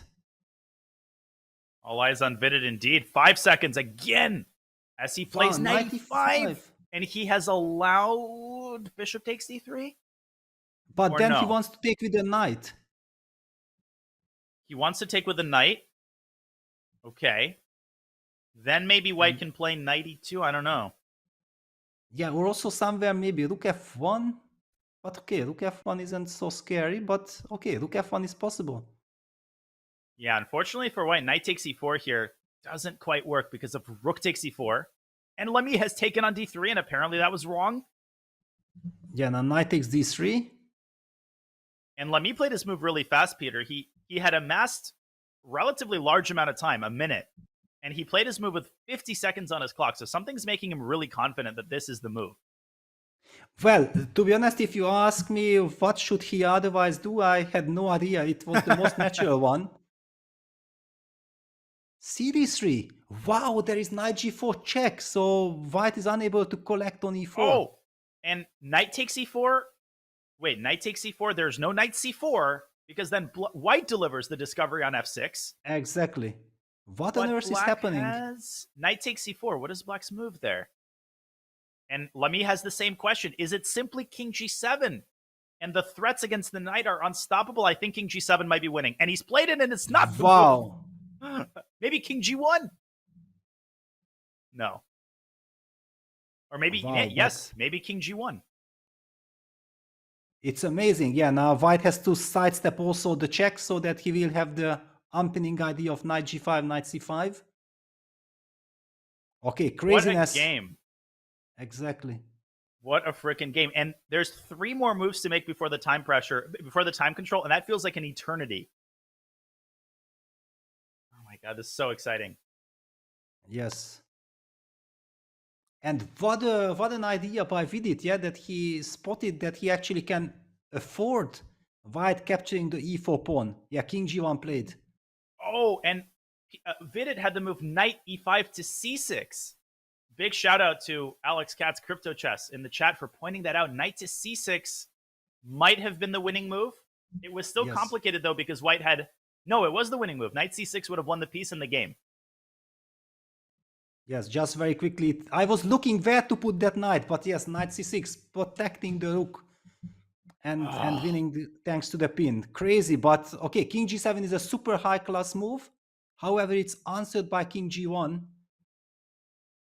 And now if you play knight c6, what's the difference? The difference is white plays knight to c5 and rook takes h4 is no longer a check. When the white king was on h2, rook takes h4 was a check. Now it's not a check and white can take on e6, and Vidit might be losing a lot of his advantage. Knight to g3 is a thought. Rook takes g3, Wow. rook takes d4, knight f3 check, and king f2 hits the black rook. Incredible tactics all around. Yes, crazy tactics. Oh my gosh, Just I'm trying to- to make sense of this. Gordian's knot. Highlight this, yeah, king f2 and then the double threat. So yes. Still so much tension. Yeah, the pin on the rook on h4 and the knight on e4. Knight f3 fork is a big threat. Can white play the move king f2? Can I afford to run into knight g4 check king f3, but then rook takes e4 and knight f2 fork? Yeah. That's very unfortunate. King f2, this is Sparta, but yeah, rook takes e4 ends the dreams and ambitions. Rook to f4, and that was the move. Wow. Wow. Incredible. And now the threat is knight g3, and then you pick up the rook in a favorable edition. What a defense by Erwin. Knight c6 was missed, yes, but hats off, major hats off. And now he's only one accurate move away from possibly holding the draw. Yes, and it's so crucial. You reach move 40 and you get an additional 50 minutes to your clock. You can calm down, you have time for everything. go to the bathroom, make some tea, breathe. That's important. But one more move before you can breathe. Knight c4, tricky little move by Vidit, hitting b2, hitting e3. What to do? Is it knight g5? There is still so much to calculate. No, knight g5 doesn't work because e6 is covered. Oh, my bad. Knight g3 is the right version of events. Yes. Your original idea, yeah? You were always the knight g3 guy. Then I became the knight g5 guy and ended up blundering my rook. Not good. Yeah, I forgot the rooks can move laterally as well as forward. Sometimes you need to remind a GM of the rules. That's a draw, Peter. Rook takes f4, knight h5, knight takes f4, and white's going to pick off the d3 pawn. Yeah, incredible. What a save. And Vidit will be kicking himself that he saw too much with king g7 instead of just finding the simple but stunning retreat. It's always so easy to miss the knights moving backwards. Yeah, retreating knight moves are the easiest to miss. His clock is showing 0, but again, as I said, that doesn't Wow, mean anything. what? He's played knight takes b2, and he's allowed to check on f5. He's panicked no. completely. Oh, and he's going to drop his other rook to a fork on e7. And then he loses the game. Vidit No loses the game way. after knight f5 check. And now Lamy has 50 minutes to find it. We should show the line knight f5, king h7. Complete panic by Vidit. Just utter panic. Rook takes d4, knight takes d1, and rook h4 check. Forces the king onto a forkable square, and it should be a technically winning position for Lamy. Wow. Unbelievable. But probably the problem was for Vidit that with knight b2 he still wanted something. He wanted to keep the game going, but you shouldn't do this in move 40. Man, how many times do we see this situation where a player misses a win, gets mad, then tries to artificially complicate it, and ends up losing the game? Mind-boggling. Yes. Head And scratching. if now, for example, this would be move 40, there would be fair chance that Lamy would just be very happy that, okay, rook takes d4, knight d1, rook d3, and no more adventures, the game ends in a draw. But now with 50 minutes on the clock and he gets attracted to this, okay, hang on, what about knight f5 check? Yeah, it's basically, I would rule out that Lamy misses this chance. With Yeah, 50 minutes on the clock. Elementary No tactic, way. knight f5 check. Yes. Really, it's not even hard to see. He sees it already, but he's probably, munching on a chocolate bar or something. And it's the best feeling in the world. You have 50 minutes and you know that you're winning and you can just sit on the position for as long as you want. Yeah, also it's kind of the old wisdom, yeah, that after move 40 you should never rush. You should always get up, go to the bathroom, wash your face, just look a little bit around just to calm down. And basically that's why I also love this classical time control, that there are time for all this old wisdom kind of things. Yeah, usually the new faster time control, yeah, when after move 40 you only have 30 minutes and maybe it's a complex position, you go to the bathroom, you come back, you drink some tea, and already you lost 10 minutes and there is only 20 more minutes for the rest of the game. Yeah, it's a completely different kind of chess. My coach, my coach Lev Zahis always told me about the old wisdom of washing your face. And when I was like 13, washing your face, bringing a chocolate bar to the board. Who needs any of that? And then, 10 years later, I come with like 6 granola bars and like, an energy drink, and I've got a big coffee, and then I'm getting up every move and I'm like throwing cold water onto my face. Like, yeah, how times change. It's possible that Lamy isn't even at the board. Like he might have played knight g3 and like ran up to go to the bathroom. I mean, sometimes nature calls, and he will have the best present awaiting him when he gets back. Yes, it basically now also hurts my eyes so much that maybe we have to move on. I can't look at this anymore. Yeah, we need to move on. There was a beautiful win, our producer Bick tells us, in the game Maksudlu against Yuri Kuzubov. Maybe we can check out the finale of that game on board 18. Wow. Jesus. Man, who upset Parham Maksudlu today? Well, actually, Parham is in a brilliant form. He has gained some 30 points in the last 1 month. He He played wonderfully. Iran won the Asian Games, and he has defeated Gukesh. He has defeated Vachier. And also in Kata Masters with the white pieces, he was just a brutal force. Also winning his games in the Bundesliga. Just unbelievable performance by Parham. And he wins this game in beautiful style with a direct attack against the Ukrainian Grandmaster's king. Bishop d3 was the capstone move, retreating the bishop, building the battery. Knight takes a1. Obviously, the rook bears no relevance to the attack. The minor pieces on the strength of the queen are more than material enough. Knight takes g7. Unstoppable discover check. The king is caught in a cage. King e7. There was also... bishop g6 is so accurate to stop rook f7. Yeah, it's fantastic move. Maybe that was the move that Kuzubov missed, or maybe he has missed the whole sequence. I don't know, but this is just sensational finish by Parham. The flashy knight e6 check, hoping for king takes c6, f5 mate, ran into rook f7. So this was a necessary cog in the machine. And what a machine it was today for Parham. Wow. Unbelievable. So Parham starts with a bang.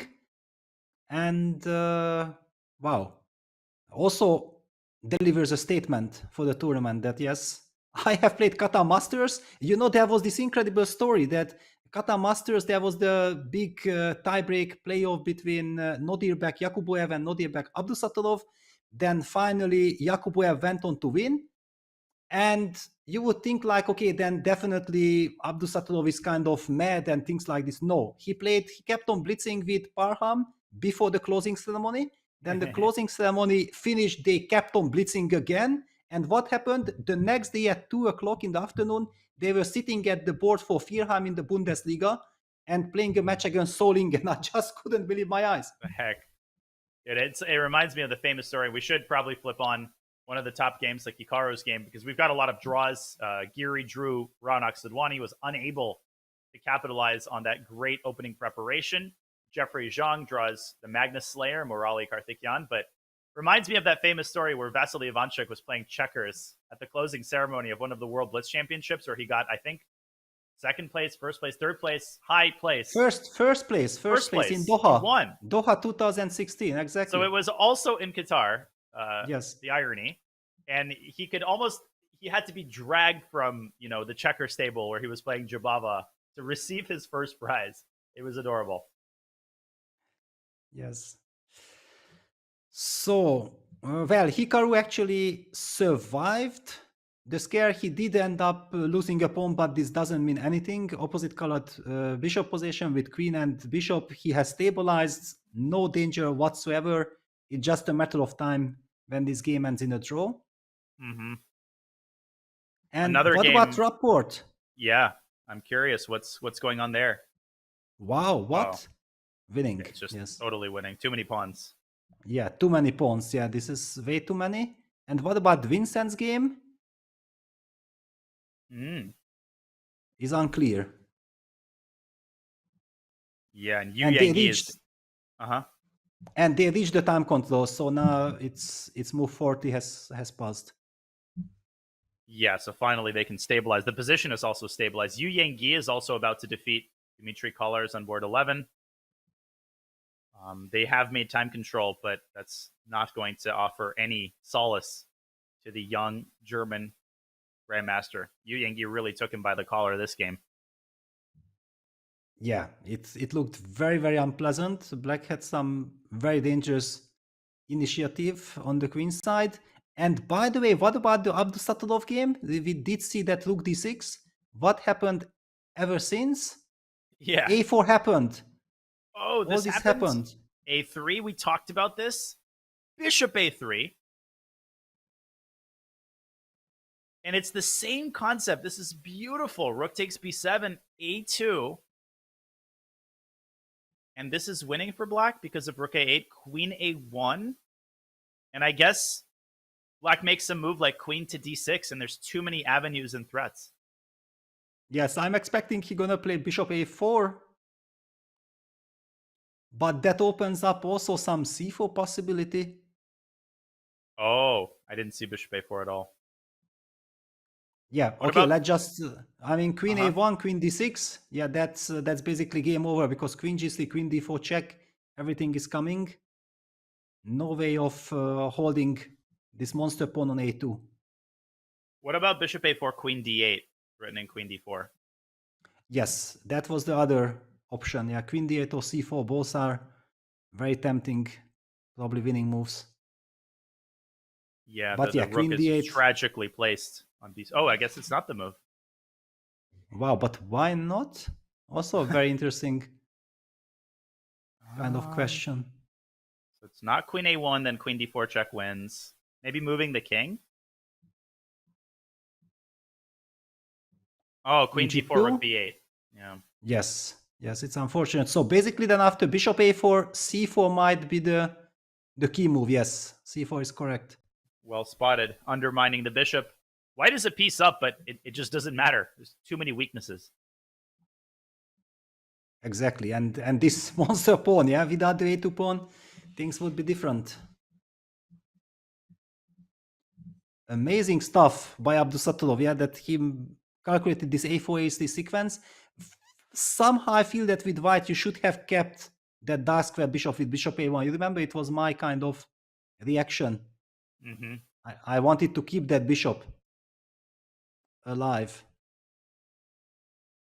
But Yeah, without that bishop, it gets depressing. Yeah, so basically also Max Todlu and Abdusatulov seem to continue their brilliant performances. They just don't get tired. This is what I noticed, that they are just enjoying chess so much that what kind of tiredness if I can play chess? That's the feeling I'm getting. Yeah, that's true love for the game. And it's, they're not just playing provincial tournaments against 2000s. They're playing Qatar Masters followed by Isle of Man, and presumably their chess travels will take them elsewhere after this tournament finishes.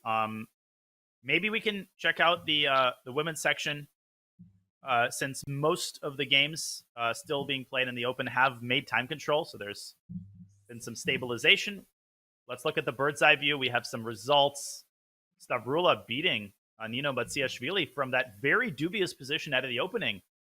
That's quite a result. Shuvalova Rubers, what's going on there? It's an endgame, likely to be a draw.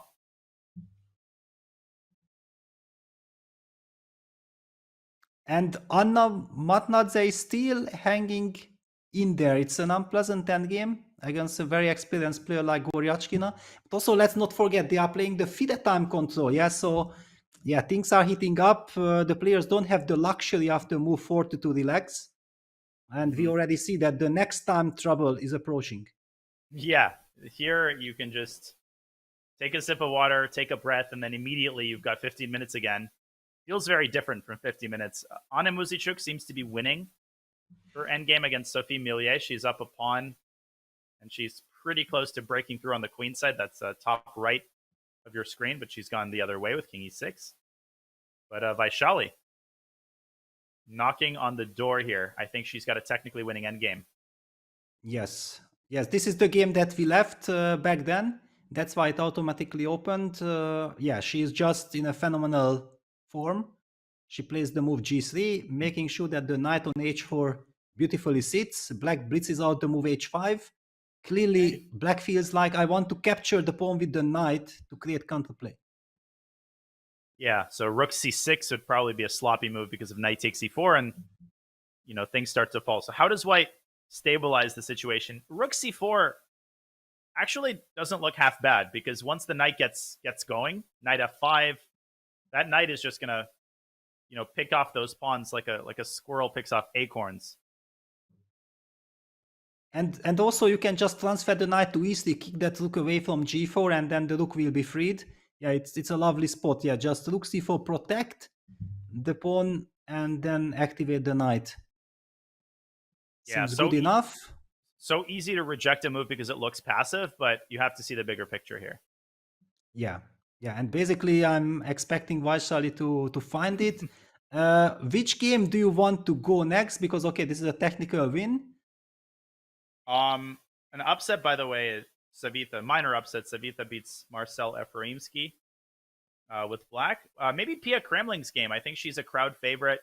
Of course, the famous mother of Anna Kramling, a grandmaster, one of the top female players in the world for many, many years now. Pia has the white pieces against Daisy Corey, who is the sister of Jorge Corey. Yes, it's a big clash of generation here. What do we make of this? So seemingly white has this beautiful pass pawn, but black is just way too active. Queen a2, making sure that white's queen on e1 stays passive. Pressure on the f2 pawn.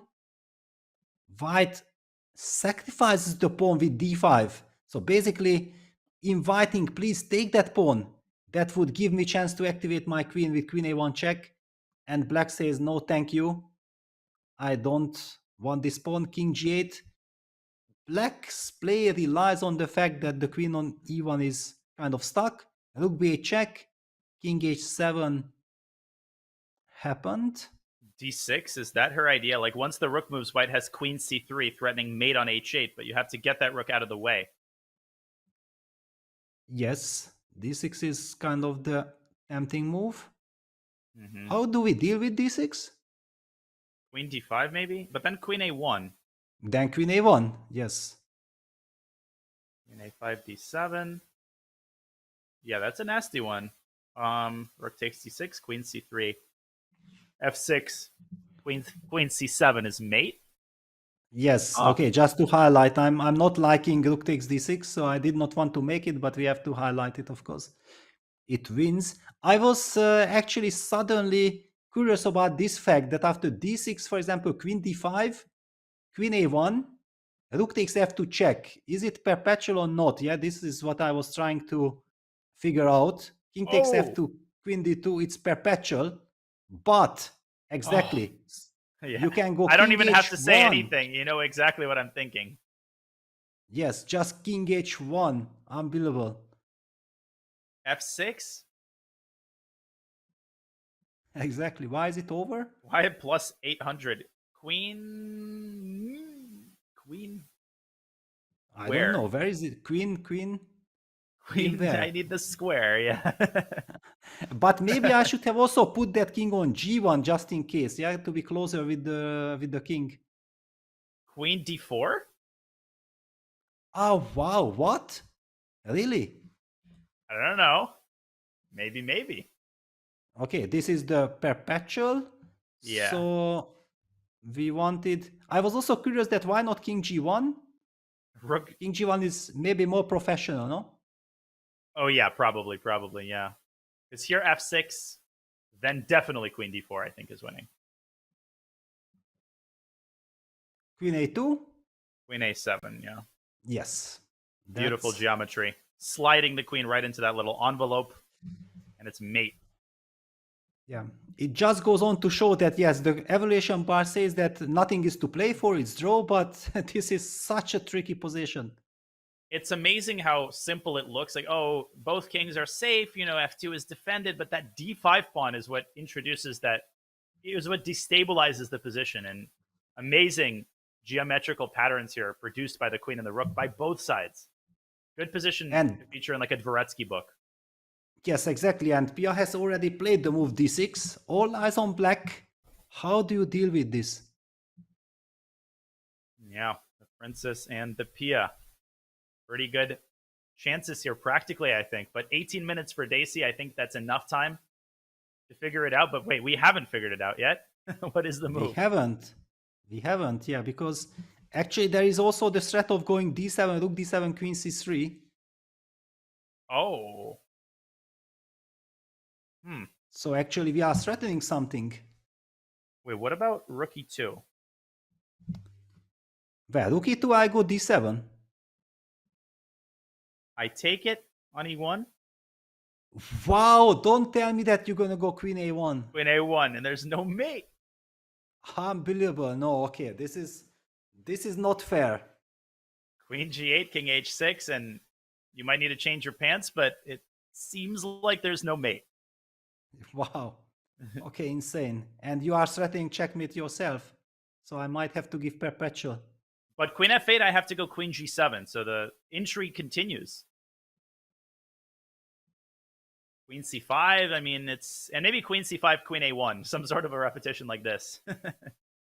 Wow.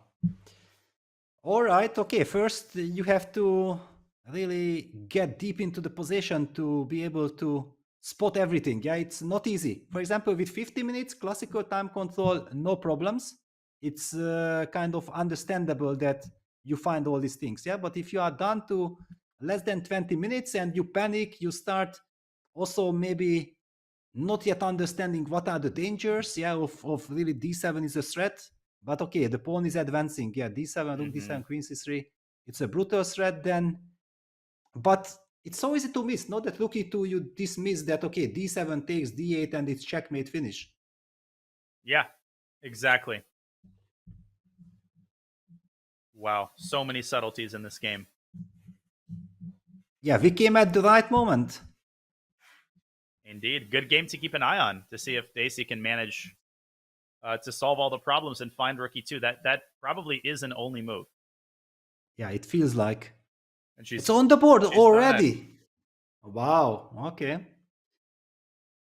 Okay, this is also the point when they are playing the game. Yeah, it's everything comes logical. Yeah, they have probably already foreseen the sequence of moves. We are just coming and everything is new and we are shocked that, wow, this tactic, that tactic, but already the players have probably been thinking about this for the last half an hour. Yeah, it's like when you're visiting a city for the first time and you see somebody, you know, knowing all the little streets and alleyways, and it's impressive. But yeah, these players have been sitting at this position for like an hour, so they've had time to calculate stuff we haven't. So, you know, chat should cut us some slack. Rook e2 on the board. I think we're going to see that line play out. d7, rook e1, d8, etc. So a draw is likely, but what a draw it's going to be. Kosteniuk and Mainarva have drawn their game. So a good hold by the Estonian player who faced some troubles out of the opening. Yes, and I talked about feeling that Godiachkina is pressing, and I'm not liking White's position, despite Evaluation Bar saying that it's kind of drawish, and now the mistake has been done. But I'm always careful about judging things like this as a decisive mistake, because I just felt like the position was out of control and was so unpleasant to defend. And when it's unpleasant, so easy to make a mistake according to computer. Yeah, but b3, I don't understand what was wrong with the rook takes b2 simply. I didn't get the memo on why rook takes b2 was not just winning. Well, b3 is trying to be very smart. The question, do you have to be smart? Yeah. Okay, I'm gonna go rook c1. Okay, rook c1. b3. b3, and okay, I activate the rook. Rook c5. Okay. So rook f2, king e3, b2. Rook b5. And then bishop a... No, rook is hanging. Rook g2 first? Yes. Yes, of course. It's just winning. Weird.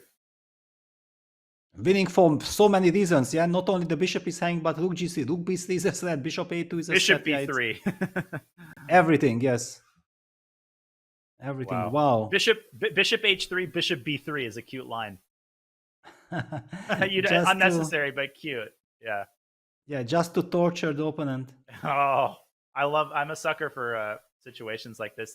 You can only capture one piece at a time. This is the perfect illustration. Yes, but okay, she plays the move b3. I think she's counting on rook c1, rook c2 even. Just not... Or maybe rook c1 she will just take then on b2. But then why do you start with b3? Yeah, because that allows rook b1 maybe. I mean, it's a depressing move, but at least black is not promoting. Okay, maybe then rook takes h4, and probably technically black is still... But wait, after rook h4, the pawn count is still even. Yes, and then you kind of unpin yourself with king g3. Okay, it's a very unpleasant position. Then king g5 comes. No, it's of course bad, but it's strange, yeah, that why not take the pawn if you can? Yeah, strange decision by Goryachkina, maybe giving her opponent some practical chances. But I don't really believe in practical chances here. It's black is dominating the position so nicely that white needs an incredible miracle to survive this. Agreed. I think this is in the capable hands of Guryachkina, the top seed, and probably a good time for us to travel back to. Maybe, first we should take a quick look at Shuvalova Rubers.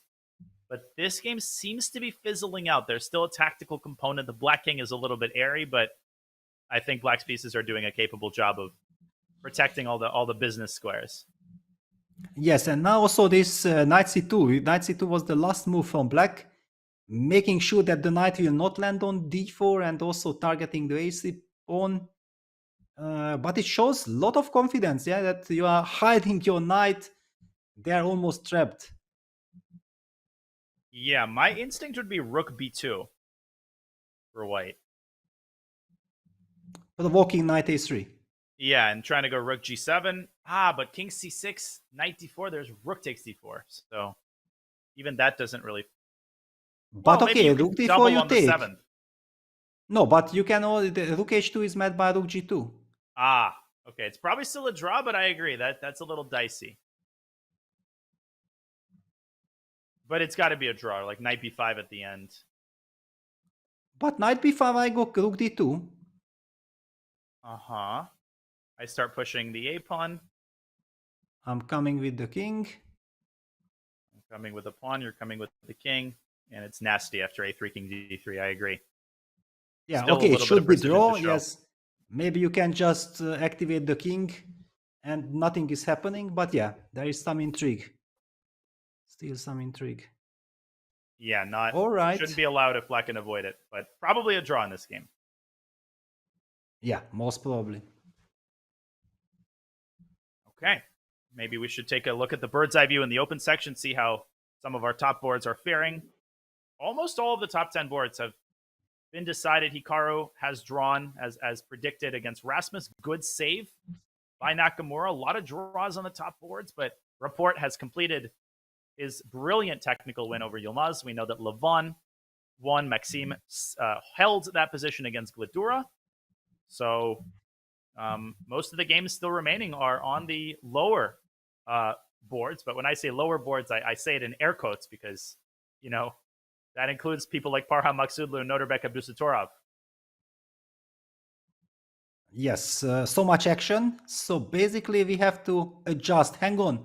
Did Erwin already made his move? Yes. Oh my god, yes. So basically, but hang on. What happened? Oh, I think he's thinking about rook takes d3. And he's trying to figure out, can I grab that pawn first and then go rook h3, or does black have something like rook f6? I think that's what he's pondering here. But look at this. The evaluation bar says that it's equal, so it's not losing. I cannot believe this. I think it's just stuck from a previous position.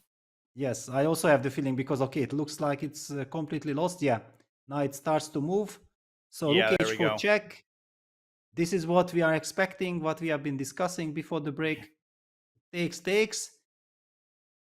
And rook d4, knight b2, king f2 should do the job. Just bring the king closer. Totally winning. And we still have the pawn on g2 in our pocket. And can white get away with rook takes d3, or is that too fancy because of rook f6? No. Yeah, rook f6, and I think this is too many hands spoil the broth. Yeah, no. It's if you already have a win, we don't need to look for some strange artificial method. No, totally. Wow, the rook h4. What a shocking event. Yeah, rook h4 check played. Poor Vidit. This is exactly what it means playing chess. Yeah, when something is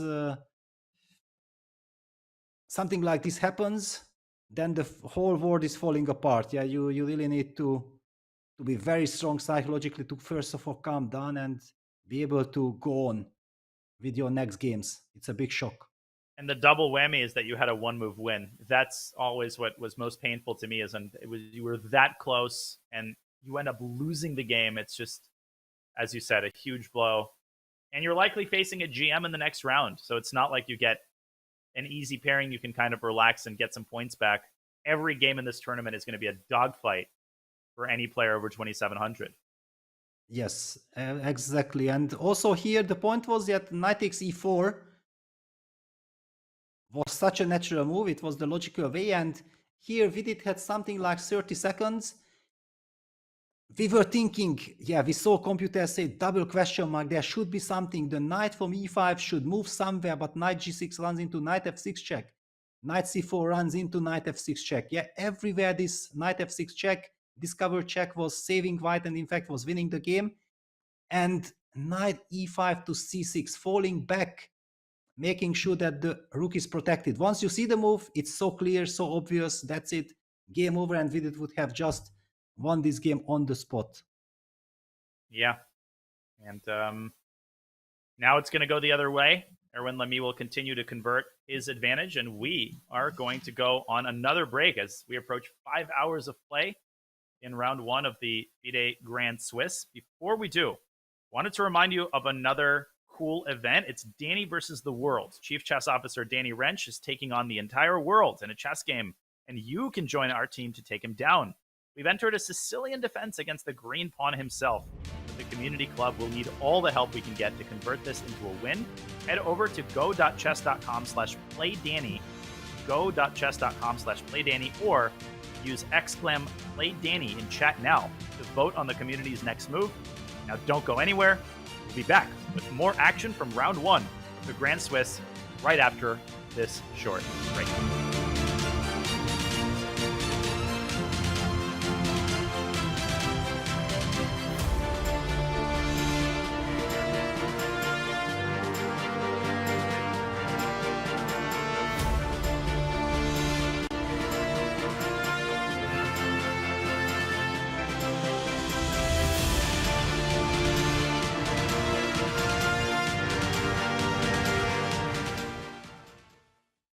Do you wish playing a chess game with a friend was as easy as sending them a text? Well, good news. Now it is.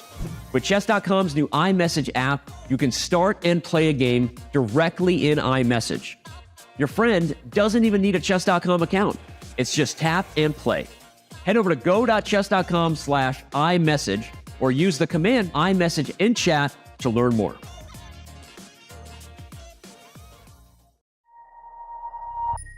So I first learned about Il Cafe through my buddy Aaron.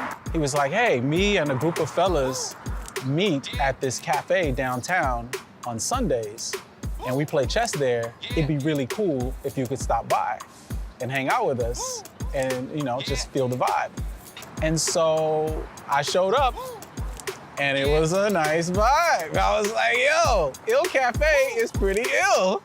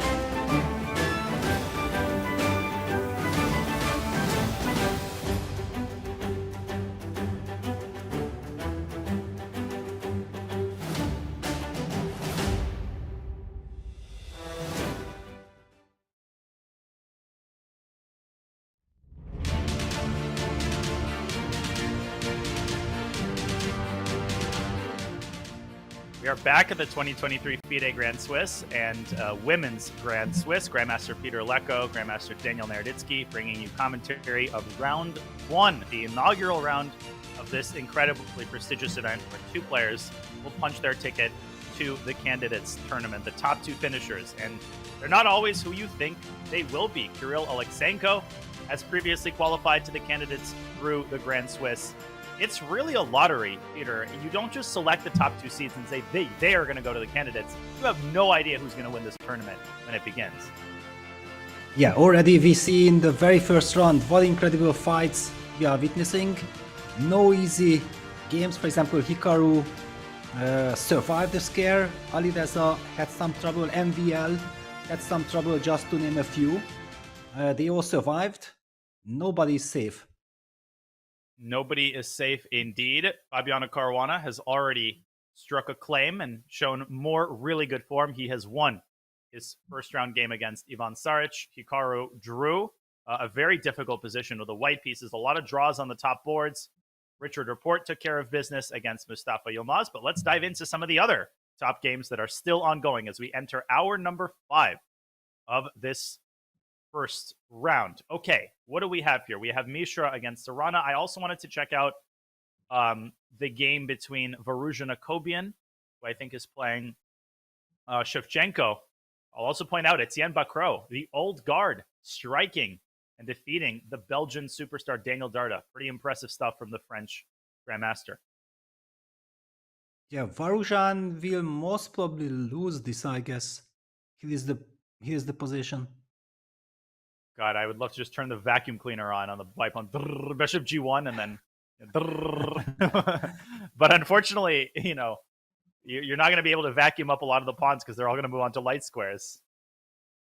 Yeah, and also the e-pawn is very strong. Yeah, so basically Bishop G1 is probably answered by King D7, threatening E6. So you have no time of collecting. Yeah, the vacuum cleaner breaks when the bishop reaches G3. E7, goodbye. Yeah, just to highlight. Yeah, so. Yeah. This is important. No, I can start already with E6. I don't need this finesse because like this, then you can go back. I can just start with E6 because you cannot play King E8 because of check from G6 or B5, no matter what. And pawn queen. So the big question is, but yeah, you cannot really block it. Yeah, that's my kind of problem. I don't see the defensive resource for black. Why isn't it just hopelessly lost? I think the engine can be very myopic in these situations. At a low depth, they can think that there's a fortress, but then when you let it sit enough, it suddenly springs up. But I don't know, maybe there truly is a fortress on the dark squares, maybe Bishop D8 or something, and there are some miracle positions in opposite colored bishop and even 3 pawns up sometimes you suddenly can't create a pass pawn or you can't break a blockade. I think Jacobian should just play Bishop D8 or Bishop A5 and sit. Yeah, on the other hand, if you think from the white side, I think you would really believe that if this is not winning, then chess is not a fair game. I completely outplayed my opponent. I'm completely winning. I have the better pawn structure. I have the better bishop. I'm 2 pawns up, better king. What else do you need?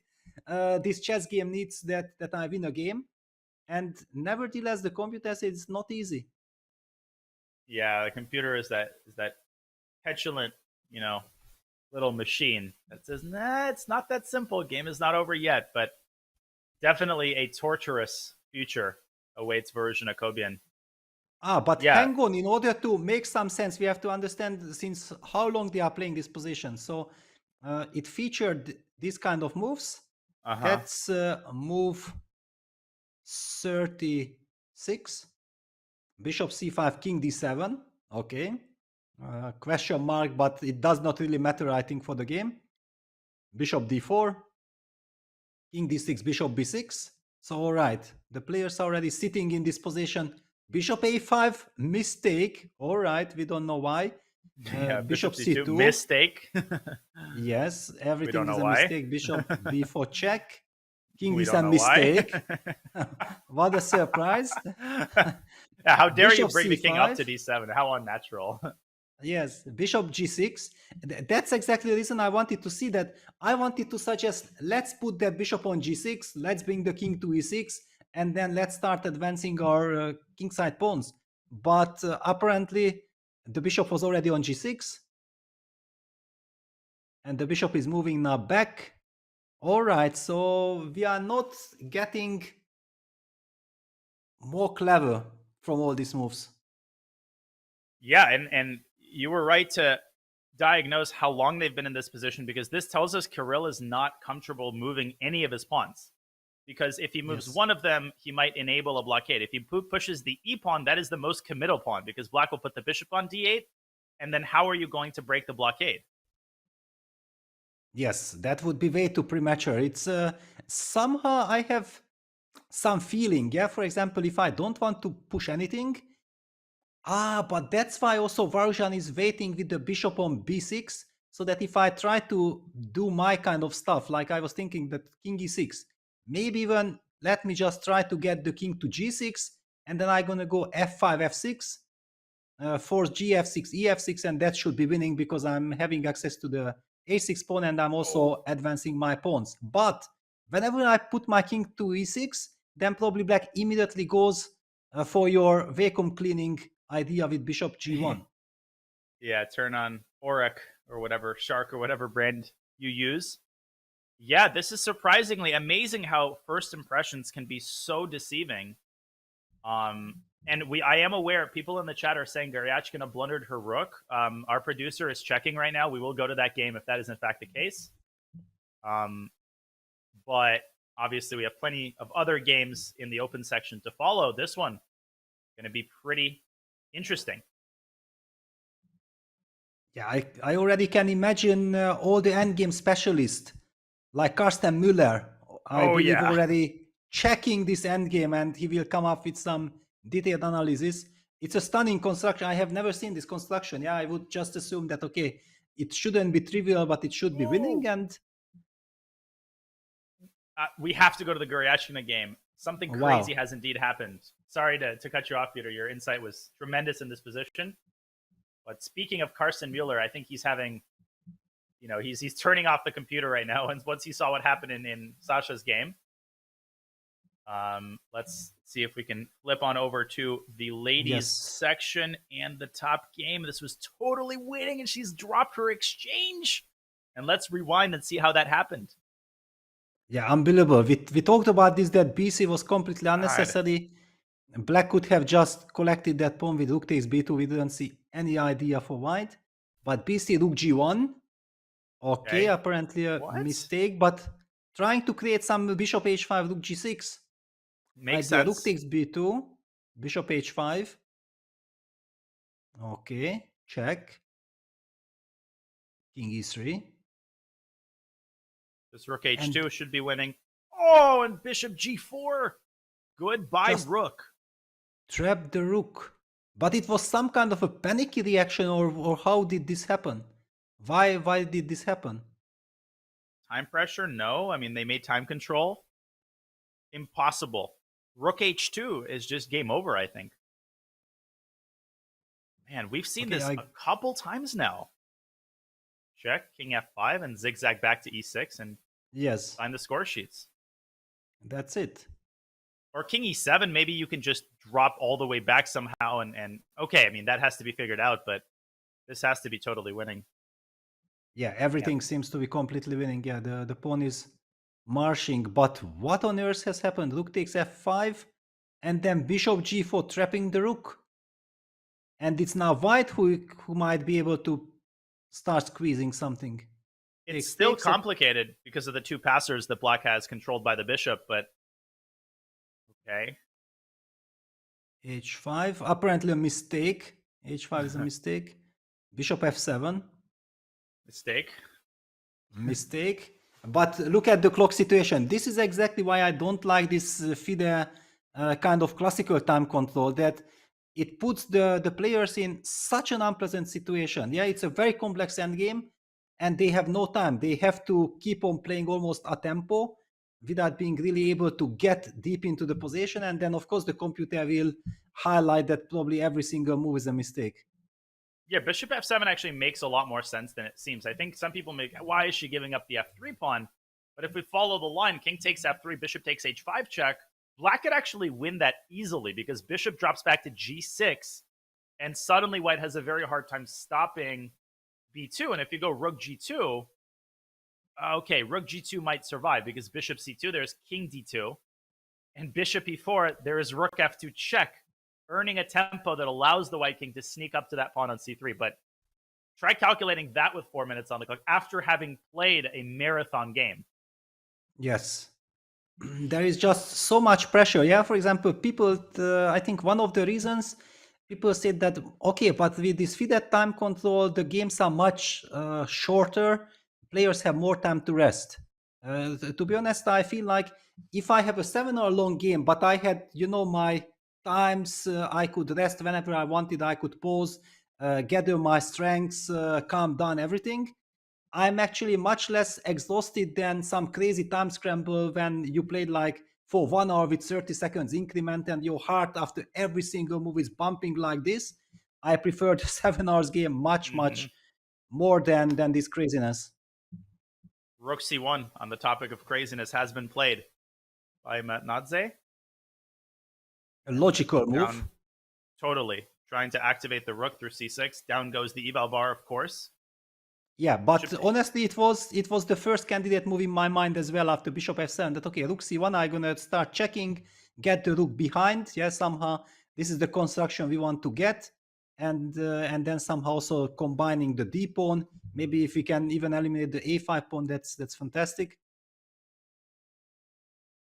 What does black do? There's just an ocean of possibilities here, and that's a bad thing when you're down at 2 minutes. For the rest of the game, God, this is a disaster for Gukesh. And now it's completely out of control. She can very easily lose it. Yeah, bishop e8. It's kind of a super clever move. Wow, fantastic. Instead of collapsing, instead of panicking, stops rook c6, eyeing the a4 pawn, and any kind of ideas that I was mentioning that white wants to get behind the b pawn is now hindered. Fantastic resource. And I would be honestly just as scared with white as I would be with black. I mean, you're walking through a field of debris and any shard could get stuck in your foot. Like rook c5, b2, whoops. Giving up the a4 pawn means that black will have connected passers on the queen side. So it is still a 3-result game. And king takes f3 is the sort of default move. Black will play bishop takes a4, I assume. And then, again, king e4, whoops, b2. Yes, no, king f3, bishop a4, king e3. That would be the start of my calculation. I just want to make sure that I'm coming with my king as close as possible. Bishop probably drops back there, maybe even all the way back to e8 again. Yes. Okay, let's just show this. Takes king e3, because then finally, what is important for me that I'm able to stop these pawns before black reaches a3. I'm solid, I cannot lose from the white side, but maybe I also cannot win because now I'm kind of stuck with my king. Black will probably munch on the h5 pawn. But rook c8 has been played instead. Rook c8 played. 2.5 minutes versus 3. A lot of tension. The bishop takes a4. I just wanted to add one thing that in this craziness, I think that if the game ends in a draw, then Anna can live with it very nicely because, okay, she was lost and, okay, she did not win. It's fine. But if Gukesh loses, it will be much more catastrophic. Yeah, that'll be a parallel to the FIDE game, although even more heartbreaking because she actually had time and the position was a lot simpler. But at this point, bishop takes a4. Who knows what's going on? Rook b8, is that her idea to stop the pawn from behind? And then the bishop is kind of stuck on a4. That's the problem for Gukesh there. Yeah, rook b8 is a very classy move. On the board. Good stuff. King g5, the Georgian chess school. The Georgians are very strong in endgames. Yeah. This is, at this point, it's almost looking bad for black because king g5, d5, then white pushes d6, and then you can actually take on b3 if the black king isn't close enough to the pawn. Yes, no, the black king cannot run away from the d pawn. But how do we combine all this? Yeah, king e6 played, rook b7, or do we just take on f? No, take on f3 gives black the chance of giving check and a4. And then the pawn does sneak through to a3, which is Yeah, probably rook a b7. disaster. Rook b7 is tempting. Bishop c6, you can actually take g7. No, bishop c6, I collect the b3 pawn. If I have a chance, I would take... Okay, Oh, she I takes on apologize. f3. Really forgot about Yes, that. yes, that's why I wanted to play rook b7. Okay, king takes f3. Played. Yeah, but But now, not check yeah, and bishop a4. c6. Yes. I'm not liking this. Now again, black gets stability, black gets coordination, and black should be active enough to guarantee a draw. Yeah, those pawns will have to be, white will have to be all hands on deck just to keep those pawns from moving forward. And that probably means we will get some sort of a positional draw, but still some juice left to be squeezed. Praggnanandhaa is thinking maybe king d5 is also on her radar, king d5 and king c4. Could that be a candidate move potentially? It could. It's kind of also the ambitious move. On the other hand, I'm not sure if after all these adventures you want to be ambitious or you want to be solid. Yeah, playing for a win, but also playing for a loss potentially, as we saw from the Vidic game. Yeah, but there is some temptation for it, because you will have this bishop b5 idea, making sure that suddenly white's rook won't be so powerful anymore. Yeah, I'm still at a loss as to what's going on in this position. Yeah, now she has less than a minute. She has to make a decision, a very big and very responsible one. Yeah, king d5 on the board. Playing for the win is Praggnanandhaa. Now we're going to get, the position is going to heat up again. Yeah, I just feel like, because I was so happy when Anna played rook c8 and rook b8. It was so classy. And then she captured an f3 instead of rook b7. It looked like much more in her spirit what she has done before. King c4.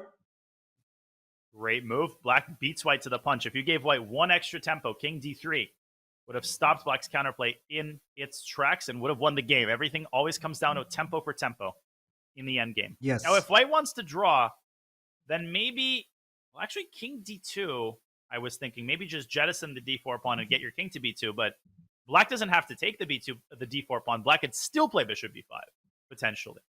Yes, but you anyway in this king c1. Yeah, a4, king b2. And then king b2. And king b4, there's rook a8. Okay, very nice.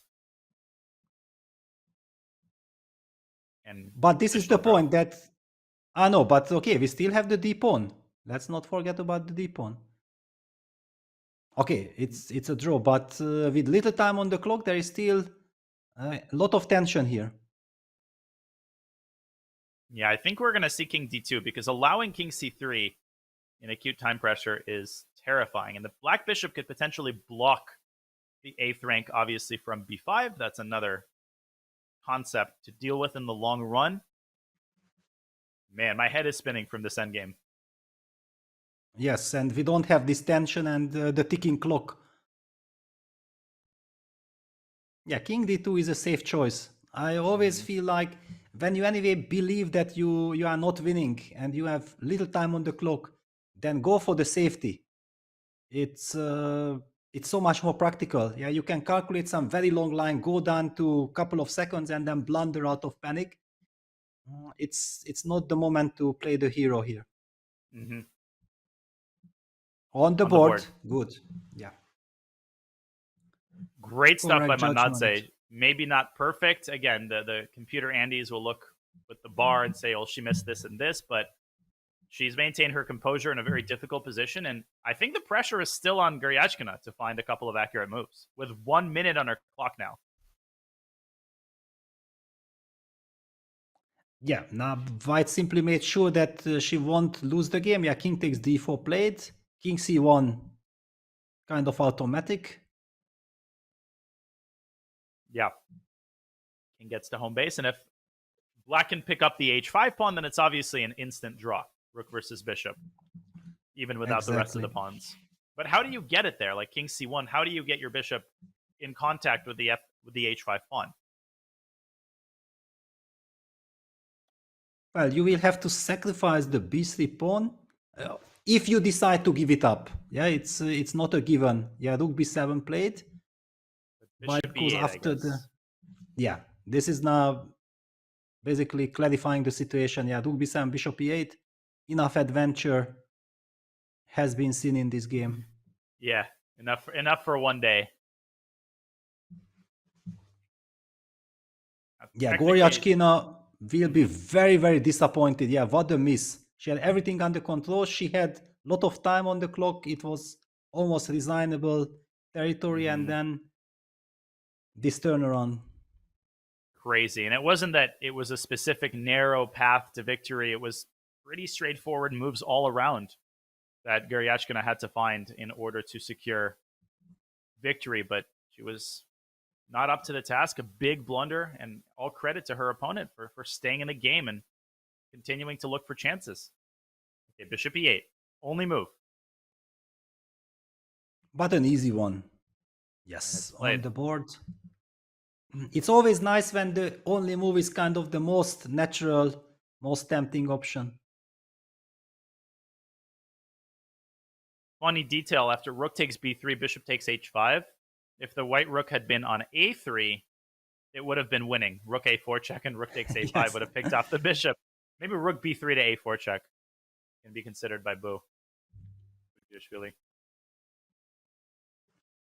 But luckily for black, the pawn on a5 protects the b4 pawn, the b4 square, so all these tricks are not possible anymore. I'm basically expecting the players looking at each other and shake hands in this very minute.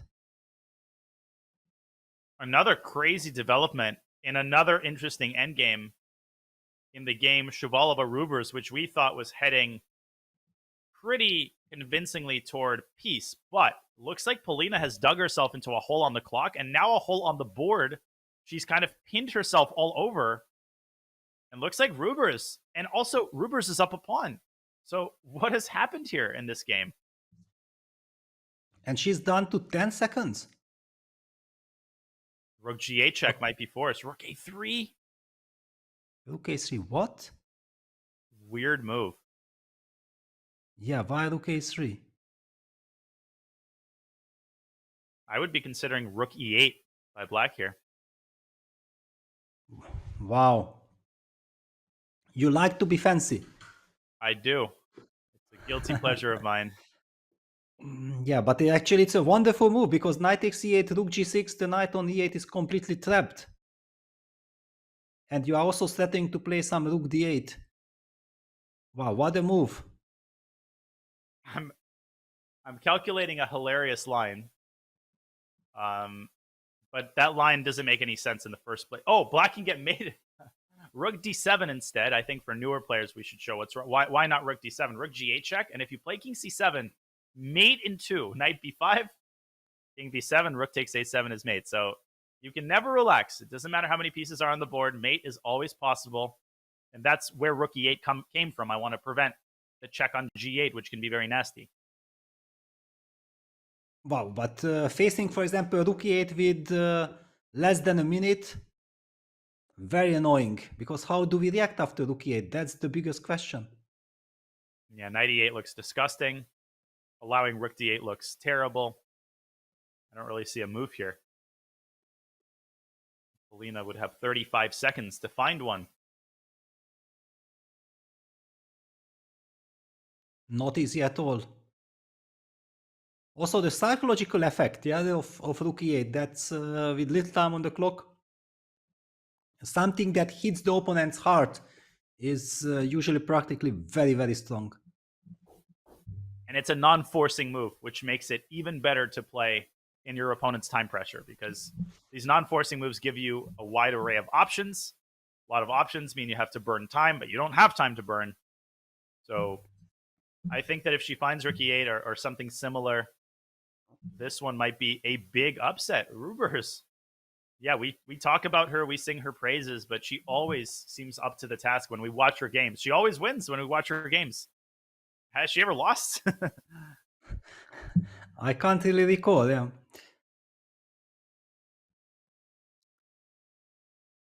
Wow. Okay, she's taking her time, and this is absolutely justified, because probably she also senses the moment that this is very, very important. But rook e8, you are in great shape, Danya. Thank you. I mean, You spotted this rook e8 just out of your small finger, and on the board, rook e8 played by Alina. on the board, incredible. I just follow in the footsteps of the great players in Isle of Man, one of whom is Aline. This is potentially Overtown population Shuvalova. Yeah, it's very, very unpleasant. I don't know, something like rook h6 in order to meet rook d8 with knight f7 or knight f5, but it looks so ugly, and it's total desperation. 5 seconds. I think she's going to default to knight takes e8. I just don't see her playing another move.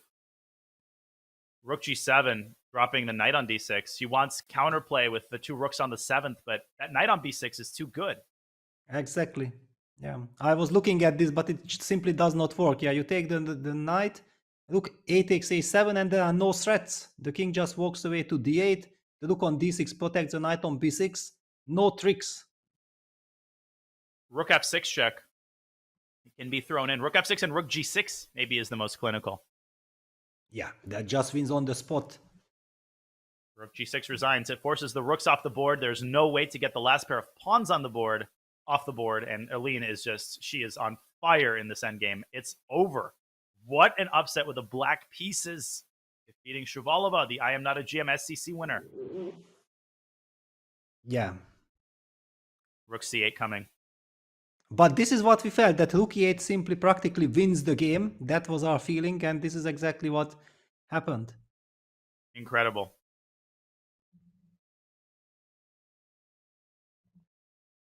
Yeah, I think we can probably leave the rest of the technical task to Aline. Rook c8 on the board. Everything is perfectly done. And Polita might even resign here. I mean, nothing left to fight for. So basically then, things have clarified. Yeah, the Goryachkina game ended in a draw against Matnadze.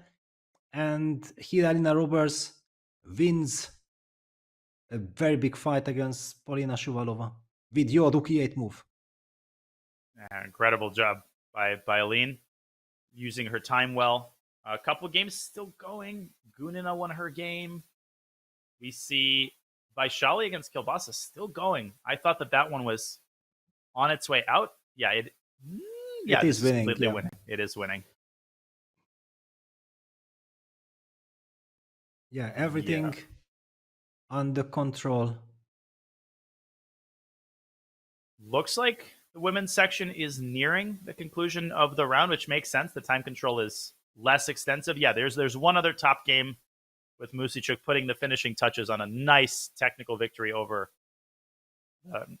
French strong player Sophie Millier.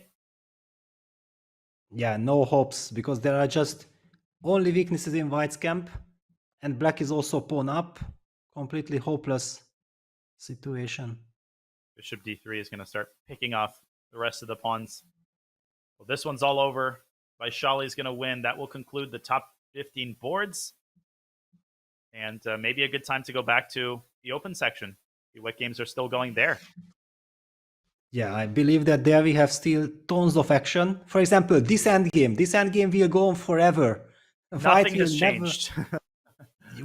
Yes, some minor little details. That bishop will be on every single light square on the board. Yeah, we know that this is how you try to, if you don't know how to win it, then you just try every possibility. Besides, because he did spend quite a lot of time, he might already have an idea. Yeah, although maybe he's just sitting there in agony trying to find the winning setup. As you said, I did everything. I deserve the win. Where is it? Can't find it. Well, then you hope for your opponent to collapse, right? It's not only you win, because if you keep on asking some questions, then also your opponent eventually finally can crack and help you. Indeed. But Akobian has enough time here. So this definitely is an endgame to keep an eye on as the clocks continue to wind down. Okay, what else is going on? We've got Sargsyan Abdusatorov still going. But And Sargsyan is wow, for the time being. Or is not he? over yet.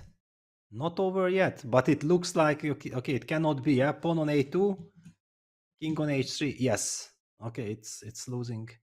Queen f6, queen g8 is brutal. Defending and attacking at the same time. Exactly. Yeah, Shant was trying everything.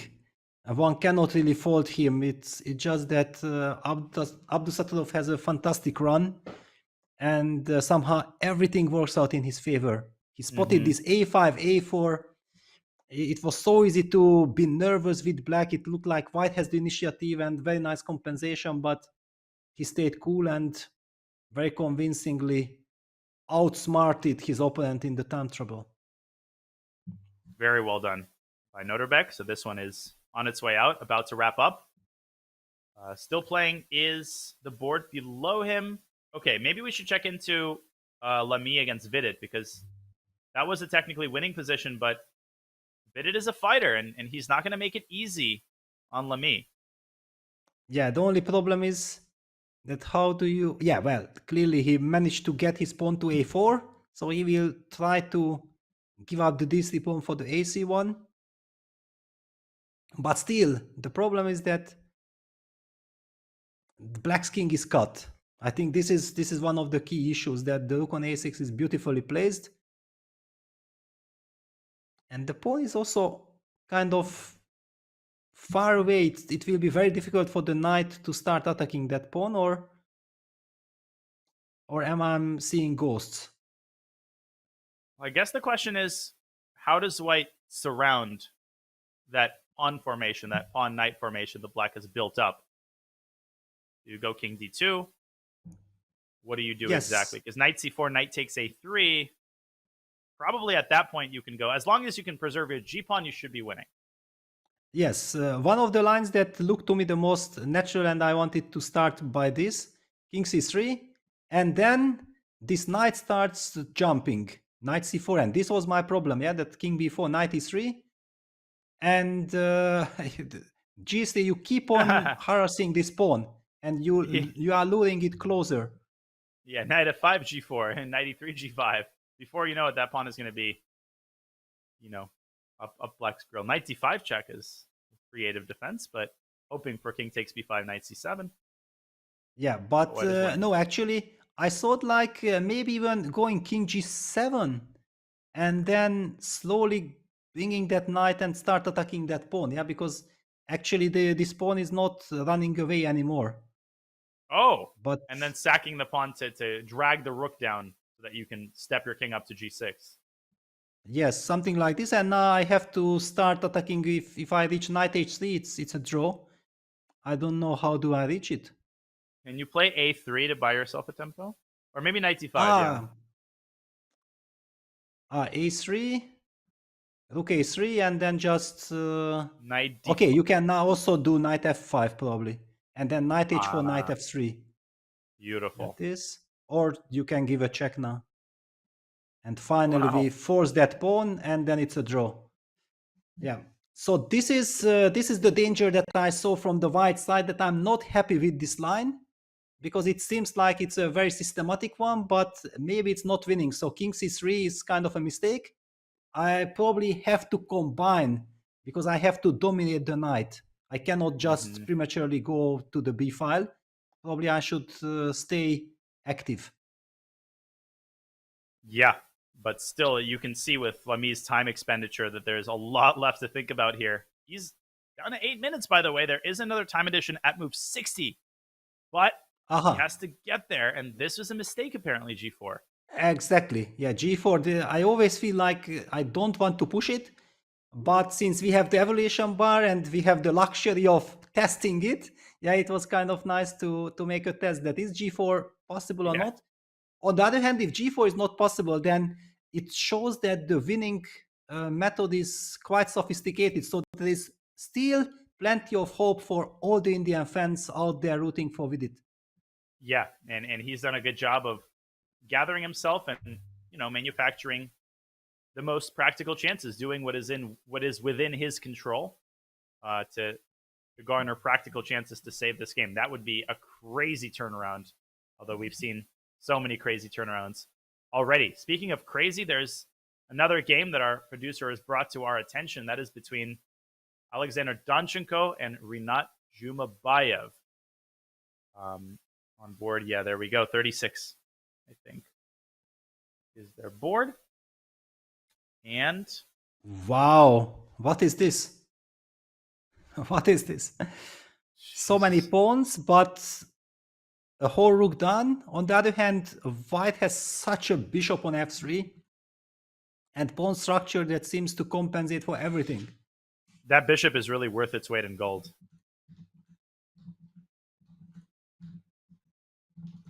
I would prefer to be white here. Definitely. It seems more fun, at least, to be white. Yeah, somehow the two rooks don't really... When you look at this position, you don't have the feeling that black is a whole rook up. No, you feel like black is down material, if anything, because white's pieces are so much better play. Queen f7 is a nasty prospect. The rook can slide up to h6, so there's a lot of mating patterns that are looming large over black's position. Yeah, wow, what is... okay, let's just track back at least to move 40 or to move 38. Oh, wow, this was the position. G5 was pushed. This is still probably some very big time scramble. Queen d6, queen c4, move 40. That was the move with which white basically passed the time control. Knight g6 played, and now white played h7, move 41. Yeah, what a committal and difficult move.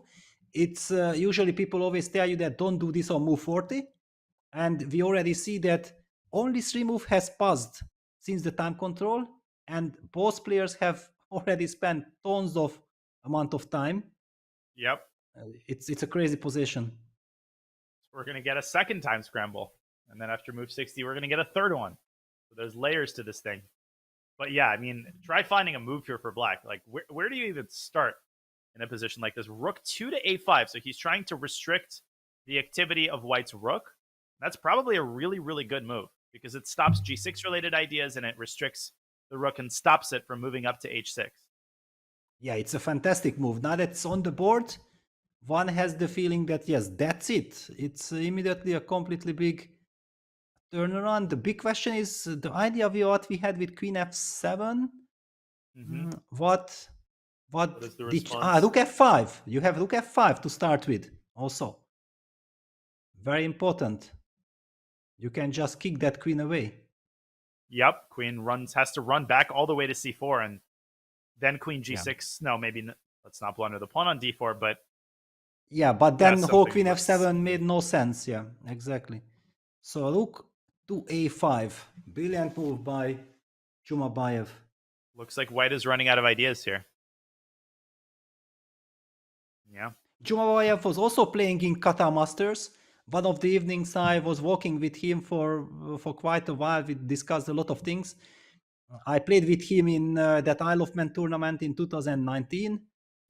And we also played some other game. He is also, first of all, a very nice person and also a chess fanatic. He loves chess. And he was doing very well in Qatar. And his peak is, I think, over 2650. He's a super dangerous player. He knocked Fabiano Caruana out of the World Cup. People might not remember that a couple of years ago. So one of those, again, you look 25-85, okay, but that doesn't tell the whole story. But we will tell you more of the story of round 1 when we come back from a short break. We hope you've been enjoying our coverage. It's a long round. It's a long ride, and the ride is just beginning. We'll have Maurice Ashley with some interesting conversation during the break, and we will be back with more coverage of the FIDE Grand Swiss on the other side of this short break.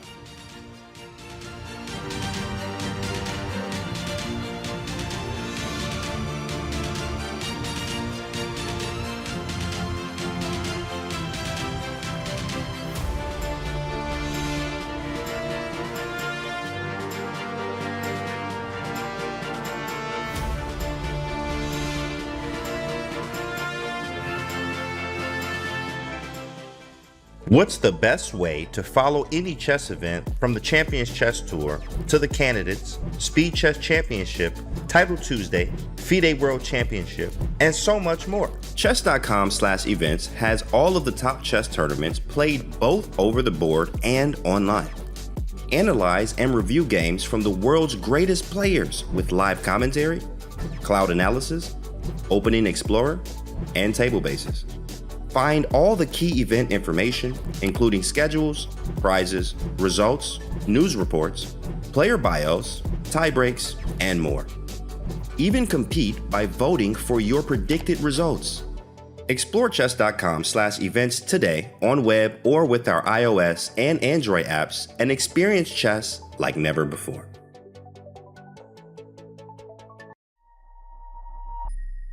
So I loved puzzles. I loved solving any puzzle you put in front of me. So chess was a natural for my brain. It was the unsolvable puzzle. It wasn't one of those things you just looked at, here is the puzzle, what's the solution? It was a puzzle inside of an enigma, inside of a mystery. Like, what is this game? And there was so much to it. The more you learn, the more there was to learn. So that puzzle solving gift that I had, or desire, wish, I would do crossword puzzles back in the day as well as a high school kid. Fell in love with New York Times crossword puzzles. I had to do one of those every day that the puzzle came out in the paper. So I always was a puzzle solver. And I think that made it easy for me to transfer over that skill set to chess.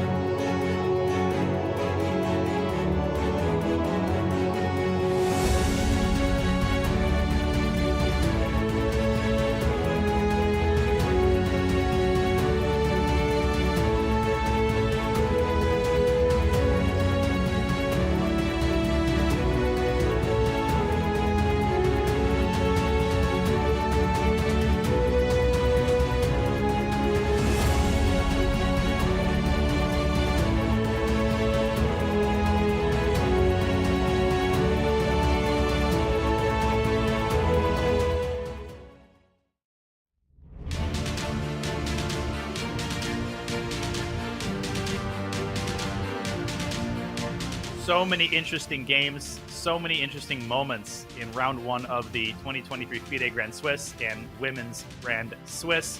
A lot of the results have already come in, but before we proceed any further, Peter, you were looking at the Keimer Murzen game during the break, and you have something really interesting to show us. Yes, okay, of course, Vincent is my student. I'm rooting for him, and you mentioned that apparently there was this winning move, knight takes f7, and we discussed it quickly. But then I went to the bathroom, and always during the bathroom break, I'm trying to make sense that how is it winning? What is it? What it was? So rook f1, rook takes rook e7, rook takes f7 being the point, and then the move that kept on bothering me was rook b4. That what happens after rook b4? Am I crazy? Why I'm not seeing checkmate and the queen is hindered from the diagonal? And then I even had to turn on the computer, and then computer says, don't panic, just sacrifice your rook, king takes g7, because we are only exchange done, and then we just move the queen, and it's lovely compensation according to computer. It's Wow. completely winning, but it was, from distance, I was always, this rook b4 was hitting me all the time and wasn't so obvious, but yeah, this was the winning line for Vincent. It's incredible when you penetrate the surface, you realize that everything is never as simple as you think it is. And when a player misses a tactic, it's often not the tactic itself that they miss, but some detail within the tactic, which is why these lines always have to be fleshed out. Beautiful complications. And what's going on currently in this game? Well, the game ended in a draw. So, and okay. another question, another puzzle. Now it's for you. That after knight takes f7, rook b4. So not knight takes f7, I play rook b4. Then what happens? Okay, rook b4, white to play. White to play, yeah. You see the evaluation bar, it's completely winning. What's the problem? But why is it winning? Okay, so first idea is to play knight takes h6 check. Yeah, then Black king probably h7. King h7, yeah. Now I have to think. Queen c2 is a thought in order to prepare e5 check.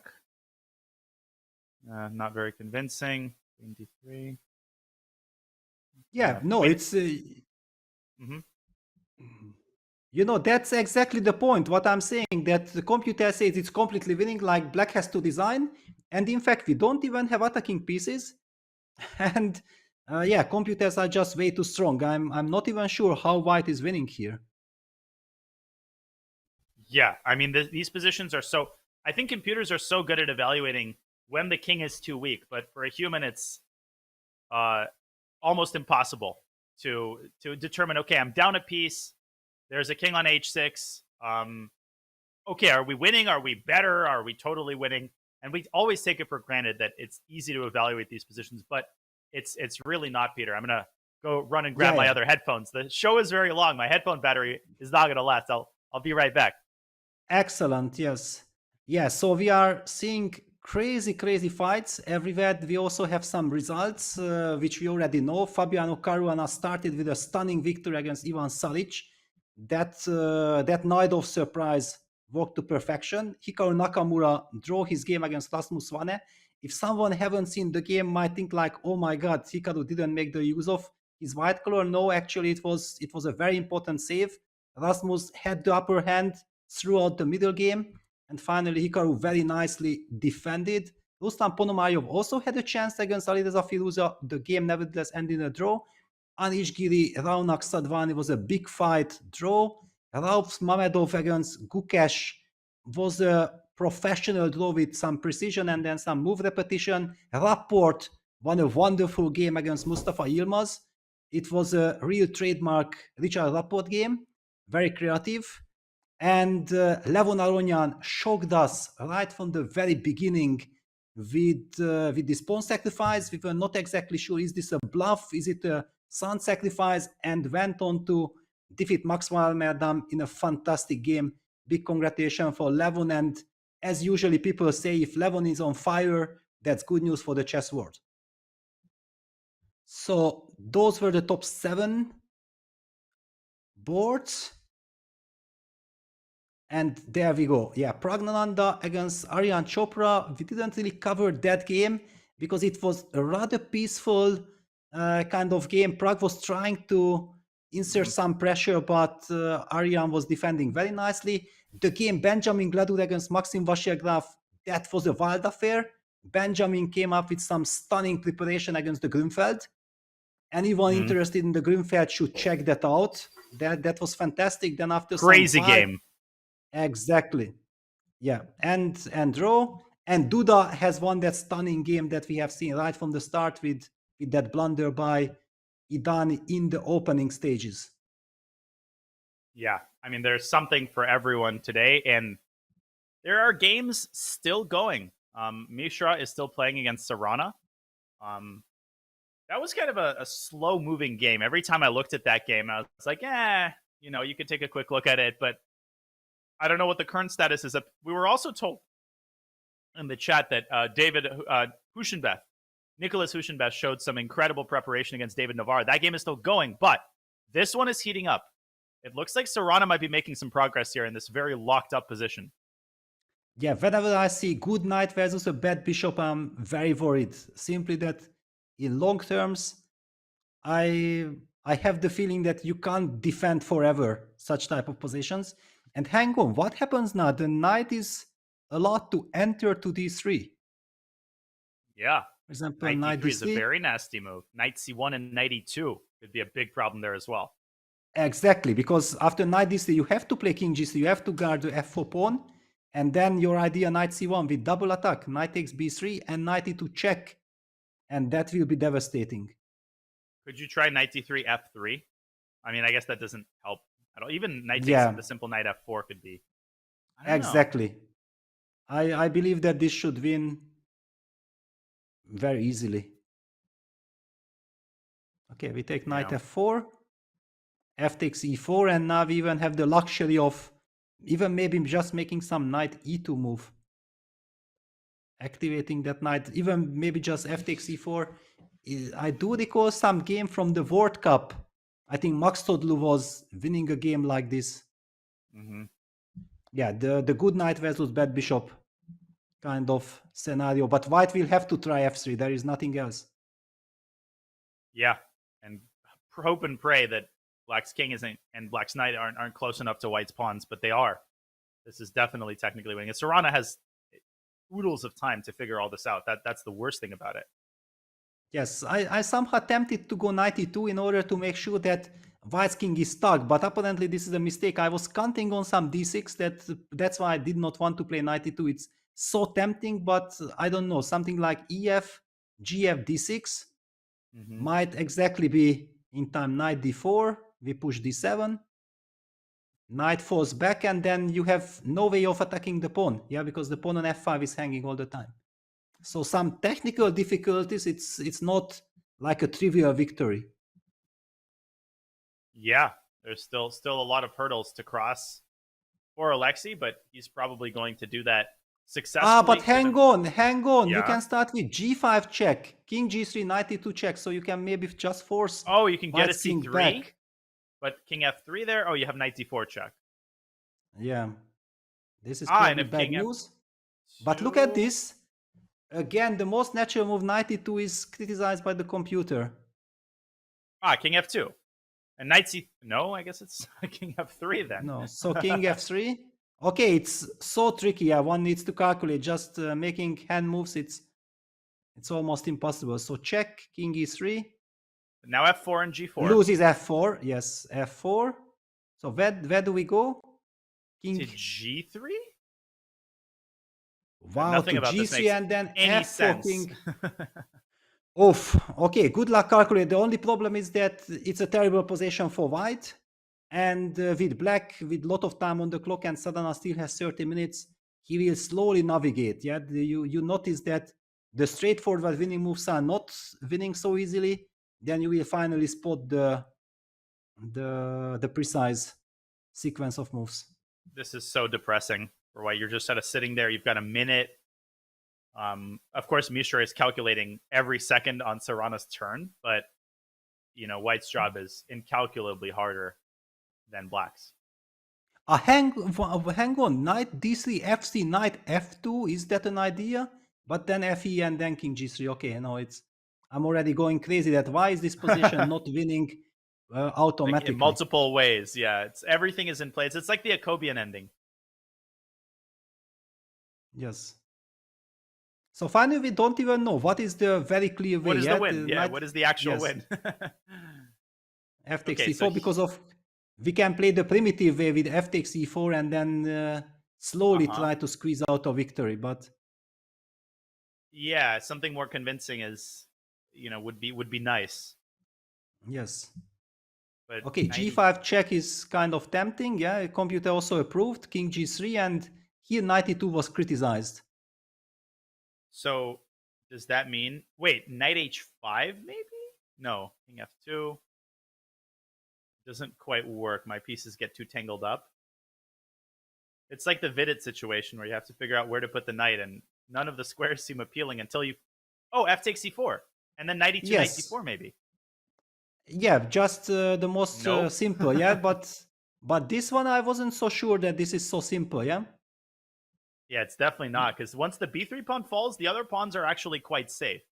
Exactly, and the knight is also misplaced. So, yeah, one has to be alert, and one shouldn't be giving up on any hope for Mishra. I think this kind of lines already illustrated that, yes, the position is bad, but it's not over at all. And we see why so much time is being spent by Mishra to try to figure this out. Even though it's move 59, so I forgot about this. He will get an additional 15 minutes, which is going to be incredibly valuable. Yeah, super valuable. The only problem for him is that Saran has oceans of time. But on the other hand, if I understand as a player, yeah, over the board, you think like it should be automatic win, and you can't find an easy win, you get frustrated. It's such a difficult scenario of finding and converting it. No, that's exactly right. I mean, every natural move seems to be a mistake in this position. And we still don't know exactly what. Yeah, what is the win? It's like. Yeah, so g5, king g3. So far, it's clear. You did mention the move knight h5. We did not try with the computer yet. I'm pretty sure it's wrong. I think f takes c4 was approved of, but then knight e2 was not. No. Oh, sorry. No. F takes c4 then is a mistake. So it's not knight e2. It's not f takes c4. We are running out of legal moves. Oh, wait. Actually, let's come back to knight h5 for a second. I think I have an. Yes. I think I've made a breakthrough. King f2, yes. f4. King f3, king e5. And if you go king g4, the knight slides back to f6, and then the pawn advances forward to f3. And it's close, but I think black is winning. Yes, this is already. It makes perfect sense. You know, when you said the move knight h5, it felt right. I felt like it's right, but you were just too shy. You did not want to admit that you find already the jackpot. Well, I mean, I was using your insights, and we had exhausted most of the other moves. Yes. Well, but okay, it's not over yet. Everything to play for. It's a very bad position, but also there is a certain pressure on Saran. He knows that if this position is not winning, yeah, when he gets this ideal scenario of jumping into knight d3, and he gets some cold feet in calculating all these lines, then he might just be tempted to start shuffling again. On the other hand, this is his golden moment. Yeah, and great job spending time. I mean, knight d3 is probably not the move that he's trying to choose. I think he's probably already decided that he's going to play that. I don't see any other candidate moves, but this is the entry point to all of the complications. So it makes sense to start calculating here. Yeah, also just to highlight that this was the position when this is when we are talking about a good knight versus a bad bishop. Yeah, the knight can jump around and can cause headache for white, while white is just doomed for passivity and can just sit and wait. And look at the journey that Sarana started with his knight. Just epic illustrating journey. The power. Yeah. And it's coming. Yeah. Bishop b1. And now we are expecting this knight d3 line. And apparently bishop b1 was the mistake, but bishop d1 seems inhuman because it seems like you're encouraging the move knight d3, but maybe in some complicated line, the bishop was better on d1. These endgames get so convoluted. Well, basically, I think the move bishop d1 means that you want to stay passively. Yeah, that after knight d3, you are coming back with the king to g3, and you say that, you know what, yes, you are better, but how do you win? On the other hand, humanly, when the clock ticks down, you are tempted for some active defense. Yeah, so it's so natural what Mishra is doing that instead of staying passive, he thinks that, okay, this knight d3, f3, I'm able to break the construction, I will get practical chances. Yeah, this is just a classic good knight versus bad bishop situation. And if Sarana finds a couple of moves, he might be bidding Fabiano Mishra a good knight from the Isle of Man, where it is getting pretty late. I don't know what time it is exactly, but probably past 9 p.m. No, 9 p.m., 9:20 in Hungary, but it should be 1 hour earlier there, so it's 8:20. 8:21. Still the players are in chilling mode. It's not yet those kind of 9:30 or 10 o'clock. I do recall in that Grand Swiss against Boruchowski, I played even at 10 past 10. I was still playing. I remember that was like a marathon game. Absolutely marathon, yes. And I did not win. That was the worst part of it because I was so close, but he, by some miracle, was holding. Incredible fight. Yeah, and the worst is you come out of the playing hall, all the restaurants are closed, and it can be an infuriating feeling. Yeah, that's exactly the point. Yeah, that if you have a very long game, you get punished by not getting a proper dinner. I hate that. I mean, it really depends on the place. Most places in Europe, you can find something open, but if you're in a smaller town, I don't know what it's like in Isle of Man, but sometimes there's nothing. I mean, you're eating like whatever, half of a candy bar from that morning, and that's your dinner. Yes, and the next game comes already the next day. Exactly. Yeah, chess is brutal. Yeah. Okay, speaking of brutal, we've got some other games from the open section. There was that what was I thinking about? There's Theodoro versus Sevian. Ooh. Exactly. What's going on there? Man, beats me. Yeah, it's much sharper than the 0-0 that I'm seeing on the screen. Oh, what? There's some beautiful lines here. Knight h3. I think white might have rook f1. But just a second. So how did we get this complete craziness? So king h8, queen b1, apparently mistake, but okay, very natural activating. Knight f4 check, king h1, and knight h5 played. What was your line? Oh no, knight h3 I think would have been wrong because of rook f1. And if you play rook takes f3, there's this crazy queen b8, king h7, queen b1. And if you try to zigzag king g8, queen b8, king f7, okay, there's queen b7, but there's also queen b3. Yes. Fancy and pretty, and so black has to acquiesce to the draw. Wow. Incredible. Right triangle. But Sevian was not fooled, and instead he piles up on white's weakest point on the board, the g3 pawn.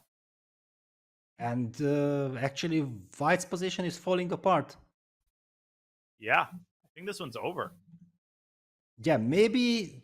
Yeah, that's exactly the point. Yeah, when you suddenly get exhausted and then you get hit by some beautiful line, and maybe this is exactly what white was counting on, that knight h3. I have this beautiful tactic. It's so easy to miss. Then again, a retreating knight move, knight h5, and that's it. No defense on the g3 pawn. Yep. I think that's all she wrote. Yeah, this is coming and everything's collapsing. And knight takes g3 is just going to be the least of your problems. Also, the knight is hanging on f3.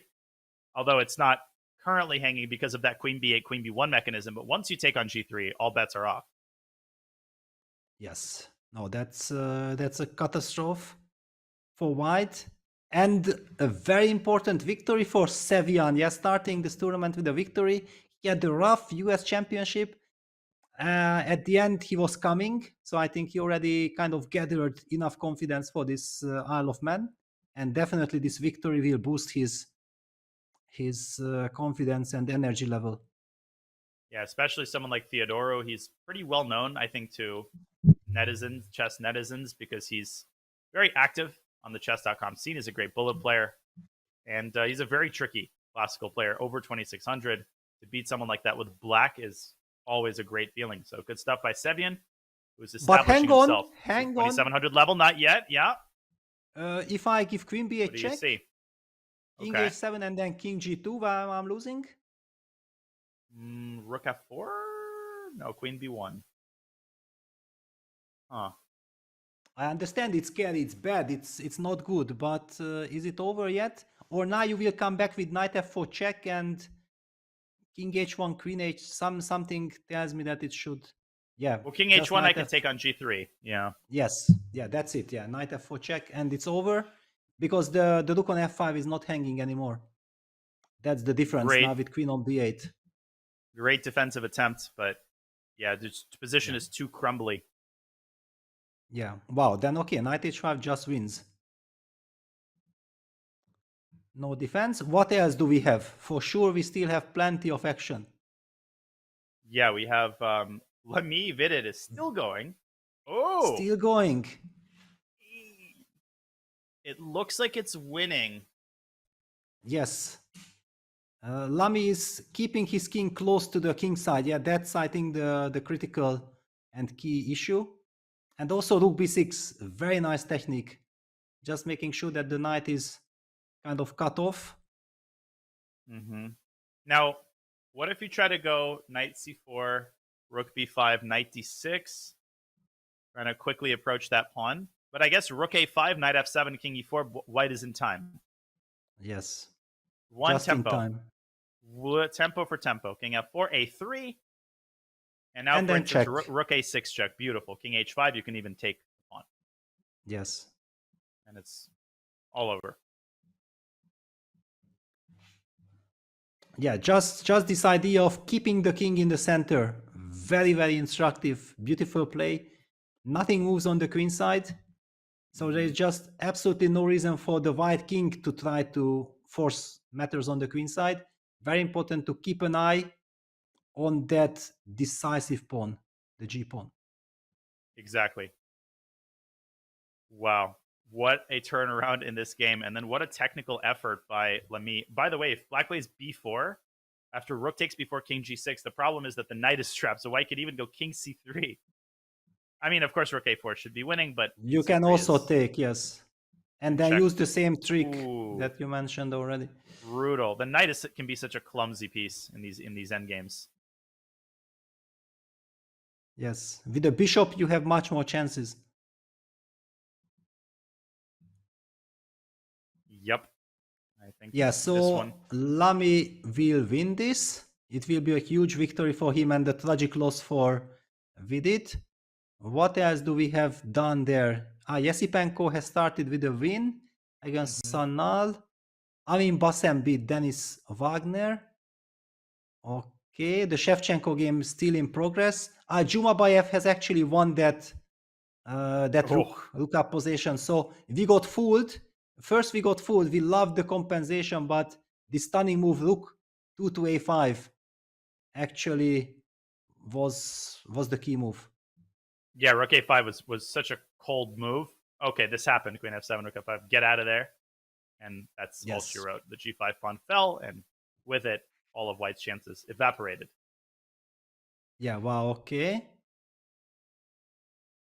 What else do we have? By the way, I forgot to mention that Erigaishi started with a very convincing victory against Frederick Swane.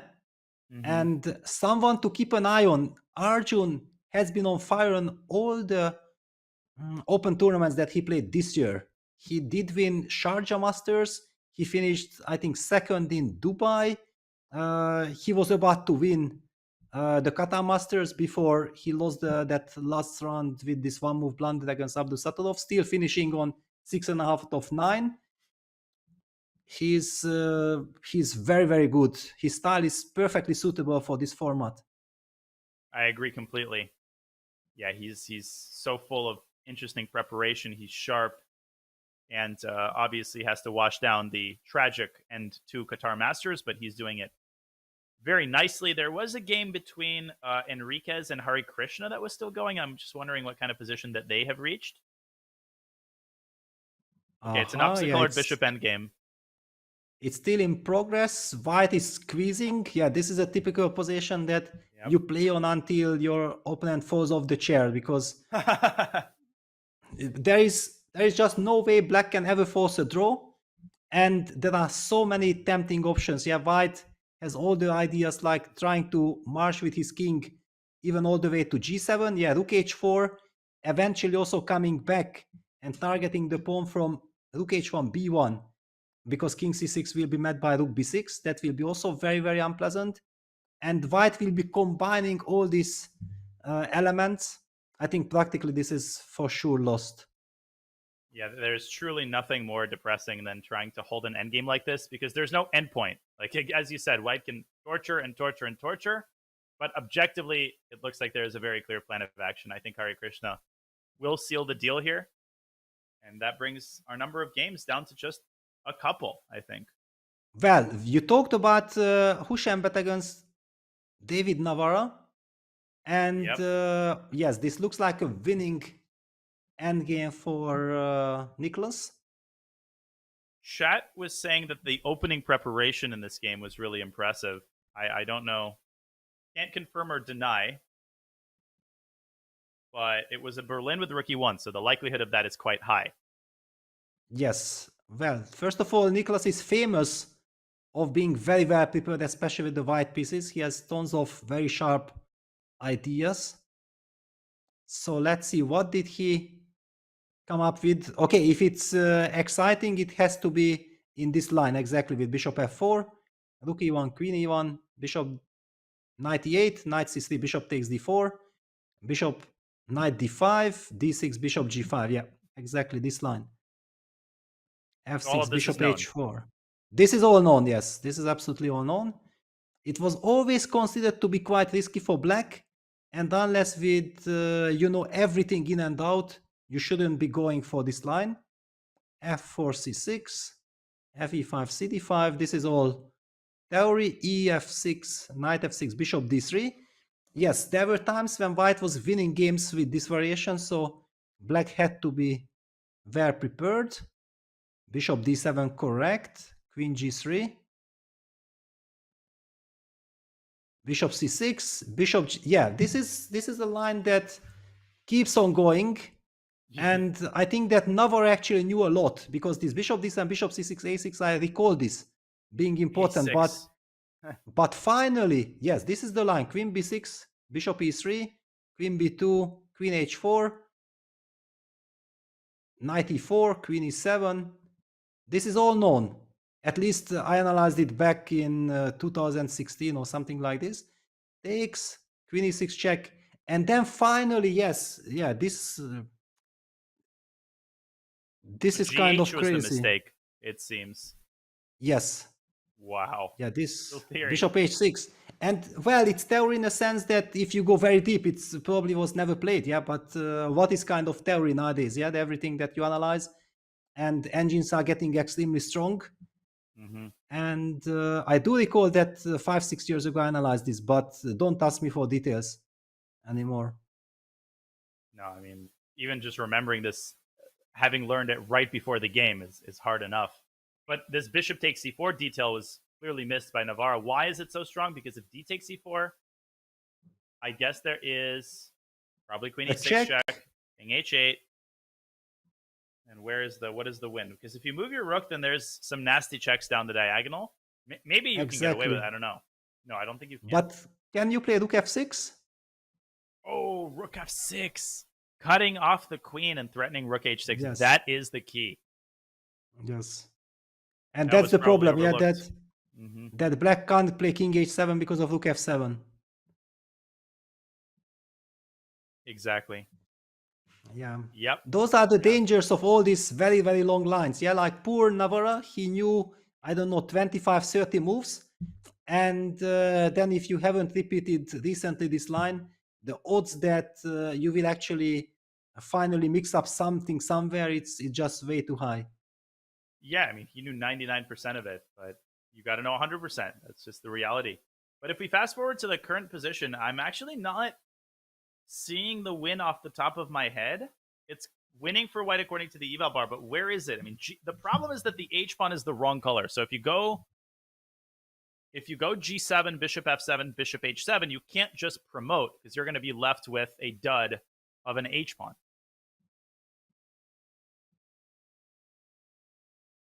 Okay, no, hang on, now h5.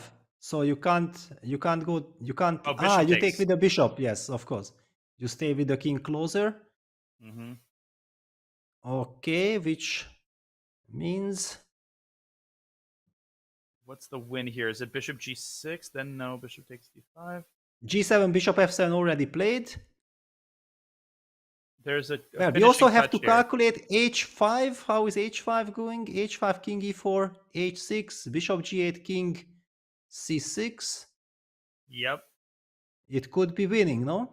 King e5, king d7, king f6. Okay, let's even make this moves. Yeah, so 66, takes king d6, this. king e7. Oh, that's a draw. Now it's over, no? King f6, Okay, we just take. king g6. We just move king Where do e5. we go? King e5, king h6, d6, domination over Yes. the bishop. What a line! That's beautiful. study-like, honestly. Yes. Wow, but already it's obvious that Nicholas has gone for it. He will find it.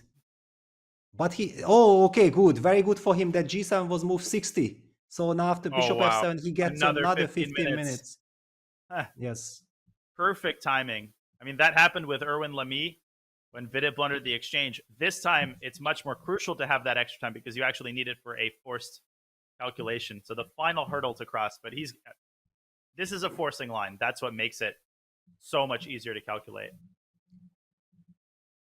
Yeah, and that's why I'm loving this classical time control. Yeah, that it simply gives the players the chance to finally convert the advantage. Yeah, because there is also a tremendous amount of resistance nowadays. Yeah, the players, no matter how losing they are objectively, they always find resources, and with less amount of time, the chances of finally not converting a winning position is so much higher. In a classical time control, you always have chance to keep on going, keep on finding all the resources, no matter how well the opponent is defending. Yeah, I mean, even in this game, and Navarra is not going down without a steady fight. You have to find like a bishop sacrifice, even in a position that looks so winning. You're 2 pawns up, but no, you have to be precise until the end, and there's no doubt that Huschenbeth will be. He's got plenty of time. Wow. Okay, so another game soon to be in the books, or so it seems. Absolutely, yeah. With stunning preparation, I'm already very excited to check tonight what I had in my earlier files, and was there something new, or was it just that Black should have known everything? Otherwise, it ends like this. So it will. Okay, what else do we have? Couple of games still going.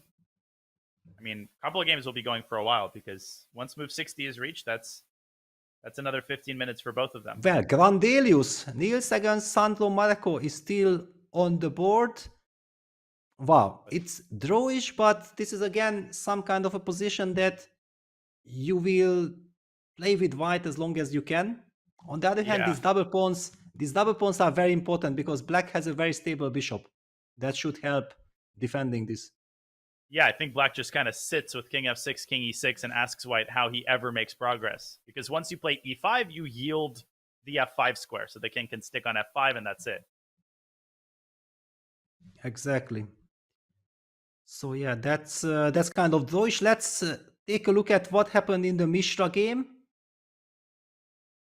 What happened in the Mishra game? We are seeing on endgame, but it's lost. White is in Zugzwang. Wow, actually, in the game, knight h5 check was not played. Oh, he played knight e2, and Mishra played our initial move, king f2. Yes, and this king, the stunning king f3, knight d4 check, king g3 was the draw. What? I remember that king f3 was the correct move. Yeah, knight d4 check, and then this crazy study like king g3.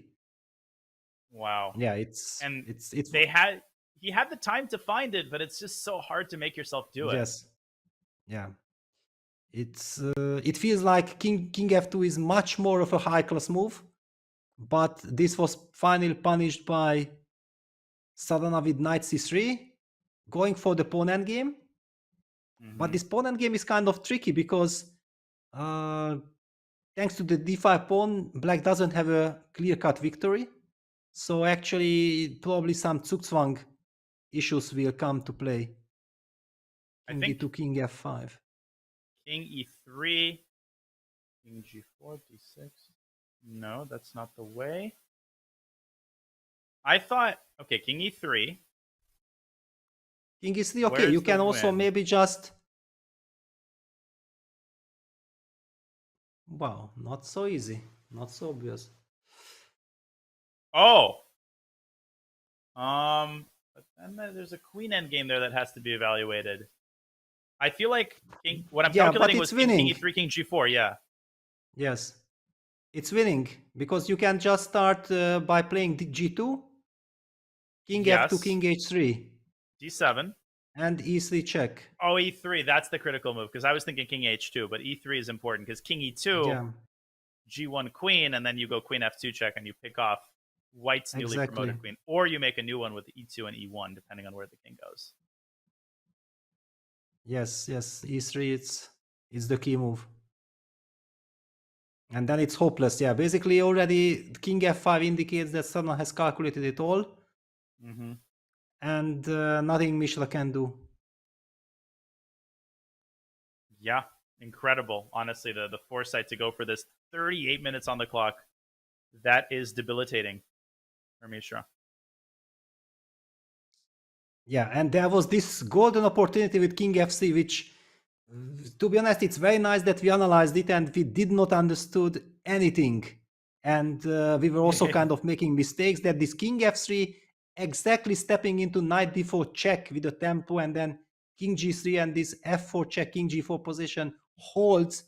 This is crazy, because the Knight on D4 is actually misplaced in the variation similar that we looked before.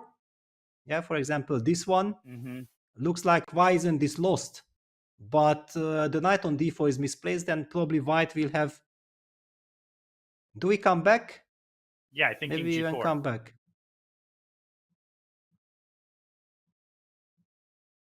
Yeah, that's it. Solid enough.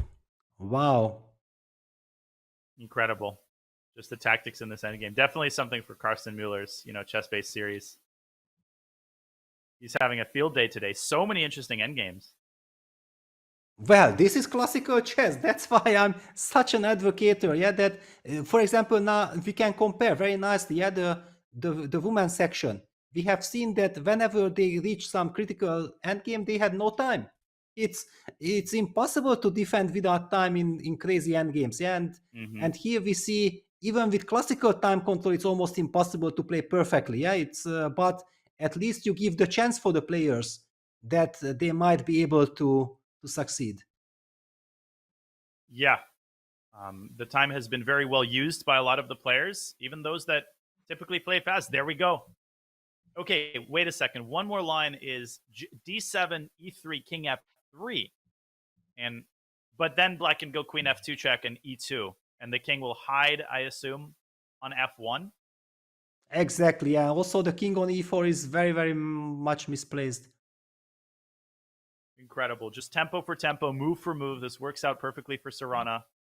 And White's not going to have perpetual. There's too many ways the king can escape. Too many little safety squares.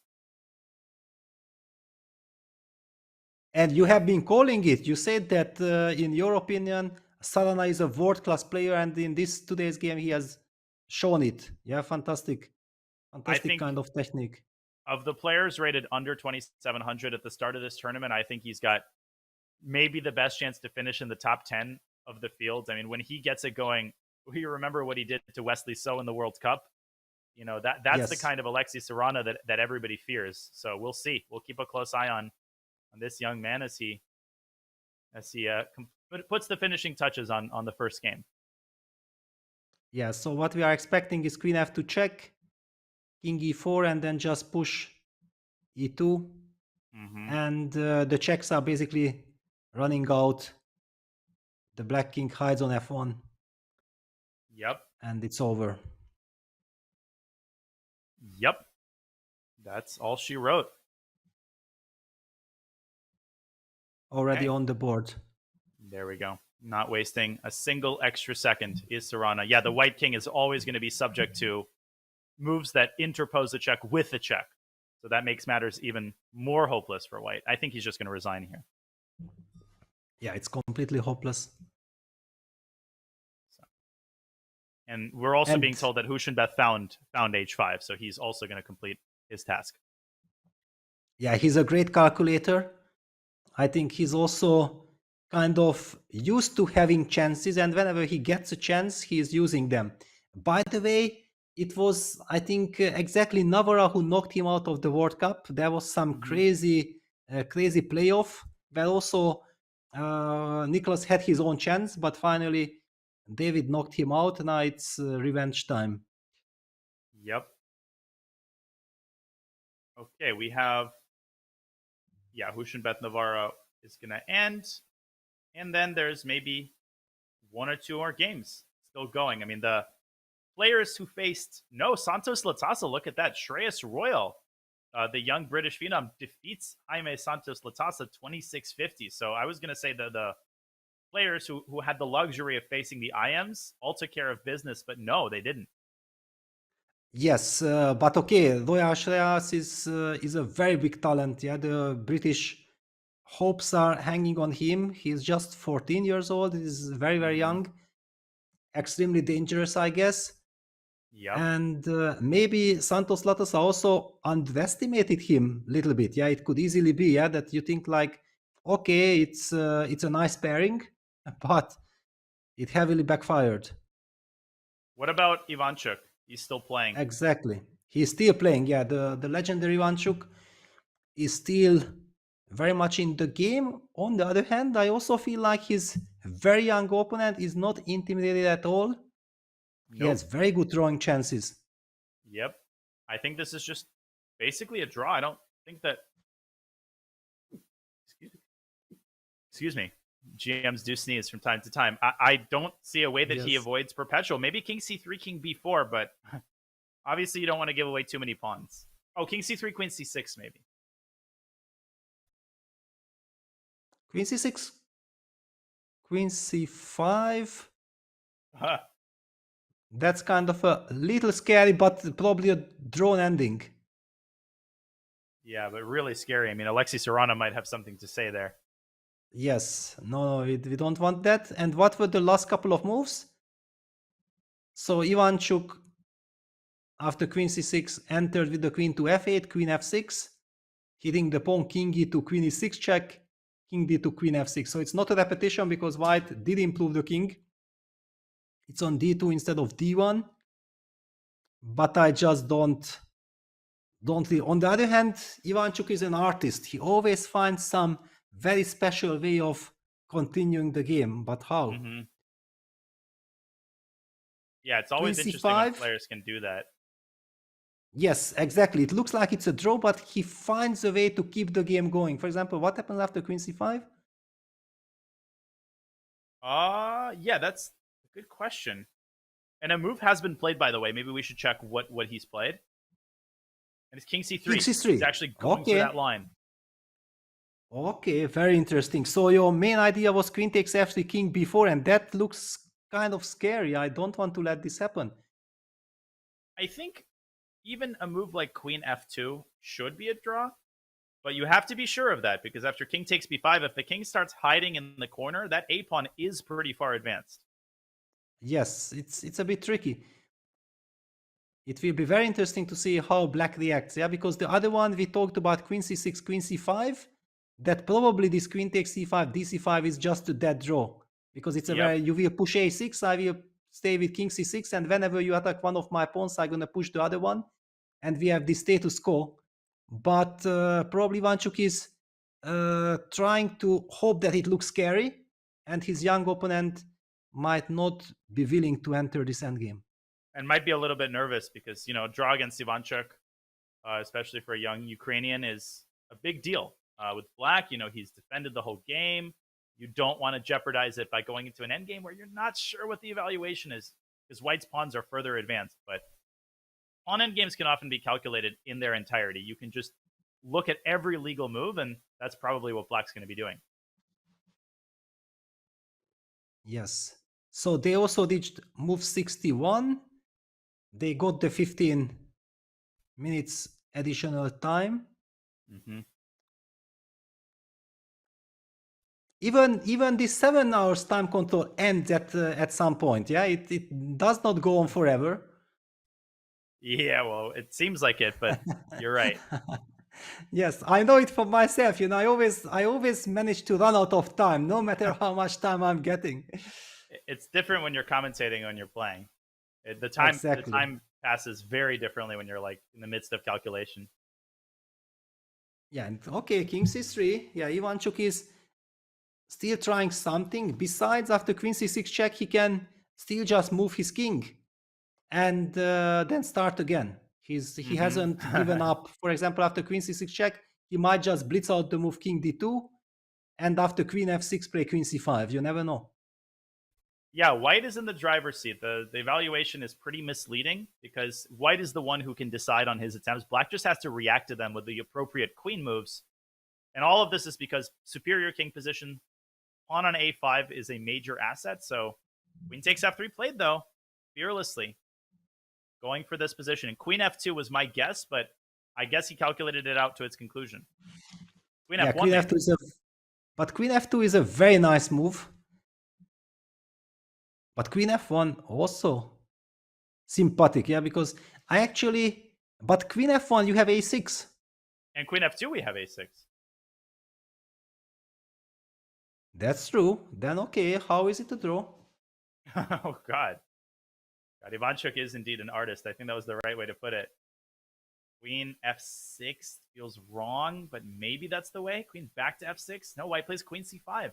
And Queen C5, yes. But then Queen D6 or Queen C6, and the pawn in the game might even be losing for White. Okay, but it's also very scary for Black. So I'm actually believing that Black is probably counting on Queen F2 or Queen F1. And we shouldn't be too worried of this A6. Just how do we do that? Humanly, what we are talking about Queen D4, and then we want to play King A5. We don't even want to take this pawn on B5. And this feels almost lost. Check, we continue King B6. Yep. Queen F6 check. This is kind of an unfortunate check because King B7 is met by Queen C6 and King A7 doesn't look so attractive. That's kind of my problem. You might start pushing your pawn and you start playing for a win. Before you know it, White might be the one begging for a draw. And Ivanchuk has to manage that as he decides how to prolong the game because we've seen enough of that today where a player thinks that they're invincible. You're never invincible. Any game can turn around. Absolutely. Queen F1 played with similar possibilities, yeah. Okay, so A6 is what we're expecting. Maybe Simonenkov calculated. Wait, A6, Queen C4, and Queen C7? Did he go for the direct perpetual? Oh, wow, that's very professional. No, but King takes B5? Okay, check. King A5? King A5. And Queen C7. There we go. Great defense. And well done. Unstoppable. King A4, Queen C4, and then A6 is hanging. Yes. Yeah, okay, beautiful. Then everything is under control. Well calculated by the Ukrainian youngster. Fast, too. He left himself with enough time. And at this point, Ivanchuk has to go A6. I think Queen C5, Queen C4, and White can resign. Yes. Let's just put it on the board. Yeah, Queen C5 would be a devastating mistake. Queen C4 check. And Queen takes C4, B takes C4, winning the game. Yep. Well done by Simonenkov. He's going to hold most likely. And with just a couple of games remaining, we're going to go on our last break of the day. The games are nearing their conclusion. As you said, Peter, even a 7-hour time control eventually peters out. And there's just a couple of games that we will keep track of.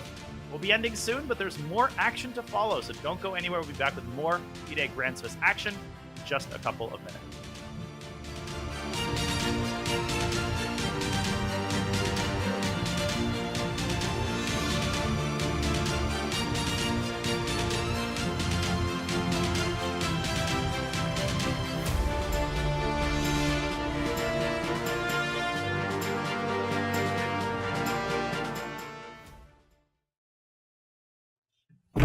Bobby, dude, your chessable course is taking forever, man. What are you wearing? Dude, I always wear this. Well, why are you wearing it? Dude, I'm going on Piers Morgan in 5 minutes. You mean that Piers Morgan? Wait, Hans is on right now. what? He interviewed Hans instead of me? God.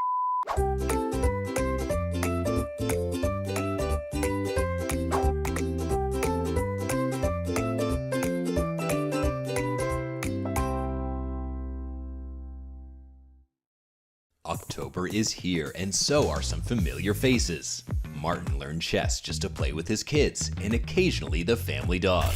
A workaholic, Philip hopes chess will help him relax before he works his fingers to the bone. Laura the librarian loves to learn, and has recently developed a penchant for spell chess. An aspiring influencer and self-proclaimed meme queen, Isla can be a monster on the board when she puts her mind to it. Paul Morphy's undying genius lives on to this day through his immortal opera game. Just your average old bots, nothing else to see here. Play them all on chess.com.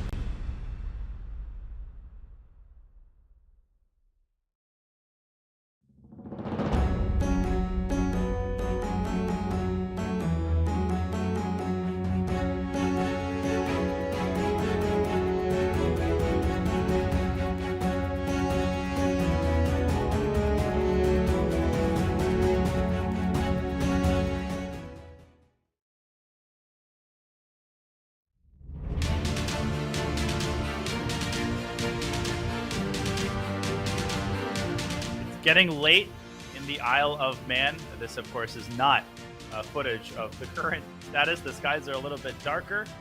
Some of the restaurants are closed, but a couple of the games still remain. Most of them are quickly heading to their conclusion. Hope you've enjoyed the round so far. 6.5 hours counting the first round of the 2023 FIDE Grand Swiss and Women's Grand Swiss.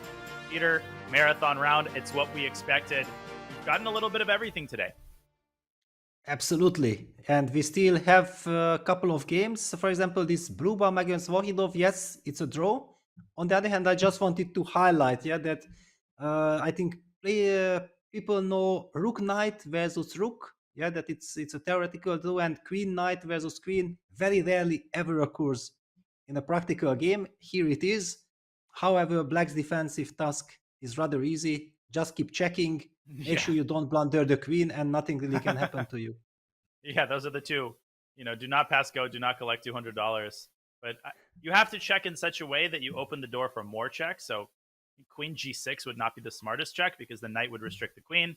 Queen G7 looks like a smarter check because you're not losing after Queen G6, but Queen G7 ensures that you're able to keep the perpetual motion machine going. Yeah, okay. Basically, there is not much to talk about it. I just wanted to highlight also Black gives the Queen A2 check. Yeah, you have millions of checks. I think the game that we have been following and we should be keeping an eye on is the Erwin Lamy against Vidit. Oh, what a move! It does look like Erwin's about to seal the game with this stunning Rook A3 move. Honestly, just the cherry on top. Rook takes A3. Knight C4 check. Oh, he blundered a fork. Nope. King F6, and the pawn decides the game. Knight takes A3. Rook sacrifices itself for the greater good. G7, King H7, King F7, and the knight can only helplessly watch as the pawn crowns to a queen, and the queen delivers mate. Yeah, beautiful finish by Erwin, and a lot of heartbreak for all the Vidit fans out there. Nothing more brutal than losing a game. Truly nothing more painful for a chess player than losing a game like this. Yeah, when he could have won in one move, yeah, with a simple looking Knight C6 move, it will be hunting him all night.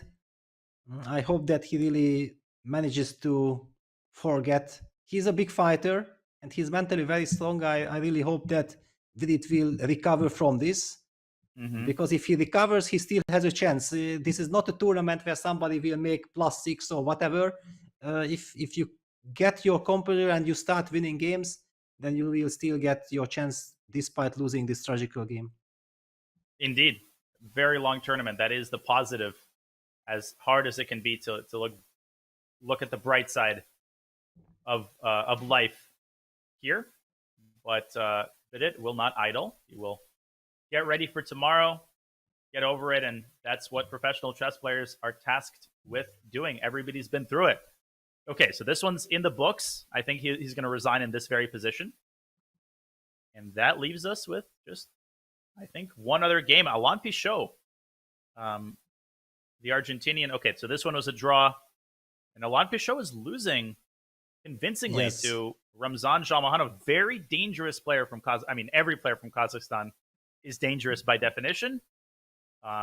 Just ask Magnus, but Jalmohanov, I know from chess.com, he always does well in a lot of the online tournaments. Yeah, it seems like this is a completely winning position.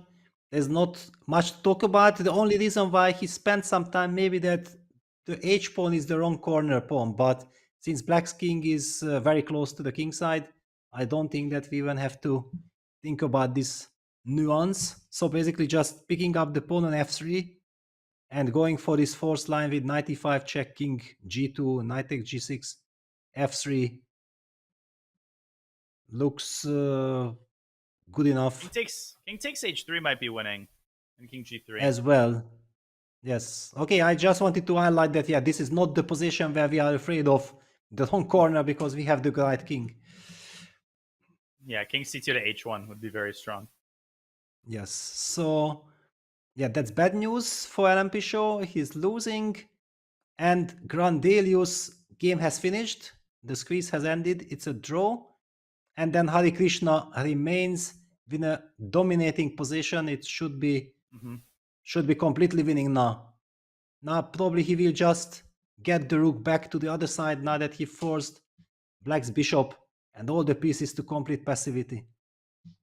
Yeah, this is beautifully executed. Hare Krishna, such an experienced player.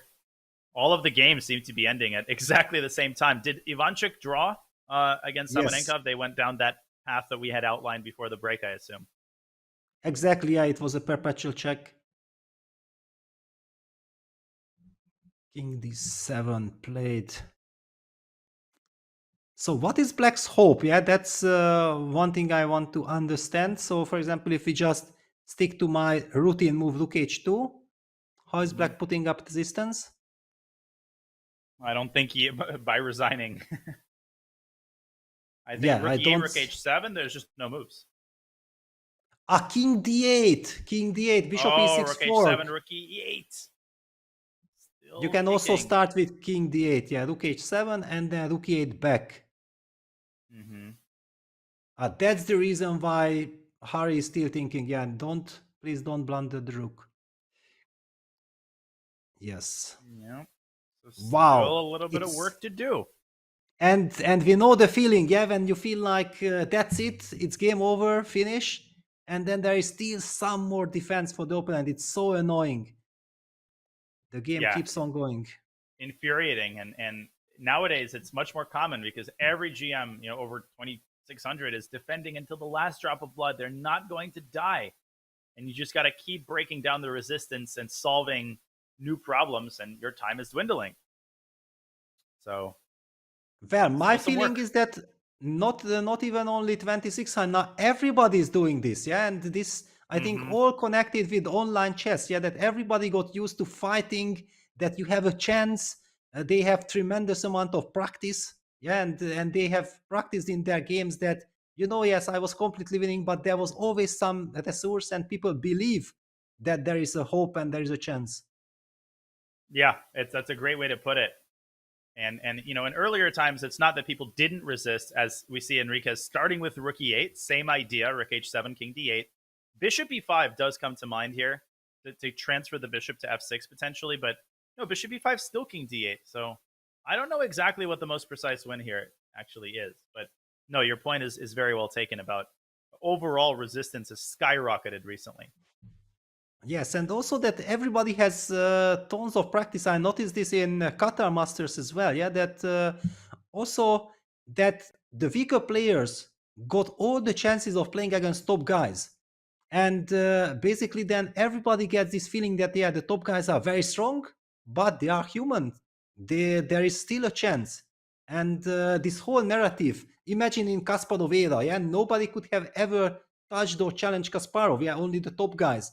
And now players, Title Tuesday, whatever, all these online events, everybody gets a chance to play against the very best. Everybody has his own experiences.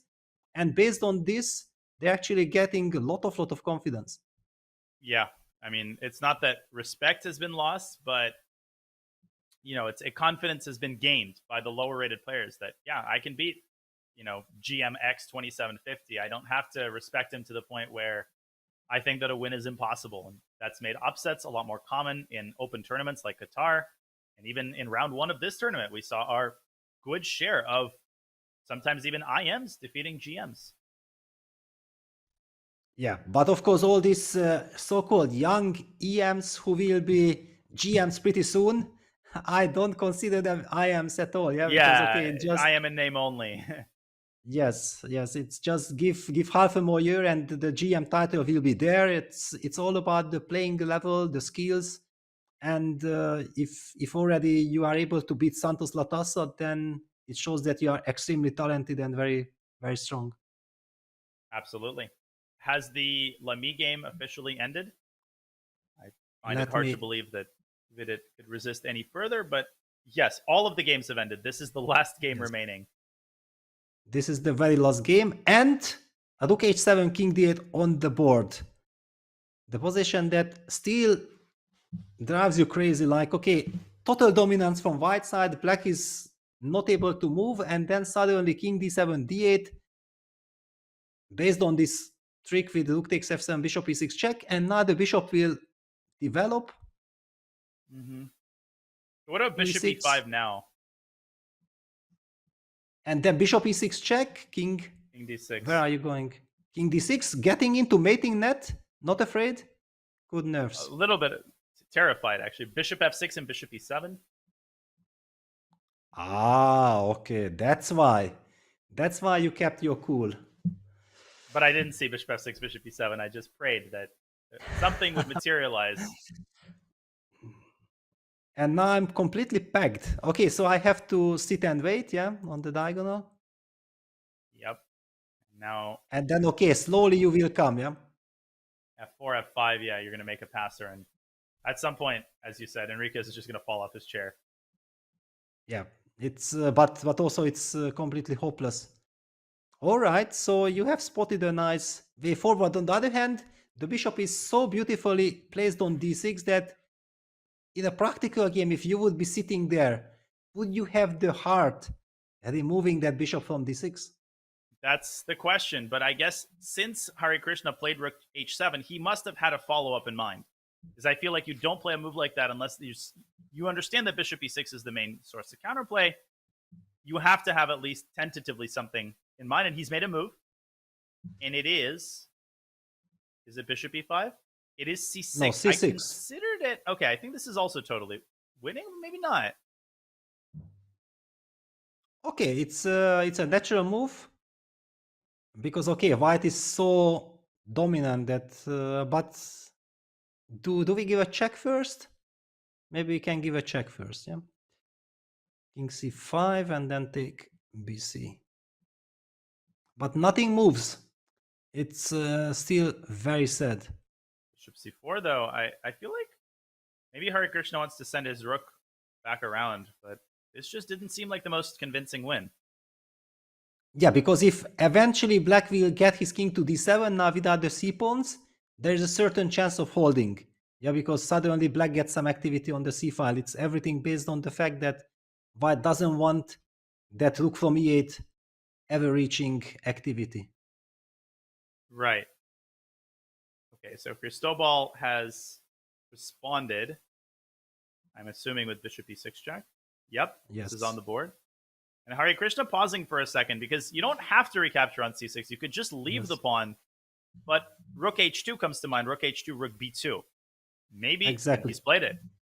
On the board, yeah. This is the high class. Clearly, king takes c6 looks very strange. You just don't want to trade pawns. He wanted to break open the b file. With 4 minutes, I don't see Enriquez holding this. This has to be dead lost. So what do we have? We can fall back with the bishop. For example, okay, let me play bishop d7. I'm not a fan, but I have to make a move. So let's say rook b2. And then rook h8. Okay, but now I think check and king takes c6. Yeah, I can't move the rook because of bishop c7. Okay. Exactly. Then it's hopeless. And okay, just sit and wait with rook e8. Rook g8. Don't. Yeah. Yeah, it's not my style. I prefer to resign rather than just sit and wait like this. Besides, you might have some rook e8, rook a7 idea also, hitting both pawns. And f4, f5 too. I mean, anything at this point would be decisive. Yeah, very D7 nice. Played. Very nice technique by Hare Krishna. That's exactly what we are expecting from him. Hare is famous for incredible feeling with very little pieces. He's capable of making the most out of it. Okay. So actually, Cristobal wants to get his king out to e6. Yeah, for example, rook b2, rook d2. Very precise play because rook b2, black had bishop h3. Oh, there was and this the king square. Gets out freedom, and bishop f1, bishop b5 suddenly, and we're talking about a potential fortress. Yes. So rook d2. What does it mean if I move the bishop? Yeah, bishop h3 anyway. But now the bishop drops back and there's mate on d6 potentially. Or no, it's not mate. It's not, but where do you put the bishop? That's a question. Yeah, it is. Not so obvious, actually, how to win this. Okay, you can do your bishop e5 business. Yep. This is your copyright, because king e6, bishop f6, followed by rook d6 checkmate. That's your baby. That's a beautiful pattern. If Black could give away both of his pieces, it would be stalemate. But wow. bishop e5 check, Black goes to e7, bishop f6 check again. Exactly. King c8. King c8. Yeah, you have to go king c8. And then I didn't let some of this slip. Yes, exactly. All right. Okay. All eyes on the game. Rook d2. Will we see bishop h3? I think by process of elimination now, he's down to 2.5 minutes for the rest of the game. Hare Krishna still with full complement of 10 minutes. We carry on.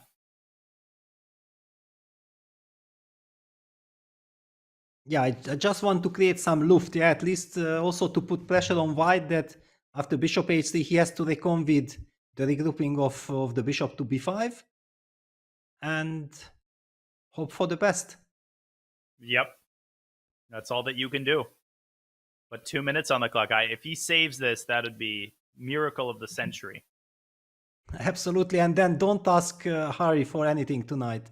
He will go crazy. Yeah. Leave him alone. Yeah, 75 moves and counting.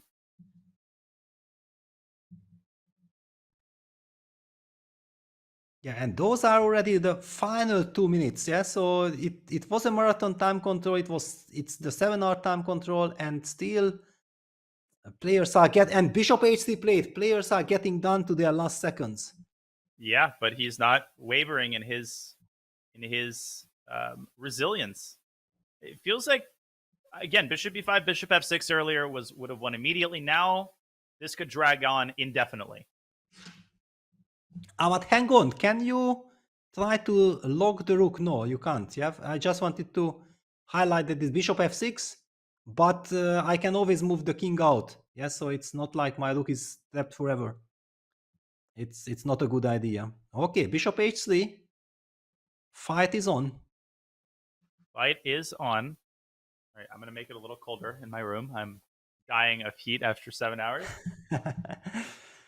Yeah, rook d2, bishop h3. Actually, this is good news now for Cristobal. Yeah, that he knows that his position was terrible, it's lost, and now suddenly there is a glimmer of hope. If white is not winning by some very powerful sequence of moves, then there is potential hope of saving the position. Before it was like white can just try everything and slowly it should be lost. Now things are a little bit different. Yeah, looks like some inkling of hope for Cristobal, but very, very unlikely. But folks, it's been over 7 hours of broadcasting. Peter, you are a trooper, but I am completely exhausted. I think we're going to start wrapping up. This is the last game of the tournament. Hopefully, chat can forgive us this indiscretion. It's been an incredible first round in Isle of Man. All of the top boards are finished. This was literally the last game of the tournament. So let's review the results from the open section first. We had a lot of draws on the top boards, but Fabiano Caruana, the top seed, winning in incredibly convincing fashion. This was an impressive opening salvo by Fabiano. Yes, sensing the moment that actually hitting Ivan with his beloved Nairov is the right choice. That by itself deserved the point, yeah, and he went on to win a very nice game. Indeed he did. A lot of draws there. Ponomarev holding his own. Hikaru was in trouble against Svane, but ultimately he held his own convincing victory by Richard Rapport. Beautiful tactics by Levon Aronian. Maybe we can look at page 2 as well, because we got more decisive the further down the tournament cross table we went. We had some incredible performances by Duda, who won one of the quickest and most brilliant games of the round, Yu Yanggi. And of course, we couldn't do justice to everybody, Peter. There were so many nice games all around, but I think we did a pretty good job overall of covering all of the big moments and all of the decisive games. Well, also thanks to the time control, yeah, that there is plenty of time.